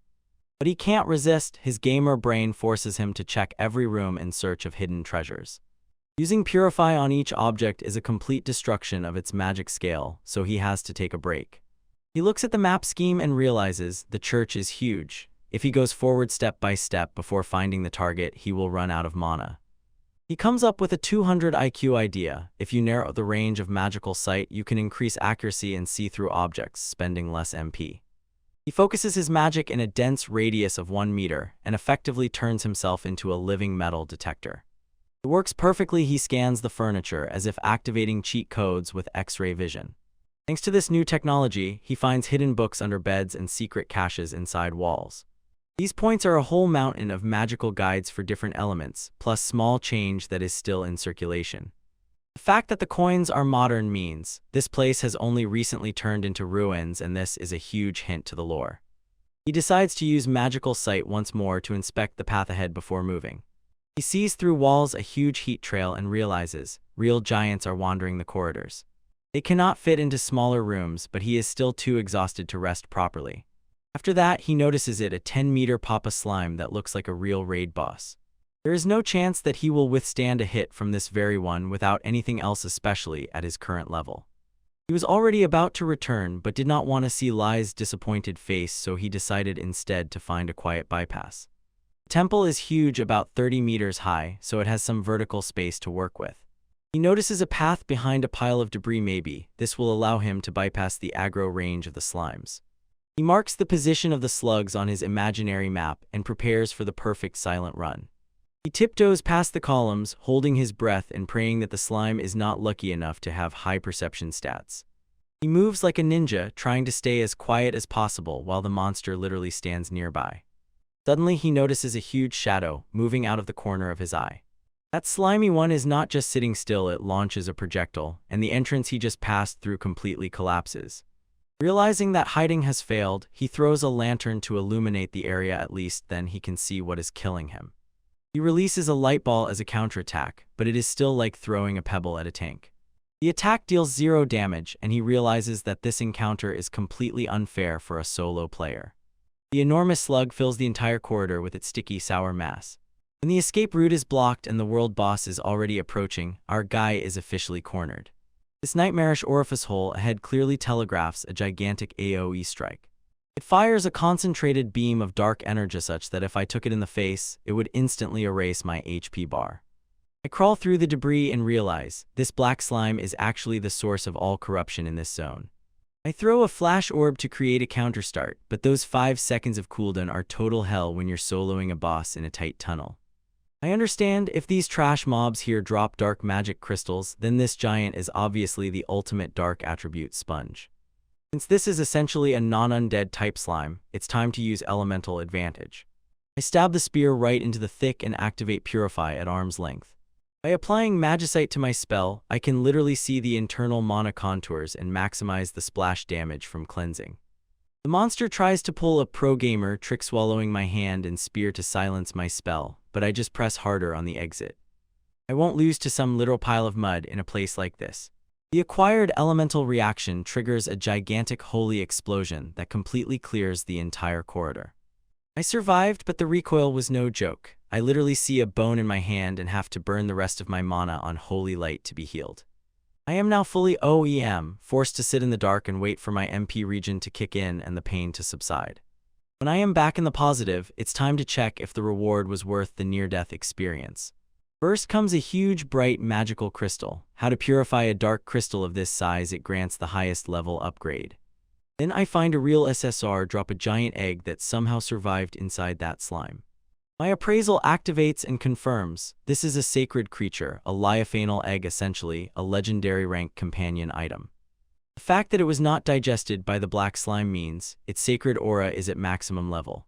This is probably the very thing Lee wanted me to keep, so I am definitely taking this heavy quest item out of here. I begin to explore the ruins of this underground sanctuary, looking for a path that hasn't completely collapsed. I notice a hidden tunnel behind a pile of heavy debris, and it seems to lead deeper into the mountain. This doesn't look like a natural cave, more likely an abandoned coal mine from the middle of the dungeon. When the main entrance is destroyed, I have zero choice. I have to keep pushing forward into the unknown. Sword Spear looks quite jagged after that slime fight, a serious endurance problem for a build focused on melee combat. Moreover, my supplies of grape wine are running low, critically little. I might really get hungry or dehydrated before I find a way out. Suddenly, I hear metallic clanking echoing through the shafts. Mage Sight is useless because these walls are packed with heavy minerals that block my scan. I wonder whether to turn off the light to hide better or keep it on so I am not mistaken for a monster.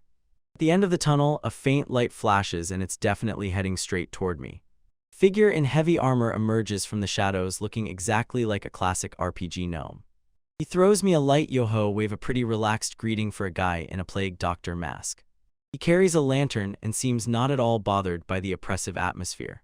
I just stand there stuck on loading, wondering if yo-yo-ho is some secret gnome password. Fortunately, we speak the same language and he understands that I am just a lost person, not some cave horde. And he hits me with the most essential, most ominous question: do you want to die? He says that I fell right into the cave of death and the black mud I fought before is death powder. It seems to be a toxic airborne hazard that eats your flesh if you are not equipped with a mask and protective goggles. I immediately panic, cover my face with bandages and look like a complete newbie who forgot to check environmental debuffs. Gnome named Brock orders me to shut up and follow him if I want to see the sun again.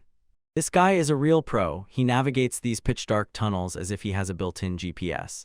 He asks if I know Zephyr magic, and I haven't yet added it to my skill tree.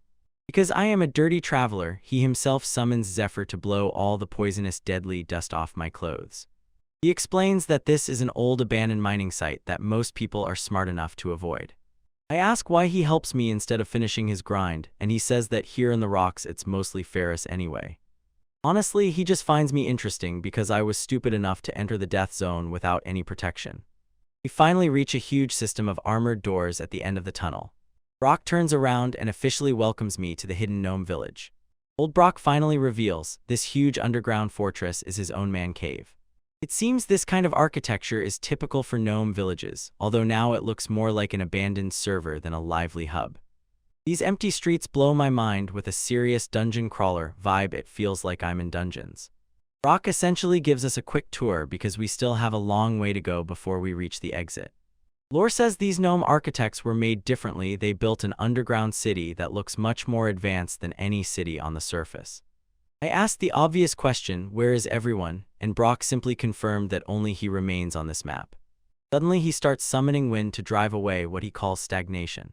As it turned out, if you live in a cave, monitoring oxygen levels is a direct matter of life or death. MC realizes that in the whole world order he is still a complete noob, especially in such details as atmospheric precipitation. Finally, we reach his operations base. This is a classic rest point in an RPG, and honestly the main character is just ready to save progress and find the exit. As soon as the gear falls off, Brock actually looks like a friendly, experienced merchant. He slides in some dwarf honey. It's essentially a hard mode among drinks. One sip from the MC's endurance scale definitely gets hit by this tart aftertaste. They settle in and enter a serious dialogue navigating decision branches. The map shows we are already deep in the mountain area and the way out is a continuous long-range corridor trial. Brock warns, the path ahead is blocked by obstacles that will stop a low-level group right at the start. To sweeten the deal, the MC pulls out some sea stockfish so smelly that it probably applies a poisonous debuff to the whole room. And as soon as everything is on the grill, Brock realizes he has stumbled upon a top catch. He is bursting with thoughts about food. He almost forgets to say that the path ahead is closed due to a timed event. He promises to lead us tomorrow so we can see the impossible obstacle with our own eyes. Brock's brain is smoking. The fish came from Ruta, although these mountain ridges technically hold their own neutral territory. We are officially in Canada Republic, far from our Mist Kingdom. The main character is just enjoying himself and eating while processing new markers on the map. And he asked the main question, what is the essence of the Cave of Death? Brock looks at him as if he is crazy for even surviving the journey through the depths. It turned out that the death powder that MC was coughing on was a direct ecological disaster, and he just endured through it. MC begins to piece together the picture about black crystals with black magic and about that giant slimy boss he encountered earlier. Brock told a fragment of an ancient story about a non-human entity that destroyed the original village and turned it into a death zone. The host realizes that he is walking through a piece of history, at least a century old. He starts to think whether these ruins were actually designed as a huge trap to contain that black slime. It is at that moment that Brock notices a strange object hanging on the guy's neck. It is a giant egg, definitely not from a standard mob. Brock's first instinct is to ask if it can be cooked. This is pure gnome energy. Eventually he guesses it might be a summoned spirit egg, a term the host has not yet encountered in his skill tree. It seems that summons are powerful monsters that can be trained to pull your team. But it's a giant gold sink. Leveling up takes forever, so most adventurers avoid them. The night quiets down, and both feel as if they have completed the main social quest. MC climbs up to the bed, which is clearly made for a smaller hitbox. Before going to sleep, he pulls out the summoning orb to extract information from Lies. He appears and thanks him for actually completing the hidden rescue mission for the baby inside the egg. MC realizes that she had him hooked from the very beginning, and he can't even hold onto his anger. Now the hardest part begins to endure this thing. The light starts giving him completely unscientific instructions with strange onomatopoeia. She shows her own magic, and the master of ceremonies understands. Improvisation will be necessary. He first tries the sacred light spell, but Lies says he is not hitting the target at all. He tries to pump all his raw mana into the egg, putting in everything he has. Suddenly Lies also begins to glow and applies its own buff to the entire process. MC pours a colossal portion of mana there, hoping it won't break down. He is pushing to the limit, realizing this is already the second attempt today. He is almost completely exhausted. Finally, the egg starts to jingle and tremble. The web cracks on the shell as soon as the hatching animation starts. A flash of light pierces the room as the projectile shatters into pieces. A fluffy white sacred creature appears, as if it belongs in the banner of a top gacha. It has huge ears and a tail that is almost a solid fluffy bomb. At level 1, such a hatched creature is amazingly energetic. The host knows sooner or later he will have to find its mother, but for now, he has a new companion for the journey. A warning in the dwarf's dwelling, and the main character wakes up, with the highest gachapole already waiting on his shoulder. Meet Cheyenne, a fluffy baby companion who hatched overnight and is already stealing all the attention. Mr. Brock is obviously really impressed. This is not a story like some petty local mafia. Gnome really liked the name, and that already made it easier, because Cyan is much better than some mundane name like Starter Pet. Brock jokes about how yesterday he thought about eating an egg, and the expression on Cheyenne's face suggests this kid understood every word. After a quick breakfast, they set out to inspect the mines. They say they are safe from poison if you stay in the right zones. Brock moves through the dark tunnels as if he has a high-level passive tracking skill.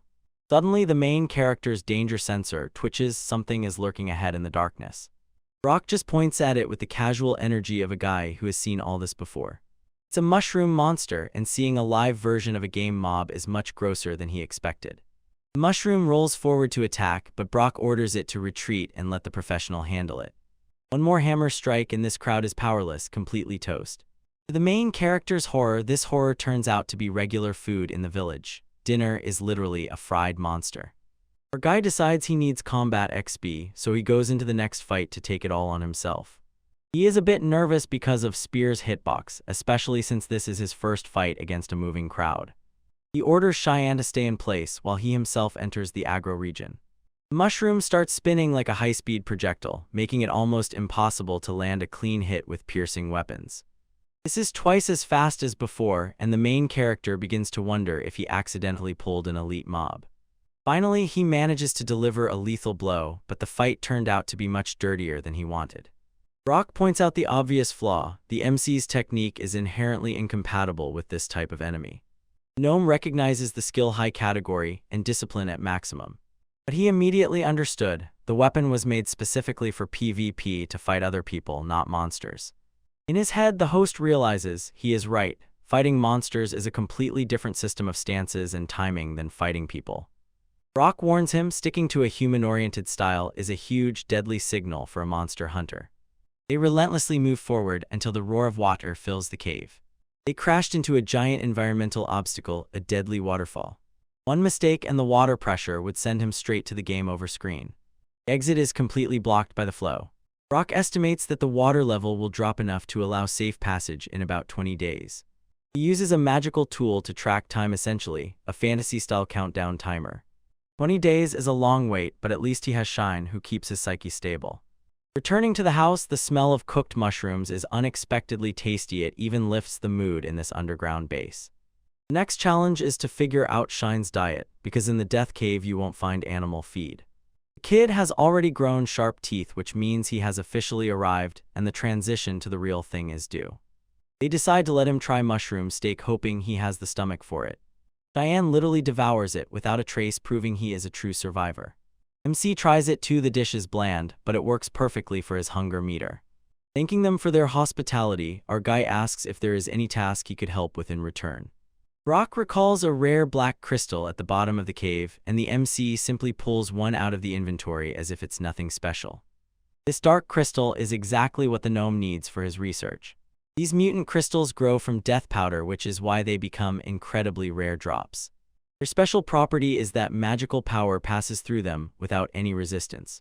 Without magic, they are as fragile as glass. But once you fill them with mana, their durability reaches godlike levels. Brock starts hiccuping with excitement over the material's potential, as if listening to a lecture from a high-level crafting NPC. Later, the MC tests the shard in his room, wondering if he can use it as a weapon against the undead. Suddenly, the death powder debuff triggers, and he starts coughing up blood. He tries to keep himself together, but when you realize you are literally bleeding from the mouth, it becomes a moment of wild panic. Chest pain confirms it. He was poisoned by toxic dust from the lower caves. He tries to use light magic to cleanse himself, but fears it will leave a physical residue in his lungs. He thinks about using the potion from Liss, but ultimately decides better to save this limited resource for later. He decides to try Holy Wind instead, hoping it will drive the toxins out of his body. After cleansing, his chest finally clears up and breathing becomes easier. Just like in Torma Return. Quick hugging session with Cheyenne's fluffiness is the best way to replenish his mental health bar. While Brock runs our guy through everything in the forge, he essentially picks up a new additional profession: blacksmithing. When they're not smashing iron, they get thrown into the tunnel for live combat training against local freaks. Honestly, it's a pretty cozy routine, reprocessing fungus and boosting those survival stats. But it's unreal. The air in this cave is simply poisonous, and Brock's cough sounds like an eternal debuff. The old man decides it's time for a proper sparring session to fix our guy's pathetic technique. He tells the announcer, treat him like a low-level trash mob, like an ordinary goblin. Our guy charges in with a spear, but Brock parries every frame in a row like a pro league player. Doesn't matter how fast he strikes, Brock is simply made differently. Realizing the game is already unnecessary, MC activates the skill of rapid movement and rushes. Nothing personal, just after the old man. He goes for a sneaky strike from behind, but Brock just casually jumps aside like in a turn-based RPG, and he has 999 agility. Brock is indeed impressed that our guy disappeared right under his nose, but he immediately sees a terrible hole in how he fights. He asks our guy why the hell he wastes energy dodging a strike that can't even tickle him. Like, if the enemy is low rank, why do you fight as if it's a boss scroll in a Souls-like? Our guy is completely confused. He perceives every hit as a possible game over. Brock spins serious lore, and our guy has 10 divine blessings, so he has huge passive resistance. A low-level goblin with a rusty knife would literally leave only a scratch on him. Everyone in this world knows your blessings work like a natural shield, but our guy has incompatible technique, so he perceives every tick of damage as a fatal blow. If he takes trash mobs too seriously, huge gaps remain in his defense. Exactly those will be exploited by real high-level players. If he keeps twitching himself and micro-washing movements for too long, he will either burn out or later kill himself. Suddenly, the Master of Ceremonies realizes he has been playing on ultra-hard mode in vain all this time, but here Brock starts coughing up blood as if his HP bar dropped to 5. Turns out the infection death powder is a terminal debuff with 0 chance of cure. Brock is almost at the finish of his questline and tells our guy that he doesn't have much time left. And our guy is not going to let his mentor go like that and prepares to cast the spell of the Sacred Wind. Magic works, and for the first time in 10 years, the air in this cave really becomes fresh. Brock realizes the reason why the MC still hasn't overcome the poison is him. His very presence works as passive cleansing. To celebrate the fact that he didn't die today, Brock suggests preparing a full mushroom dinner with several dishes, and honestly, it sounds at best like mid-level food. Meanwhile, the main party of the scenario is deep in the forest searching for the Demon King's army. They notice a monster far beyond the usual level for this zone. It is a gigantic wolf beast, as if straight out of a nightmare. The hero, Masa, receives a signal to prepare his holy katana for the boss fight. The beast lunged forward, and the front line immediately reorganized into a wall to hold back the aggro and take the hit. The rear guard starts firing buffs like O-Fire to boost the entire group's power and raise DPS. Spearman jumps into the fight, deciding that he is the main hero of this arc. He puts everything into one powerful forward rush, and his spear just rings against the B side as if he is hitting a physical immunity shield. Beastwolf punishes him instantly, clamps down with a strike and throws him away, probably breaking half of his ribs. The party is in full panic mode, and St. Louisiana says she can't use healing magic right now.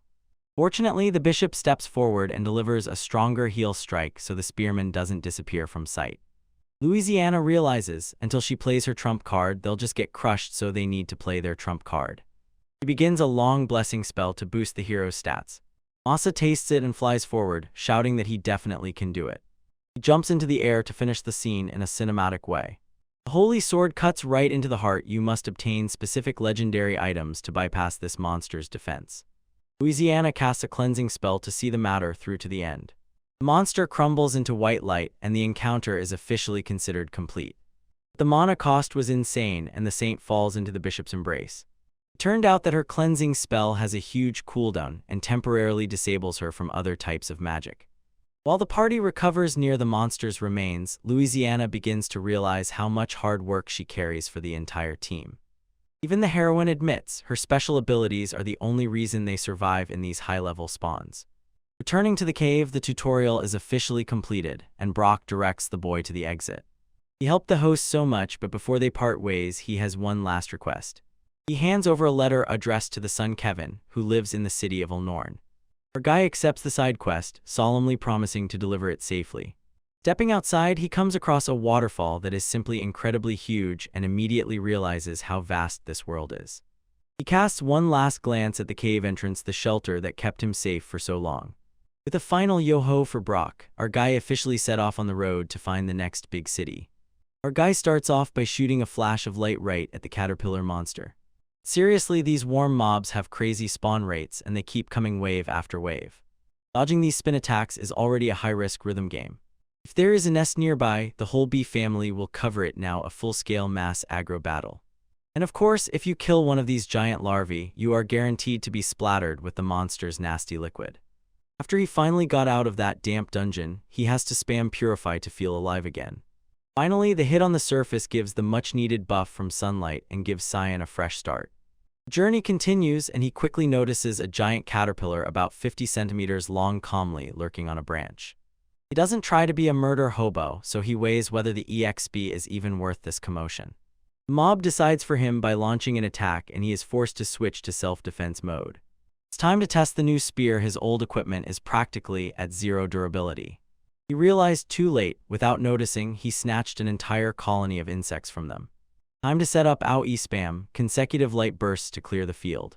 Complete panic when he switches to search and destroy mode to somehow survive in the forest. He finally reaches the main road, a safety zone, at least for a few minutes. Our guy leaves a mark on the tree because his navigation skill is clearly at level 1. He gets to Tanla village, and the place perfectly matches the description given by the veteran Dwaif Brock. Brock has already found out that he has high-level magic inventory in his bag. Pro tip: always carry a fake ordinary bag so people don't try to PK you because of your rare loot. Hamla is unexpectedly a noisy place for a small settlement, a complete quest hub, hand-picked. Local dwarves clearly invested in architecture. These buildings are top-level. The smell of real meat, a true gift after several days of eating only edible cave mushrooms. He heads to the tavern without hesitation together with Sean finally to grab some decent food. The chef offers a local specialty, and it turns out to be literally caterpillar steak. Our host, after everything he just went through in the forest, gave this a sharp no. He doesn't take risks and opts for a safe bet: steak soup and some local fire wine. The waitress here is definitely a top NPC for this starting town. The combo of bread and soup looks like real food for rest for a tired traveler. She honestly warns him this is almost fuel at high octane level, but only for dwarves. Still, he takes a sip, showing that he is not a picky eater. The biggest mistake: your insides literally burn, but the soup is at S tier level. After he replenished supplies at the general store, he again avoids bug meat. The next stop is the city of Elnorn. The walk will take half a day. He is already dreaming about leveling up endurance to withstand that legendary vodka from the dwarf. View of Elnorn from the hill is crazy. This city is an absolute unit. Guards near the gates and absence of mobs suggest that the local monster extermination went well. The infrastructure inside is much more advanced than what he has already seen in the villages. Unfortunately, the map he got is drawn at 44p resolution and is essentially useless. He buys a shashlik on a skewer from a street vendor just to bribe him and get some navigation help. The seller points to the landmarks Midtown Trading Company and Central Church. Smooth with a full belly, shy and happy, he thanks the man and heads deeper into the city. Suddenly, a crowd gathers ahead. This is a sign of a random event in the game. It looks like a classic adventurer's fight is about to break out, 3 against 1. One of the idiots gets slapped so hard that he flies into the air and crashes back down with a thud. The man hits the cobblestones hard, and our host just guesses which high-level PvP zone he seems to have entered. A red-haired girl stands over them and looks like she is about to quarantine the entire city. Our guy understands Elnorn can be even more chaotic than forests full of monsters. Dahlia, without a trace of guilt, arranges a funeral speedrun for this person completely without mercy. Our guy understands NPCs in this city are gathered differently, and their RNG is just terrible to choose a fight against a high-level fighter. It turns out she has an active buff goddess's blessing, so her physical stats are simply broken. He needs to get a new guild card ASF to bypass aggro from the previous region. He enters the local guild and tries to blend in like an ordinary character in the background. The place is packed with elite parties, and he snoops around the planning to find the path of least resistance. Cute cat girl receptionist greets him, and he is already ready to start a new save from scratch. He registers as a newbie, hoping that his low-level appearance will hide the fact that he is actually a high-level escaper. He plays smart, noticing that information exchange between guilds at the whole server level is practically absent. He gains a colossal strategic advantage. Seeing his cooking skills in zero weapons, she decides that he is just some player without a meta build. A veteran named Nick steps forward to stop this tutorial hand-holding and essentially states, if he dies, it is his own fault. Nick simply walks away with that "this does not concern me" vibe, which every max-level player has for Lobis. MC even registers Cena, because you never leave your familiar behind when trying to optimize the party. Card is fixed, he is officially back in working mode. He heads towards the high rent district and feels as if he accidentally entered a zone that hangs above his current level. Here the walls are massive, clearly marked as the territory of whales for elite nobles. Finally, he finds the dragon statue that marks Kevin's spawn point. This is not just a house, it is a real fortress that screams about the clan leader from the top one. He enters through the gate, praying that the security AI does not notice him as a hostile gathering for infiltration. He reaches the main door and still hesitates whether any heavenly guy lives in such a luxurious residence at all. Suddenly, a bunny-eared maid appears and blocks the entrance. The internal vibe in MC screams at full volume because, let's be honest, a rabbit maid is an S-rank creature in any fantasy RPG. He extends the letter, playing the role of a submissive postman to lower her vigilance. As soon as she finds out that it's from Brock, the VIP quest flag officially triggers. She lets him in, and our guy truly fears which raid boss awaits him inside. He follows her through the corridors, and he definitely feels the debuff iron above the head. Even the guards do not hide their curiosity, how a novice is accompanied inside by the chief maid. They reach the main office where the master of the house is already waiting for them. And it turned out that the boss is a dwarf, and it's obvious, he definitely maxed out strength in crafting stats. He reads a letter from the old dad, scrolls through the quest log about the father's condition, and ignores MC's embarrassment. Without even checking the main character's equipment, he tells Mimi to start the clan admission. MC loses patience. He only wanted to leave the letter, not sign the mandatory clan contract on the spot.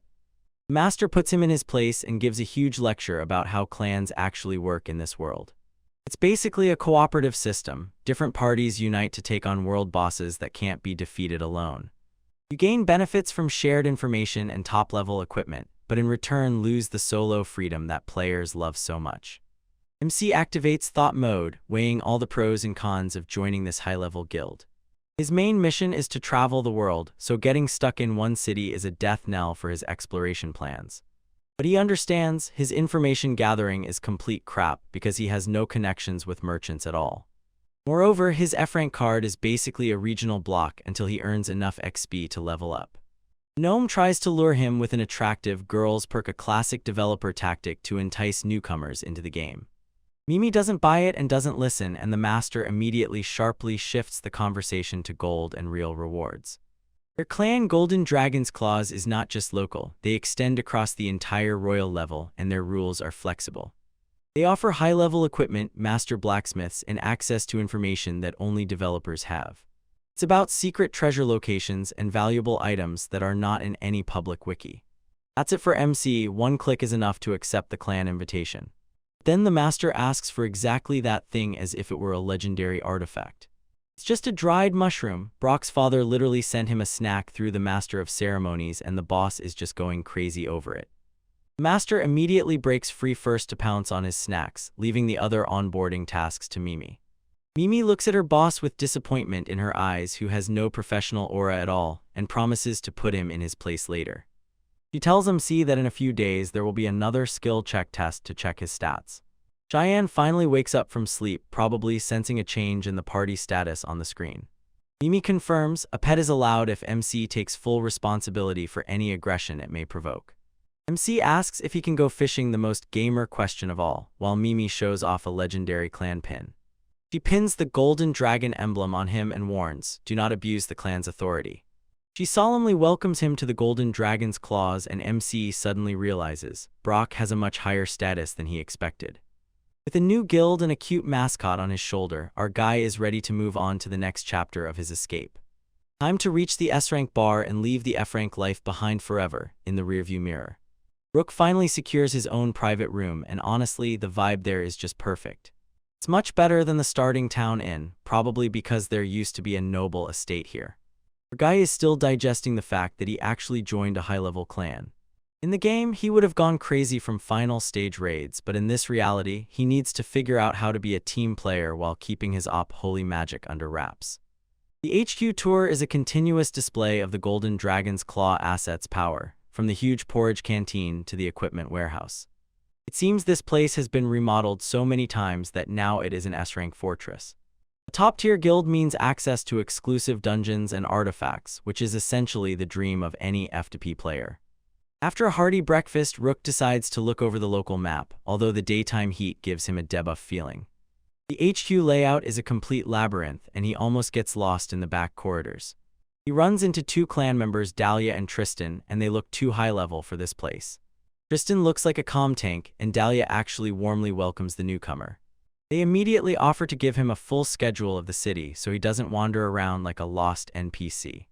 Rook asks about a reliable gear shop, and Dahlia points him toward Uncle Howell's warehouse. She even offers to escort him there, while Tristan goes to the tavern, probably to recharge his stamina bar. The scale of the city is impressive, as if something straight out of an AAA RPG. They find Uncle How. Apparently, he has been forging the blacksmith's life for decades, as if sharpening it. The old man has already heard from Mimi about the new guy, and this proves that Clanchet is always at work. He warns Rook, in a prestigious clan, everyone watches everyone, and some fools might even try to deceive him or steal his identity. Rook immediately understands, just putting on the clan emblem is enough, and the reputation soars like crazy. Shop itself is packed with top trophies to the brim. Rook takes a shortcut through the elite residential area. Essentially, this is where all the whales live. The city center buzzes with life, and it feels like the lore here is at the highest level. He follows the map straight into the heart of the trading district. First task is a specific smithy hidden in an alley. He notices the shop sign and gets down to serious crafting. The blacksmith nearly popped his eyes out when he saw Rook's dagger, a genuine Brock creation.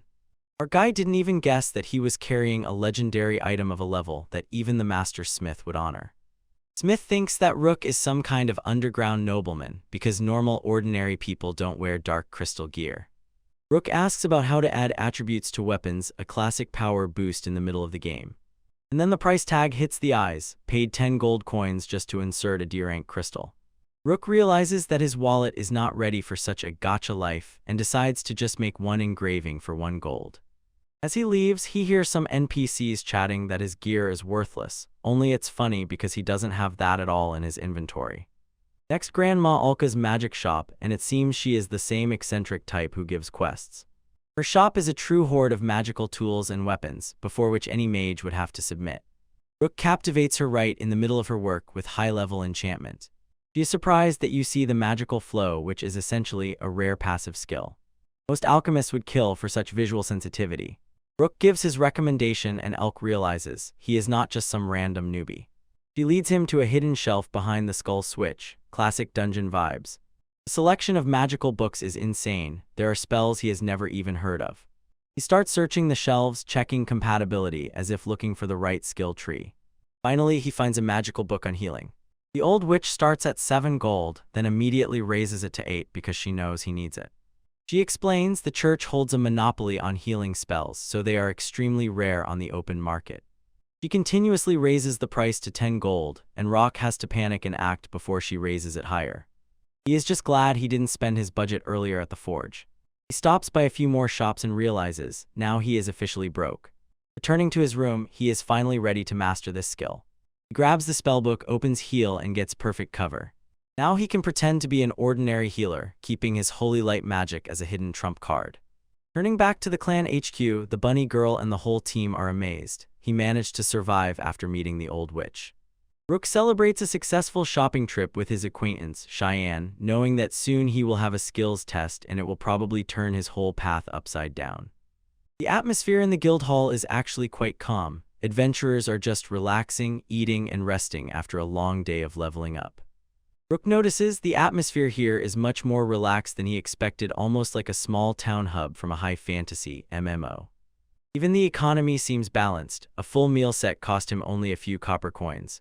It turns out set meals are essentially a free login bonus, but if you want high-level drinks or additional side dishes, you pay. This energetic girl is already at the 4th stage of healing, and honestly her endurance stats must be off the charts. But the canteen manager didn't even listen. She set a rule, only 1 extra serving, and sent the leftovers to the local orphanage. Cyrus is really great for noticing Rook and inviting him to the table so he wouldn't eat alone like a total loser. They clink glasses for new meetings, which basically means, let's hope we don't get wiped in the next dungeon. Cyrus says everyone relies on Old Howell. He's the main NPC here with the best connections. He even admits that he wants an acquaintance, but the combat-ready and battle-prepared options are too demanding for his current build. When Rook shows Cheyenne the only thing this little one can do is be cute, but damn, for me that's a top passive. He immediately rushed to her because he couldn't resist that tenderness and for a moment completely forgot about his food. Rook is officially introduced to Sim, but Cyrus warns him, do not let her touches become too habitual and mundane. It seems this girl is a real Leroy Jenkins. She rushes into battle without a single thought in her head. She even admits that once she attacked a monster simply because it looked like it would be tasty. That's pure chaotic energy. These two are loners. As soon as the task requirements become too tough, they just pair up and go. Shine actually doesn't really want to play. The little one is too focused on the prey, well, on the food. Conversation turns to a rank B big boar who went berserk, and the guys are shocked that the information from the east is so delayed. Looking at the map, it's clear that logistics between these kingdoms is complete chaos due to the treacherous terrain. Rook thinks they got lucky. The C-rank party handled it with minor damage. But Cyrus drops a real bomb. The clan leader, Kevin, is an A-rank beast. He can solo handle a huge boar without any strain.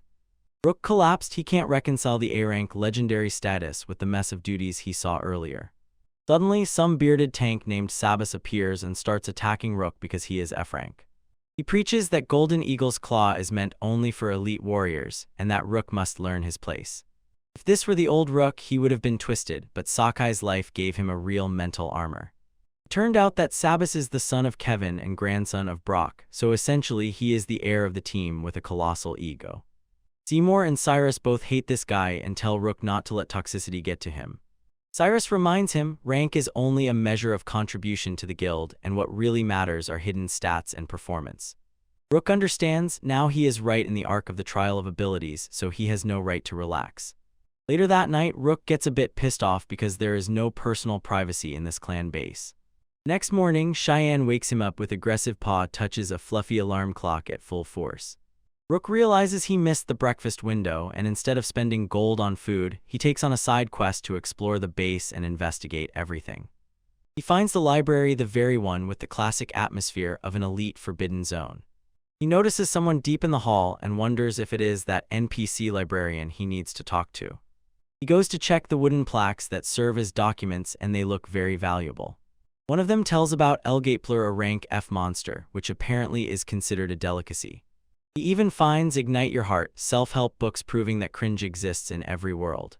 The biography and history section, that's where the true lore truth is hidden. Rook notices that the books mention the Kingdom of Canada strange, because now it is a republic. The lore explainer says, after the 14th king died without an heir, the Duke launched a grand civil war for the throne. Everything got so complicated that Princess Marishika had to beg her husband, Duke Sumer, to intervene. They reconciled only because the neighboring kingdom of Harem tried to invade, thus the republic was born. Rook realizes such geopolitical meta-knowledge will be decisive for his long-term strategy. At the back, he finds closed doors and decides that it is an archive for forbidden spells or hidden valuables. He stands still and looks suspicious when a girl with glasses approaches him, a rare Megan spawn in this world. He tells him that this territory is forbidden for unauthorized outsiders. Rook tries to pull out a card with permission from the clan heads. She immediately shuts him down. She says that only her consent matters for this room. In a critical failure, she points out that this is not an archive but literally her bedroom. During lunch, Rook just dies of embarrassment, chewing over all this cringe in his head once again. He essentially tried to enter a girl's room like a complete idiot, and he got stuck in an endless internal blush. To distract himself, he heads to the blacksmith for his special order. The knife is finally ready, and it has a transparent blade that looks simply insane. Just having equipment of this level on it makes him grin like a true gamer. After testing the blade until sunset, he returns to the base. He is a bit late, but through the authorized personnel entrance, he feels like he has finally become part of the guild. Mimi the bunny he made, is waiting for him with a message. The big entrance test is scheduled for tomorrow at noon, and finally, it's time to show what F rank is capable of. Tell this kid to stay home while he goes to storm the aptitude test. He even leaves some snacks along the way so his acquaintance doesn't starve while the main character fights for his fortune. Rook is already brewing a theory in his head for a fake fight and has no idea if he'll fall into the classic party wipe scenario now. He quickly checks the lists on his obsidian dagger and magic book, regretting that he doesn't have gold for a spear to maximize his reach. During lab time in the forest, it becomes clear his magical flow runs like a broken beta version of a skill. The magic consumption on this dagger is simply incredible. He needs to perfectly time the spell on the switch, otherwise he'll drain MP in seconds. He tries to use the blade like a stick to let light pass through it, but it cracks and sparkles with static as if he's trying to run a heavy mod on a potato PC. It turns out attribute compatibility is complete nonsense for everything except dark magic, and this is a huge debuff for a light user. Our guy decides to try the dual casting meta, holding the dagger in one hand and casting the spell with the other to see if he can bypass the limitation. Even basic light magic drains his mana pool as soon as the dagger is equipped, a huge red flag for his long-term endurance. He realizes balancing this physical magical hybrid build is a total nightmare for his micromanagement. Try to dual-wield the spear and the dagger and he'll look like a complete noob who is about to accidentally do a team kill and kill himself. Having finished the solo grind, he returns to the castle in search of a hidden passage, one that definitely feels like a trigger for a secret quest. He stops to admire the garden in the courtyard. It looks like a high-quality render compared to the rest of the town. It turns out that the maid Mimi is the final boss in gardening. If you spoil the flower bed, she literally wipes out your HP bar. On the training field, NPCs are already spamming Wind Slasher and practicing basic combos. It seems the raid squad has already gathered and started warming up without him. Mimi is surprised that he came so early, and that makes sense because most top players usually log in at the very last second. She is clearly tired of carrying the schedule for free-spirited travelers who don't care about the goal. The original supervisor Gold got stuck in the dungeon, a classic obsession with loot and leveling, so the test had to be postponed. Mostly these are participants from rank CD average players trying to find a decent guild that can carry them. Rook decides to leave his familiar in the room. After all, it's his partner mascot, not the one really suitable for a high-level test. And then the supervisor appears and the gold becomes a literal mountain of level A adventures. He orders the frontline tanks to line up and the reserve to stand in a row behind them. Travelers think they can just rush into him with a charge and pull off a lucky crit, but they are in for not such a pleasant surprise. The point is that Mimi drops a bomb. They work with live steel and real magic. That is, this is not training, this is a survival mission. Rook realizes that the unlucky players in this training actually die hardcore permadeath mechanics, which he was not ready for today. Gold cuts through the front relentlessly, tearing apart their defense as if their defensive stats were wet paper. It is one against an entire raid squad, and he deals with them like low-level monsters in a starting location. Support tries to cast Earth Skin and buff, but the gap in power is too wide, buffs cannot close it. Golden brushes sweep away the windbreaker like a light breeze, proving that his defense is fully leveled far beyond all charts. Even a fake spear is instantly disabled at this. A rank skill ceiling is simply unfair. Rook analyzed the situation and understood. Gold's raw stats after leveling are so high that retreat is unnecessary. If the boss does not need to dodge, you need to find a way to break that defense with a critical effect armor shred. Gold asks to pause and tells the child to stand up and show their strength on the ability test. Mimi confirms Rook is really that same boy, and honestly the height difference between him and the boss looks just ridiculous. Dela sits relaxed aside, probably just glad that A-Rank is not insulting him right now. Our MC maintains modesty, politely greets before entering the boss arena. Gold tells him to go all out on him, which actually means an invitation to get a single shot if he slips at the start. The onlookers already call it an instant kill, but Rook knows he needs to at least show some high-level micro to get noticed. He starts with Lightball, a common spell that Gold expects to simply silence or stop with his palm. The explosion raises a smoke screen, a classic ninja move to obscure the boss's view while he repositions. Rook finishes with a flying kick, checking if there are any physical hitboxes he can use. It's like kicking a solid brick wall. Gold's passive armor is too thick even for basic martial arts moves. Realizing that a long fight is a death sentence, Rook back flips and then showers even more light balls to maintain the distraction.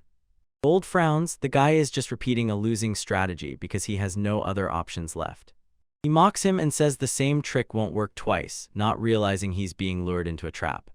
Suddenly Rook completely drops the stick and pulls out an obsidian dagger, closing the distance with incredible agility. The crowd goes crazy. A guy from the support class during the fight suddenly switches to the killer build right in the middle of the clash. He lunges for a precise close-range strike, shouting and aiming directly at the armor gap. Even the A-Rank supervisor flinches when the blade cuts in. This proves the guy just hit the server with an unexpected critical hit on the top tank. Mr. Gold flies into Rook with a devastating blow, clearly showing the huge difference in their stats. Even with his high reflexes, the natural speed of the A-Rank is almost a cheat code. He catches a heavy hit and flies sideways, staggering. This proves that the villain's face doesn't mean he has invincible frames. The guy flies through the mud, coughing as if tearing a whole lung out of his chest. It's a brutal scene, blood on the ground, and everyone suddenly realizes Mr. Gold seems to have overdone the aggro. Even that big guy feels something is wrong, worried he might have accidentally sent the newbie to the respawn screen. But Rook won't let a little internal bleeding ruin his debut, so he starts channeling serious light into himself. He sits up sharply as if it's an ordinary Tuesday and casually praises the speed of the A-Rank while the crowd stares in complete shock. Local party members are shocked, calling him a monster for such self-recovery. Rook tries to stay calm, stating that he can only use basic treatment, and this is the most modest claim to triumph. The entire training ground buzzes. A self-sufficient frontliner is a true unicorn in this world. I mean, he just completely erased his injuries, didn't even break a sweat. Mr. Gold is already estimating Rook's potential, believing that he definitely pulls at least a C rank with that 2-class vibe. He got a bit wary because of how calm Rook is for a 15-year-old, but our guy just shoots him a friendly NPC smile. The maid immediately puts him to work and asks if he can play the role of a portable source of youth for the party. And of course, the intensity of the training is immediately turned up to 11, because finally there is a reliable healer nearby who is always ready. During RPG tier rations, the crew discusses how it turns out that a high-class healer is not such a rarity for a clan of this size. Mimi is already singing his praises, emphasizing that his management style is many levels above the basic level he himself claims. The atmosphere at the table has completely changed, and it seems Rook has successfully cleared the quest branch for acceptance. Even veteran tanks greet him with open arms. They are glad there is someone who can heal their HP right in the middle of battle.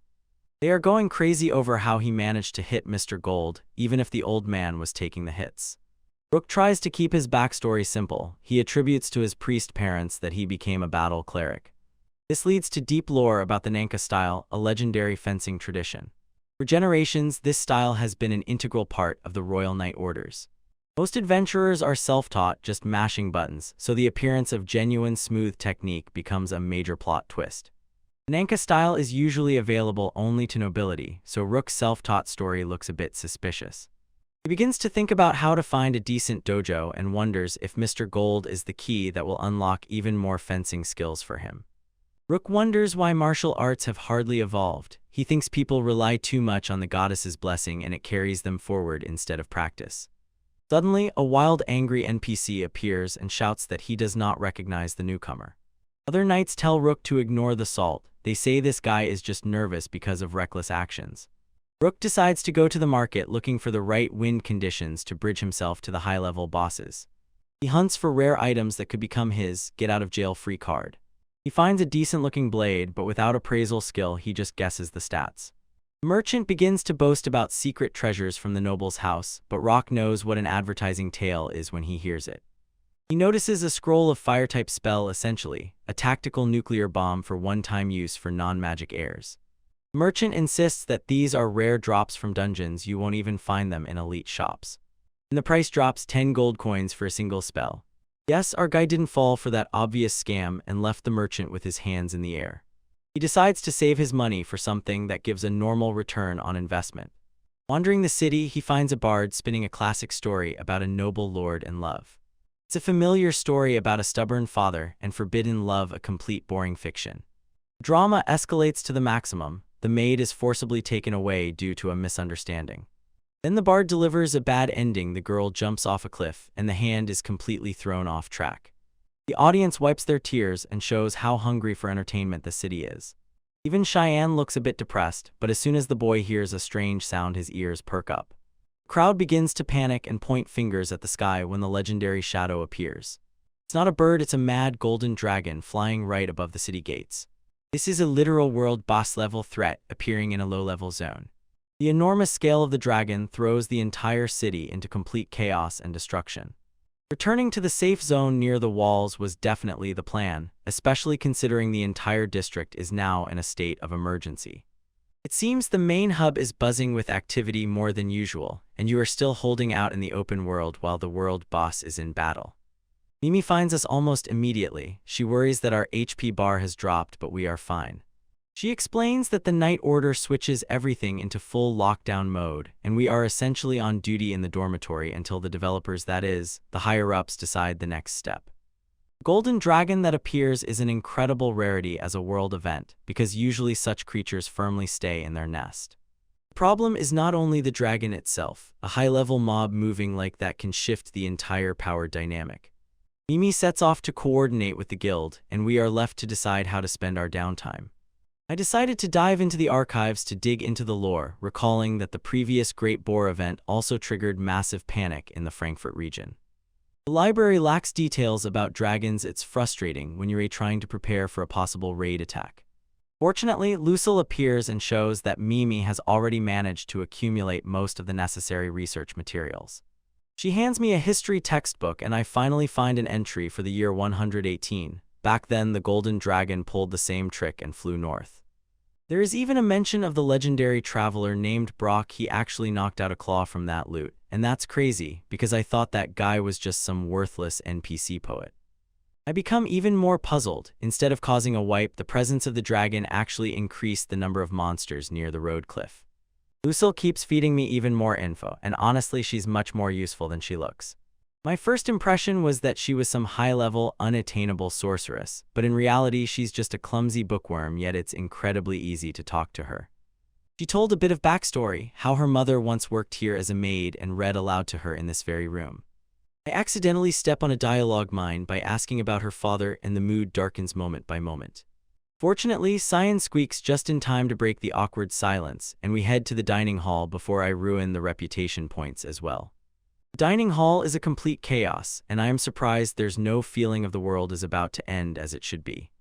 Lucille actually joins us, a rare sight. Probably my invitation to a charisma check for the party finally worked. The team asks if I really saw a dragon, and I say directly, it flew right over my head. My teammates are actually angry that they missed a rare spawn because they were wandering in the forest farming. In this world, dragons are basically mobile treasure chests that evoke both excitement and crazy profit. When they move, there is a chance that high-level trophies will drop, such as fangs, scales, or even rare meat. Yes, Silas explains, finding even one scale is almost like hitting the jackpot in a gacha. You will never have to farm gold again. Another part of the guild is already getting drunk and planning search squads to go on a raid, although there is no guarantee that the dragon dropped anything at all. While they are all busy with their plans for quick enrichment, Lucille finishes eating and goes back to her room. After the Ely, I was hit by a debuff a little, so I head to the east wing for fresh air and to clear my head. The night sky is really just top-notch. With 2 moons, the garden looks as if it was filmed like an expensive cinematic movie. Suddenly something sparkles in the bushes and my gaze stops. I cautiously approach and find a ring just lying on the ground, although I have no idea, did someone drop it or is it a random world drop? I will probably just keep it to myself and ask Mimi tomorrow. This city is by no means full of reliable players. I burst into the room, leaving the ring and Cyan on the table while trying to recover from alcohol. But in the dead of night, the atmosphere completely changes. I wake up and literally see the ghost of a maid hovering over me, like a horror jank slayer in a game. My brain is still foggy, but I remember, I have a clear skill tree for this. In a moment I cast Purify, hoping to cleanse the crowd before it aggroes. Unexpectedly, the spell does not dissolve her, she just looks at me with these incredibly sad eyes and passes through the door. The ring on my table starts glowing and I realize, this is not a random encounter, it is the trigger for a quest. The next day I try to extract some information from an old man, and he says that ghosts usually stick around if they have unfinished business. Mimi is currently up to her ears in that dragon crisis, so I decide to handle this side quest alone for a while.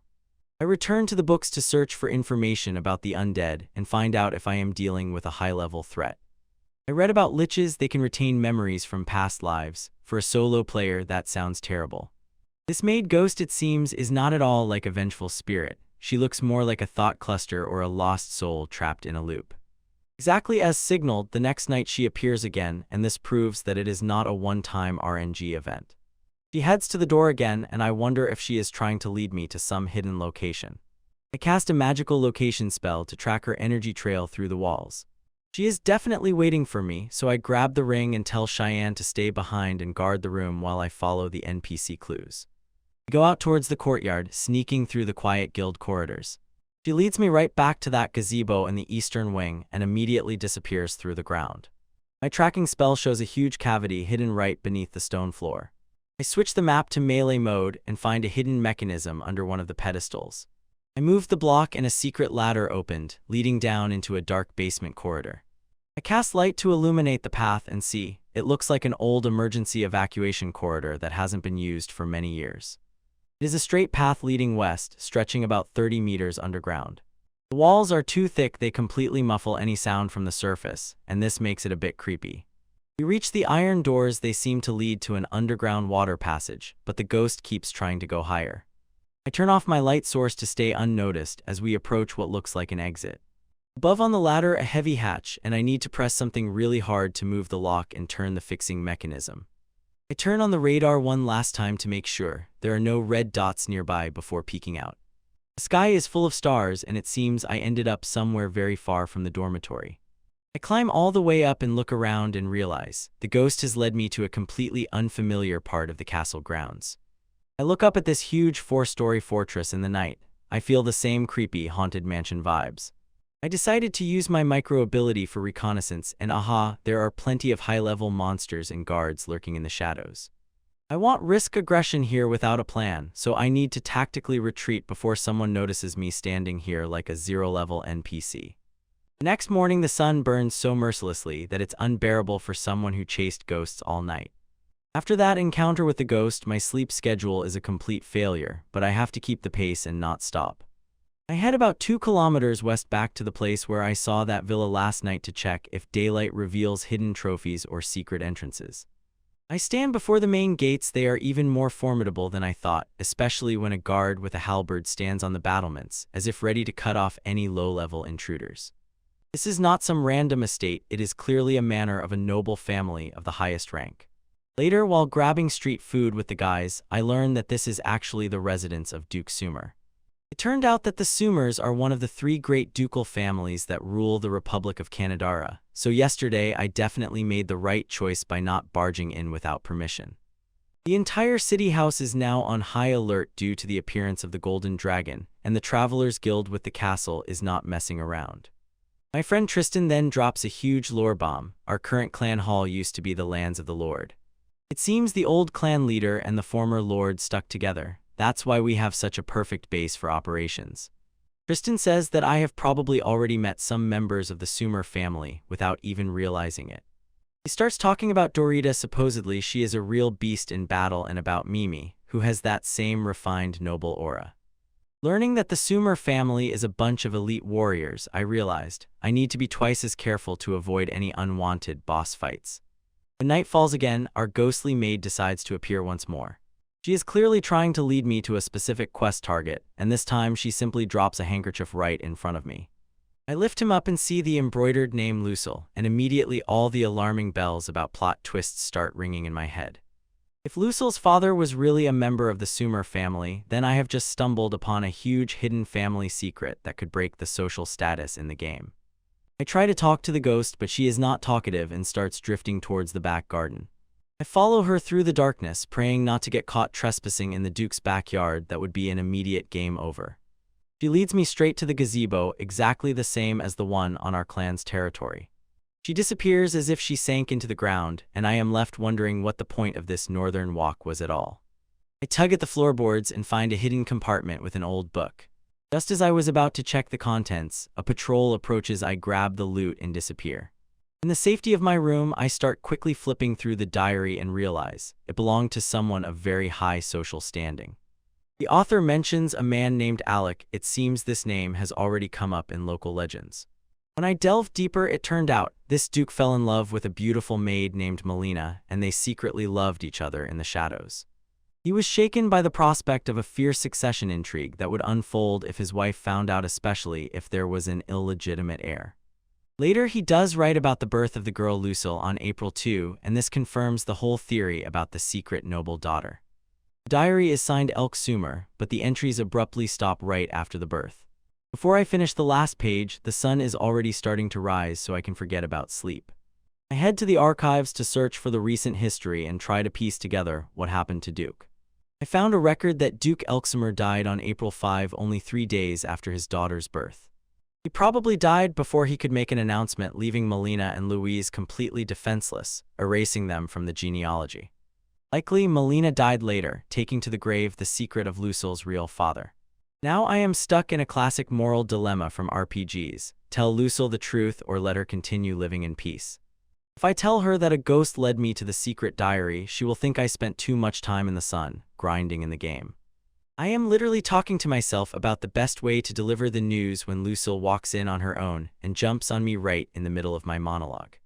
She rightly suspects why I have been acting like some weirdo in the archives since dawn. We sit down so I can lay out the whole situation and show her the evidence. I hand over the diary. I feel as if I am finally closing a high-level side quest. I tell her that I am glad she was able to see it, and I hope her mother can finally rest in peace. Lucille immediately sharply cuts me off and orders me to stop destroying her mother in her head. It turns out Melina is really alive and well. He just returned to the village after a back injury. Lucille confirms the dates and details in the diary match her mother's life exactly. She is still confused by the ring and the handkerchief. After all, she had never seen them before. I explained that the ghost intuitive appeared right after I picked up that ring, and because of this Lucille thinks I am dealing with a high-ranking humanoid spirit. In this world, seeing spirits is a rare ability, so she decides that I have some kind of high-level magical sight. Maybe this ring is a rare accessory that enhanced my hidden assets, but in any case, I decide to leave the diary with her because I am just an outsider. Lucille looked at the signature and confirmed, this is the genuine original. She knows if this information leaks, it will cause a massive political scandal for the Sumer family. The political intrigues do not matter to her. She is simply happy to finally understand why her mother was so secretive about her father. Seeing true happiness on her face and the whole secret mission becomes worth it. I'm just relieved that she doesn't plan to make it public, because I'm not ready for the escape from the city scenario. I still haven't figured out if it was my hidden ability or the stats from the ring that allowed me to see that ghost. I run into Cyrus and Shime in the corridor and feel like a real clan member, because I already have a bit of insider information. When the quarantine is eased, the guys are already ready to rush out of the house and hunt for golden dragon drops, and honestly, I'm not against the classic monster farm either. Shime doesn't like that thing in the hooded cloak, but Lucille is already fully embodying the magic vibe. Lucille's joining is a huge buff for the INT of the whole party, and she is going with the company specifically to hunt for golden dragon drops. Our rook is going crazy. He thought she was just an NPC librarian, but it turned out she is also a registered traveler. The team is officially assembled and sets off through the gates to start the final daily work. Silas looks like he has the same energy as the main character due to rumors that recently several strands of dragon hair were spotted nearby. Lucille is usually a quiet nerd, but finally opened up and says she just wants to fit in with the party this time and be in the flow. Rook is good at support, keeps the inventory filled with food and drinks for the quest. As soon as they start scraping the castle walls, it becomes like a public event on the server. A huge crowd loiters outside, trying to grab a piece for themselves. This is a real gold rush. Even level 1 commoners hope for a lucky drop to snatch some wealth. You see people bustling all over the field looking for dragon scale, as if it were a winning lottery ticket. Silas knows the spawn points better than anyone and understands. Everything so close to the city has long been looted dry without unnecessary pomp, just ordinary people. He tries to speed up its clear. He wants to reach the unmapped territory before any other group beats them to it. He delivers serious lore. Golden dragon hair is essentially the undisputed master of the craft, because it cannot be defeated by either magical or ordinary blades, neither physically nor magically. Lucille says that these top-tier mats can be woven into gear to give the owner a constant colossal stat boost. In some kingdoms, it is considered a national treasure. It boosts your SDR and INT like a premium battle pass. Rock realizes he is far from that level of gear, especially since he still trembles with fear of breaking his equipment using enhancement scrolls. They reach the edge of the forest where the dragon actually flew, so the loot table in this zone should still be fresh. The team is speeding up the same vibe. Well, let's go, let's do it. But the reality of farming at rank S hits very hard. It's mostly a lot of fuss in the dirt. You just wander around and poke the ground. After hours of searching for results 0, the perfect standard gacha-style trap, Seam is already going crazy from boredom, shouting in the forest as if trying to attract and gather every mob on the map onto herself. Silas tries to bribe her with snacks, because in this quest to find at least something you have to search every bush. Rock feels the same PTSD vibes from his gamer days, remembering how he endlessly grinded items, the highest example of repetitive routine. Siam is already ready to give up and calls the whole mission a waste of time. They haven't found a single pixel of loot even once. She finally shares her food with a local fox-like creature, probably the only bright moment of the whole day. Silas finally calls for a lunch break and pulls out premium high-quality cheese that he managed to get through an acquaintance with a merchant. They were all exhausted, and Silas admits, finding even one hair or claw now would be a colossal achievement. Lucille says that these scales are the size of real shields, so they shouldn't be so hard to notice if they really were in this area. Rook asks if it wouldn't be easier just to get to the dragon's lair, but Silas immediately stops him. It's swarming with high-level undead. Provoking the golden dragon is basically an end-of-the-world level event, so keeping the nest location secret is a fail-safe move for safety. Rook agrees. If the route is revealed, it will just doom a bunch of low-level players. They will be wiped out immediately. The break is over, and they are once again turning over stones and praying for a miracle, a lucky case of dropping. Our Rook secretly decides to use his mag location skill to scan the area, keeping his voice low so the party doesn't suspect he has a cheat code. He narrows the scanner's sweep to precisely detect everything with high magical density in the immediate vicinity. Lucille catches him waving his hands and throws him the coldest, most judgmental look in history. He tries to reduce everything to a strange instinct, but his radar still manages to catch a signature. He reaches his hand high into the crown and insists that he might have noticed something shiny on the tree. The squad looks up and sees something glowing. It turns out Rook's manual scan really worked. And Silas immediately tries to climb the tree in full armor, which is a complete mistake due to low agility. Thyme takes the initiative and flaunts the same high status, sliding up the trunk as if it were a training level. She makes a leap and lands flawlessly, proving everything. She is the most mobile member of the team. Here it is a strand of genuine golden dragon hair, the highest material for crafting S rank. Silas completely loses control. They just hit the jackpot because they got one of the rarest items in the entire game world. Lucille switches to Explorer mode, noting that the root is still attached and the texture is amazingly soft. She decides to conduct a durability test with her knife to check if the legends about its strength are true. The blade doesn't even leave a scratch, but Silas still has to order her to calm down before she breaks her own knife. Silas wants to stay and keep leveling up because he thinks today's drop chance might be increased. The scene dampens his spirits due to an old superstitious belief of the old traveler that one should not be greedy before treasure. Silas and Lucille realized they were acting like true gacha hunters and agreed to just take the victory and safely head home. On the way back, they realized they hadn't encountered a single mob for this zone. It's a strangely lucky RNG seed. The hardest part lies ahead, deciding whether to study the hair, sell it, or turn it into high-class food.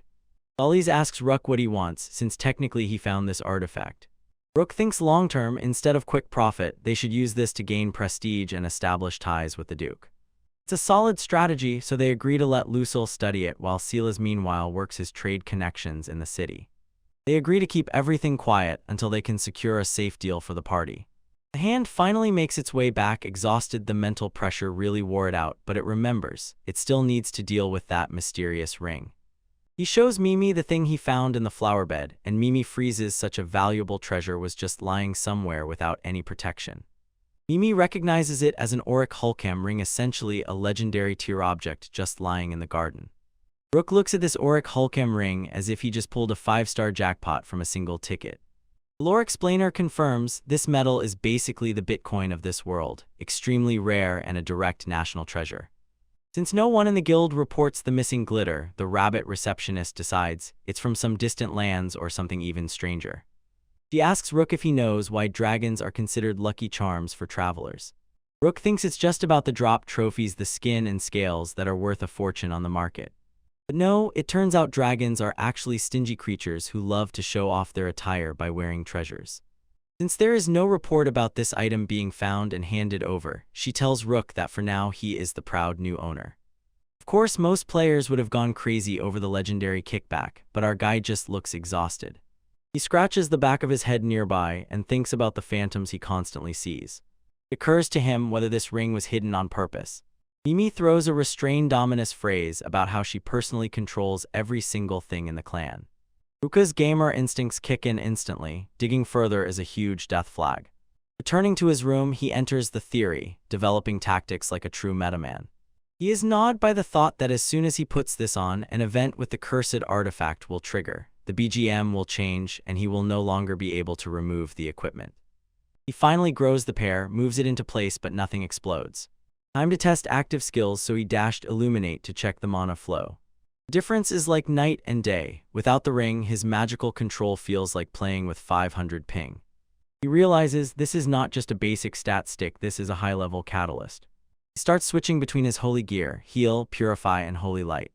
The healing power is definitely enhanced, and everything feels much smoother during application. He breaks down the stat wheel, calculating. The ring boosts his MND for control, and his holy power is tied to Pi Faith. So let's be honest, our guy doesn't want to have anything to do with religious disputes, so he decides for now to treat it as a working hypothesis.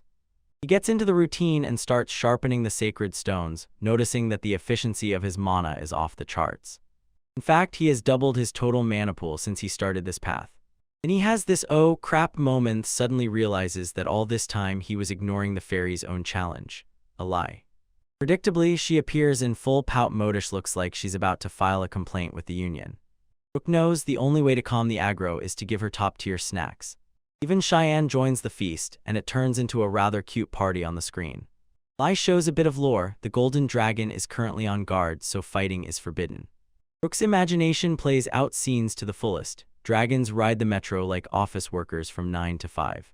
In reality, at work simply means they never. It's not like he can just wave it around, although one move from him would be a complete knockout. Cyrus rushed inside to announce the after-party and caught Rook right in the middle of the mood. Sam follows him and sees the lie in the flesh. It's a huge spoiler. Rook understands that he is a complete noob. He forgot to lock the door while his secret summons were out. He immediately switches to gaslight mode and tells Sim that she is just hallucinating. He plays it as if a mischievous ghost is raging in the room and cleans up the traces using local legends.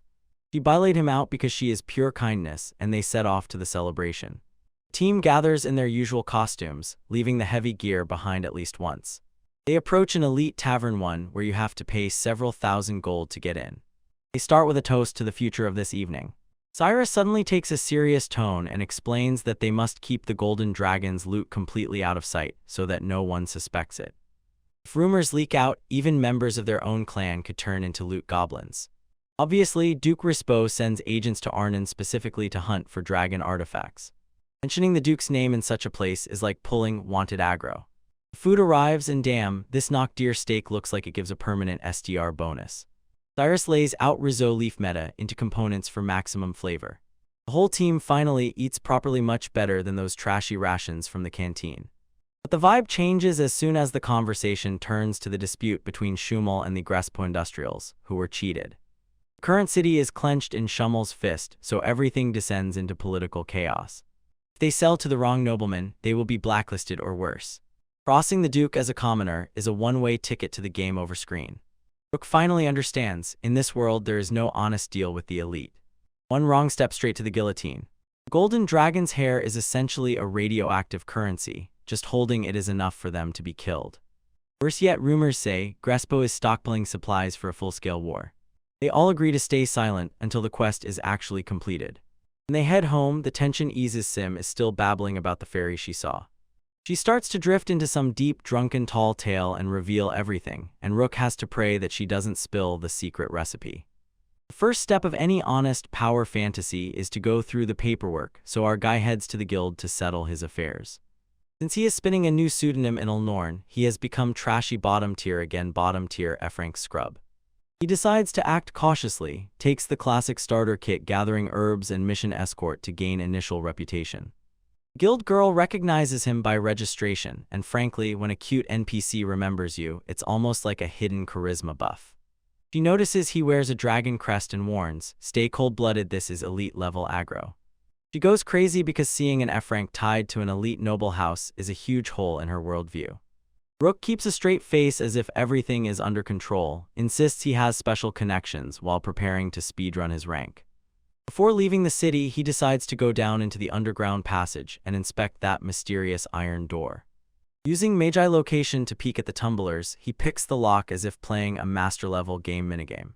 It's not exactly a hidden dungeon, but exploring the giant infrastructure under the city is a total vibe. It turns out to be a shortcut directly to the waterway, a backup exit kept in the back pocket. When the sun sets, he decides the next priority is to get that mysterious ring and have it appraised.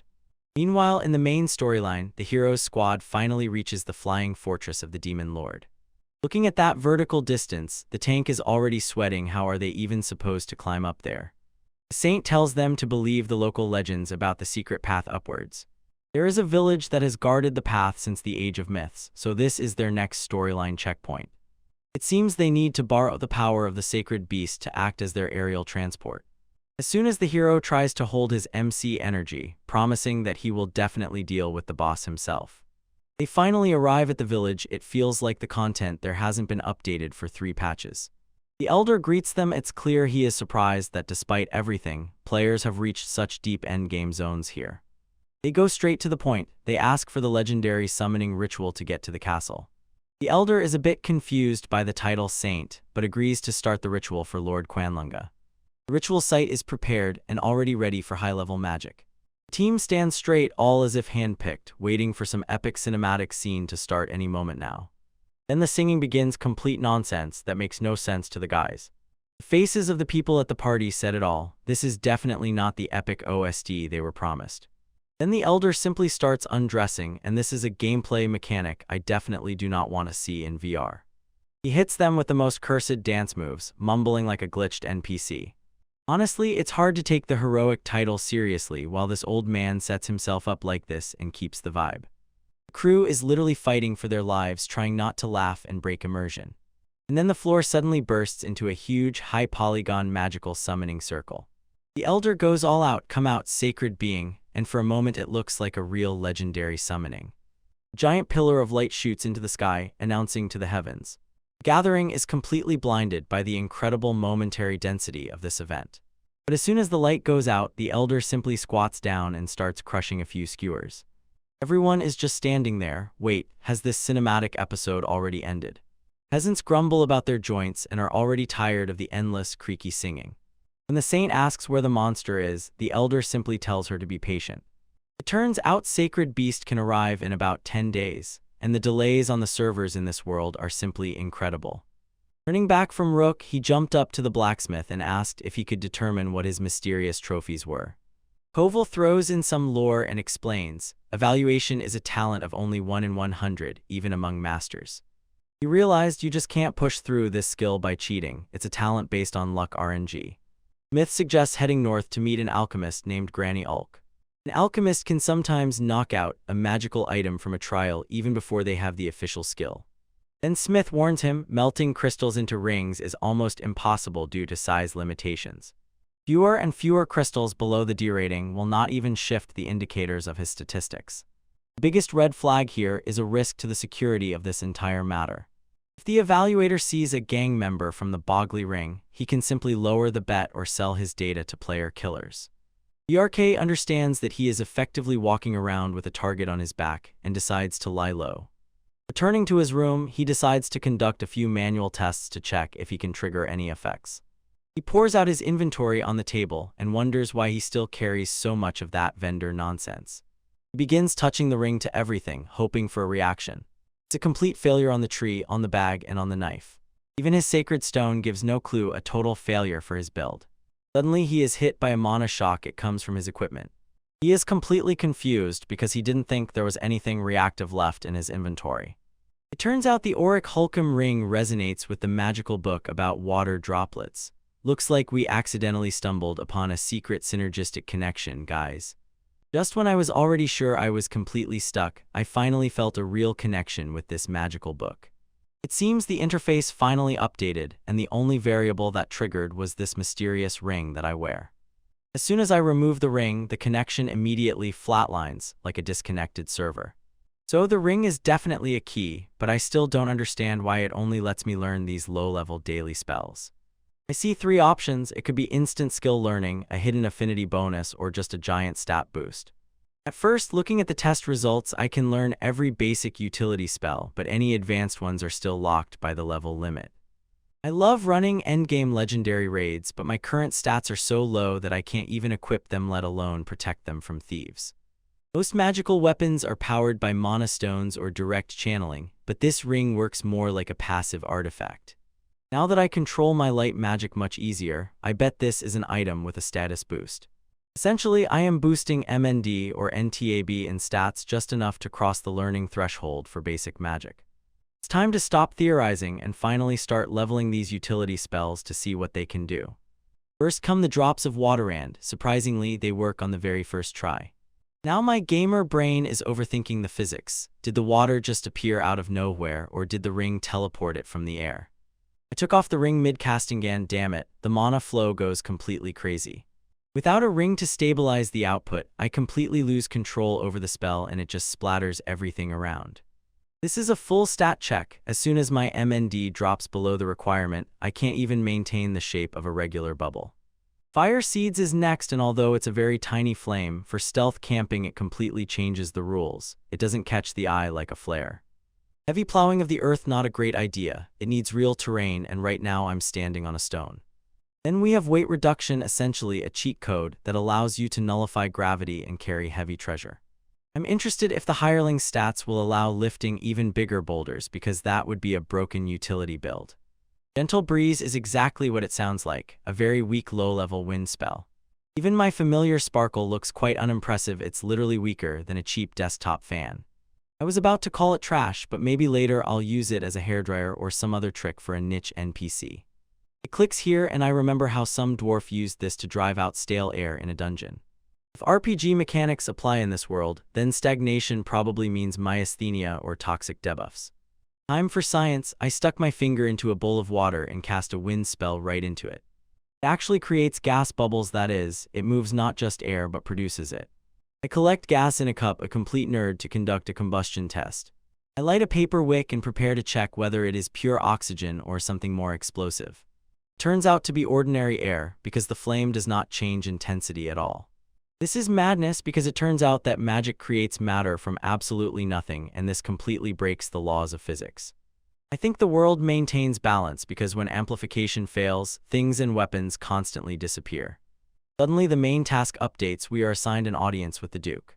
He is ready to receive us in 2 days, which is much faster than I expected from a high-level NPC. Dahlia is effectively a princess in this country, so her connections guide us through all levels of society. I am already worried that I might offend someone's mood in the company should I already call her Lady Dahlia.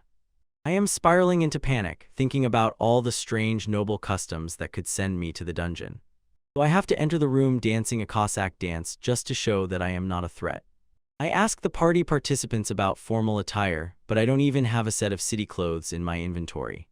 They tell me to just wear my usual gear, but we all know it's a trap. Wear your usual things. They say some nobles even demand a body search, a real disaster, if they find my hidden ring. It turned out the Lord told the truth. The nobility really needs high-level adventurers so that monsters don't destroy their cities. This is a fragile political balance, and if relations sour, usually the gold in the city disappears. So the Duke and the adventurers actually work in a mutually beneficial guild system. I spend the next day secretly digging the ground, loosening the beds to burn some of my nerves before the meeting. The spell honestly is just pathetic. It's even slower than digging with a regular shovel. I can only move a tiny clod of earth within a radius of 1 meter, and it feels like a complete waste of mana. At the very end, Mimi gave me some etiquette advice, and thank God, I really don't have to dance in front of the Duke. Everyone behaves quite calmly while we gather near the gates. Change the time. We are heading to the meeting with the final boss of this social clash. Let's go to the Duke.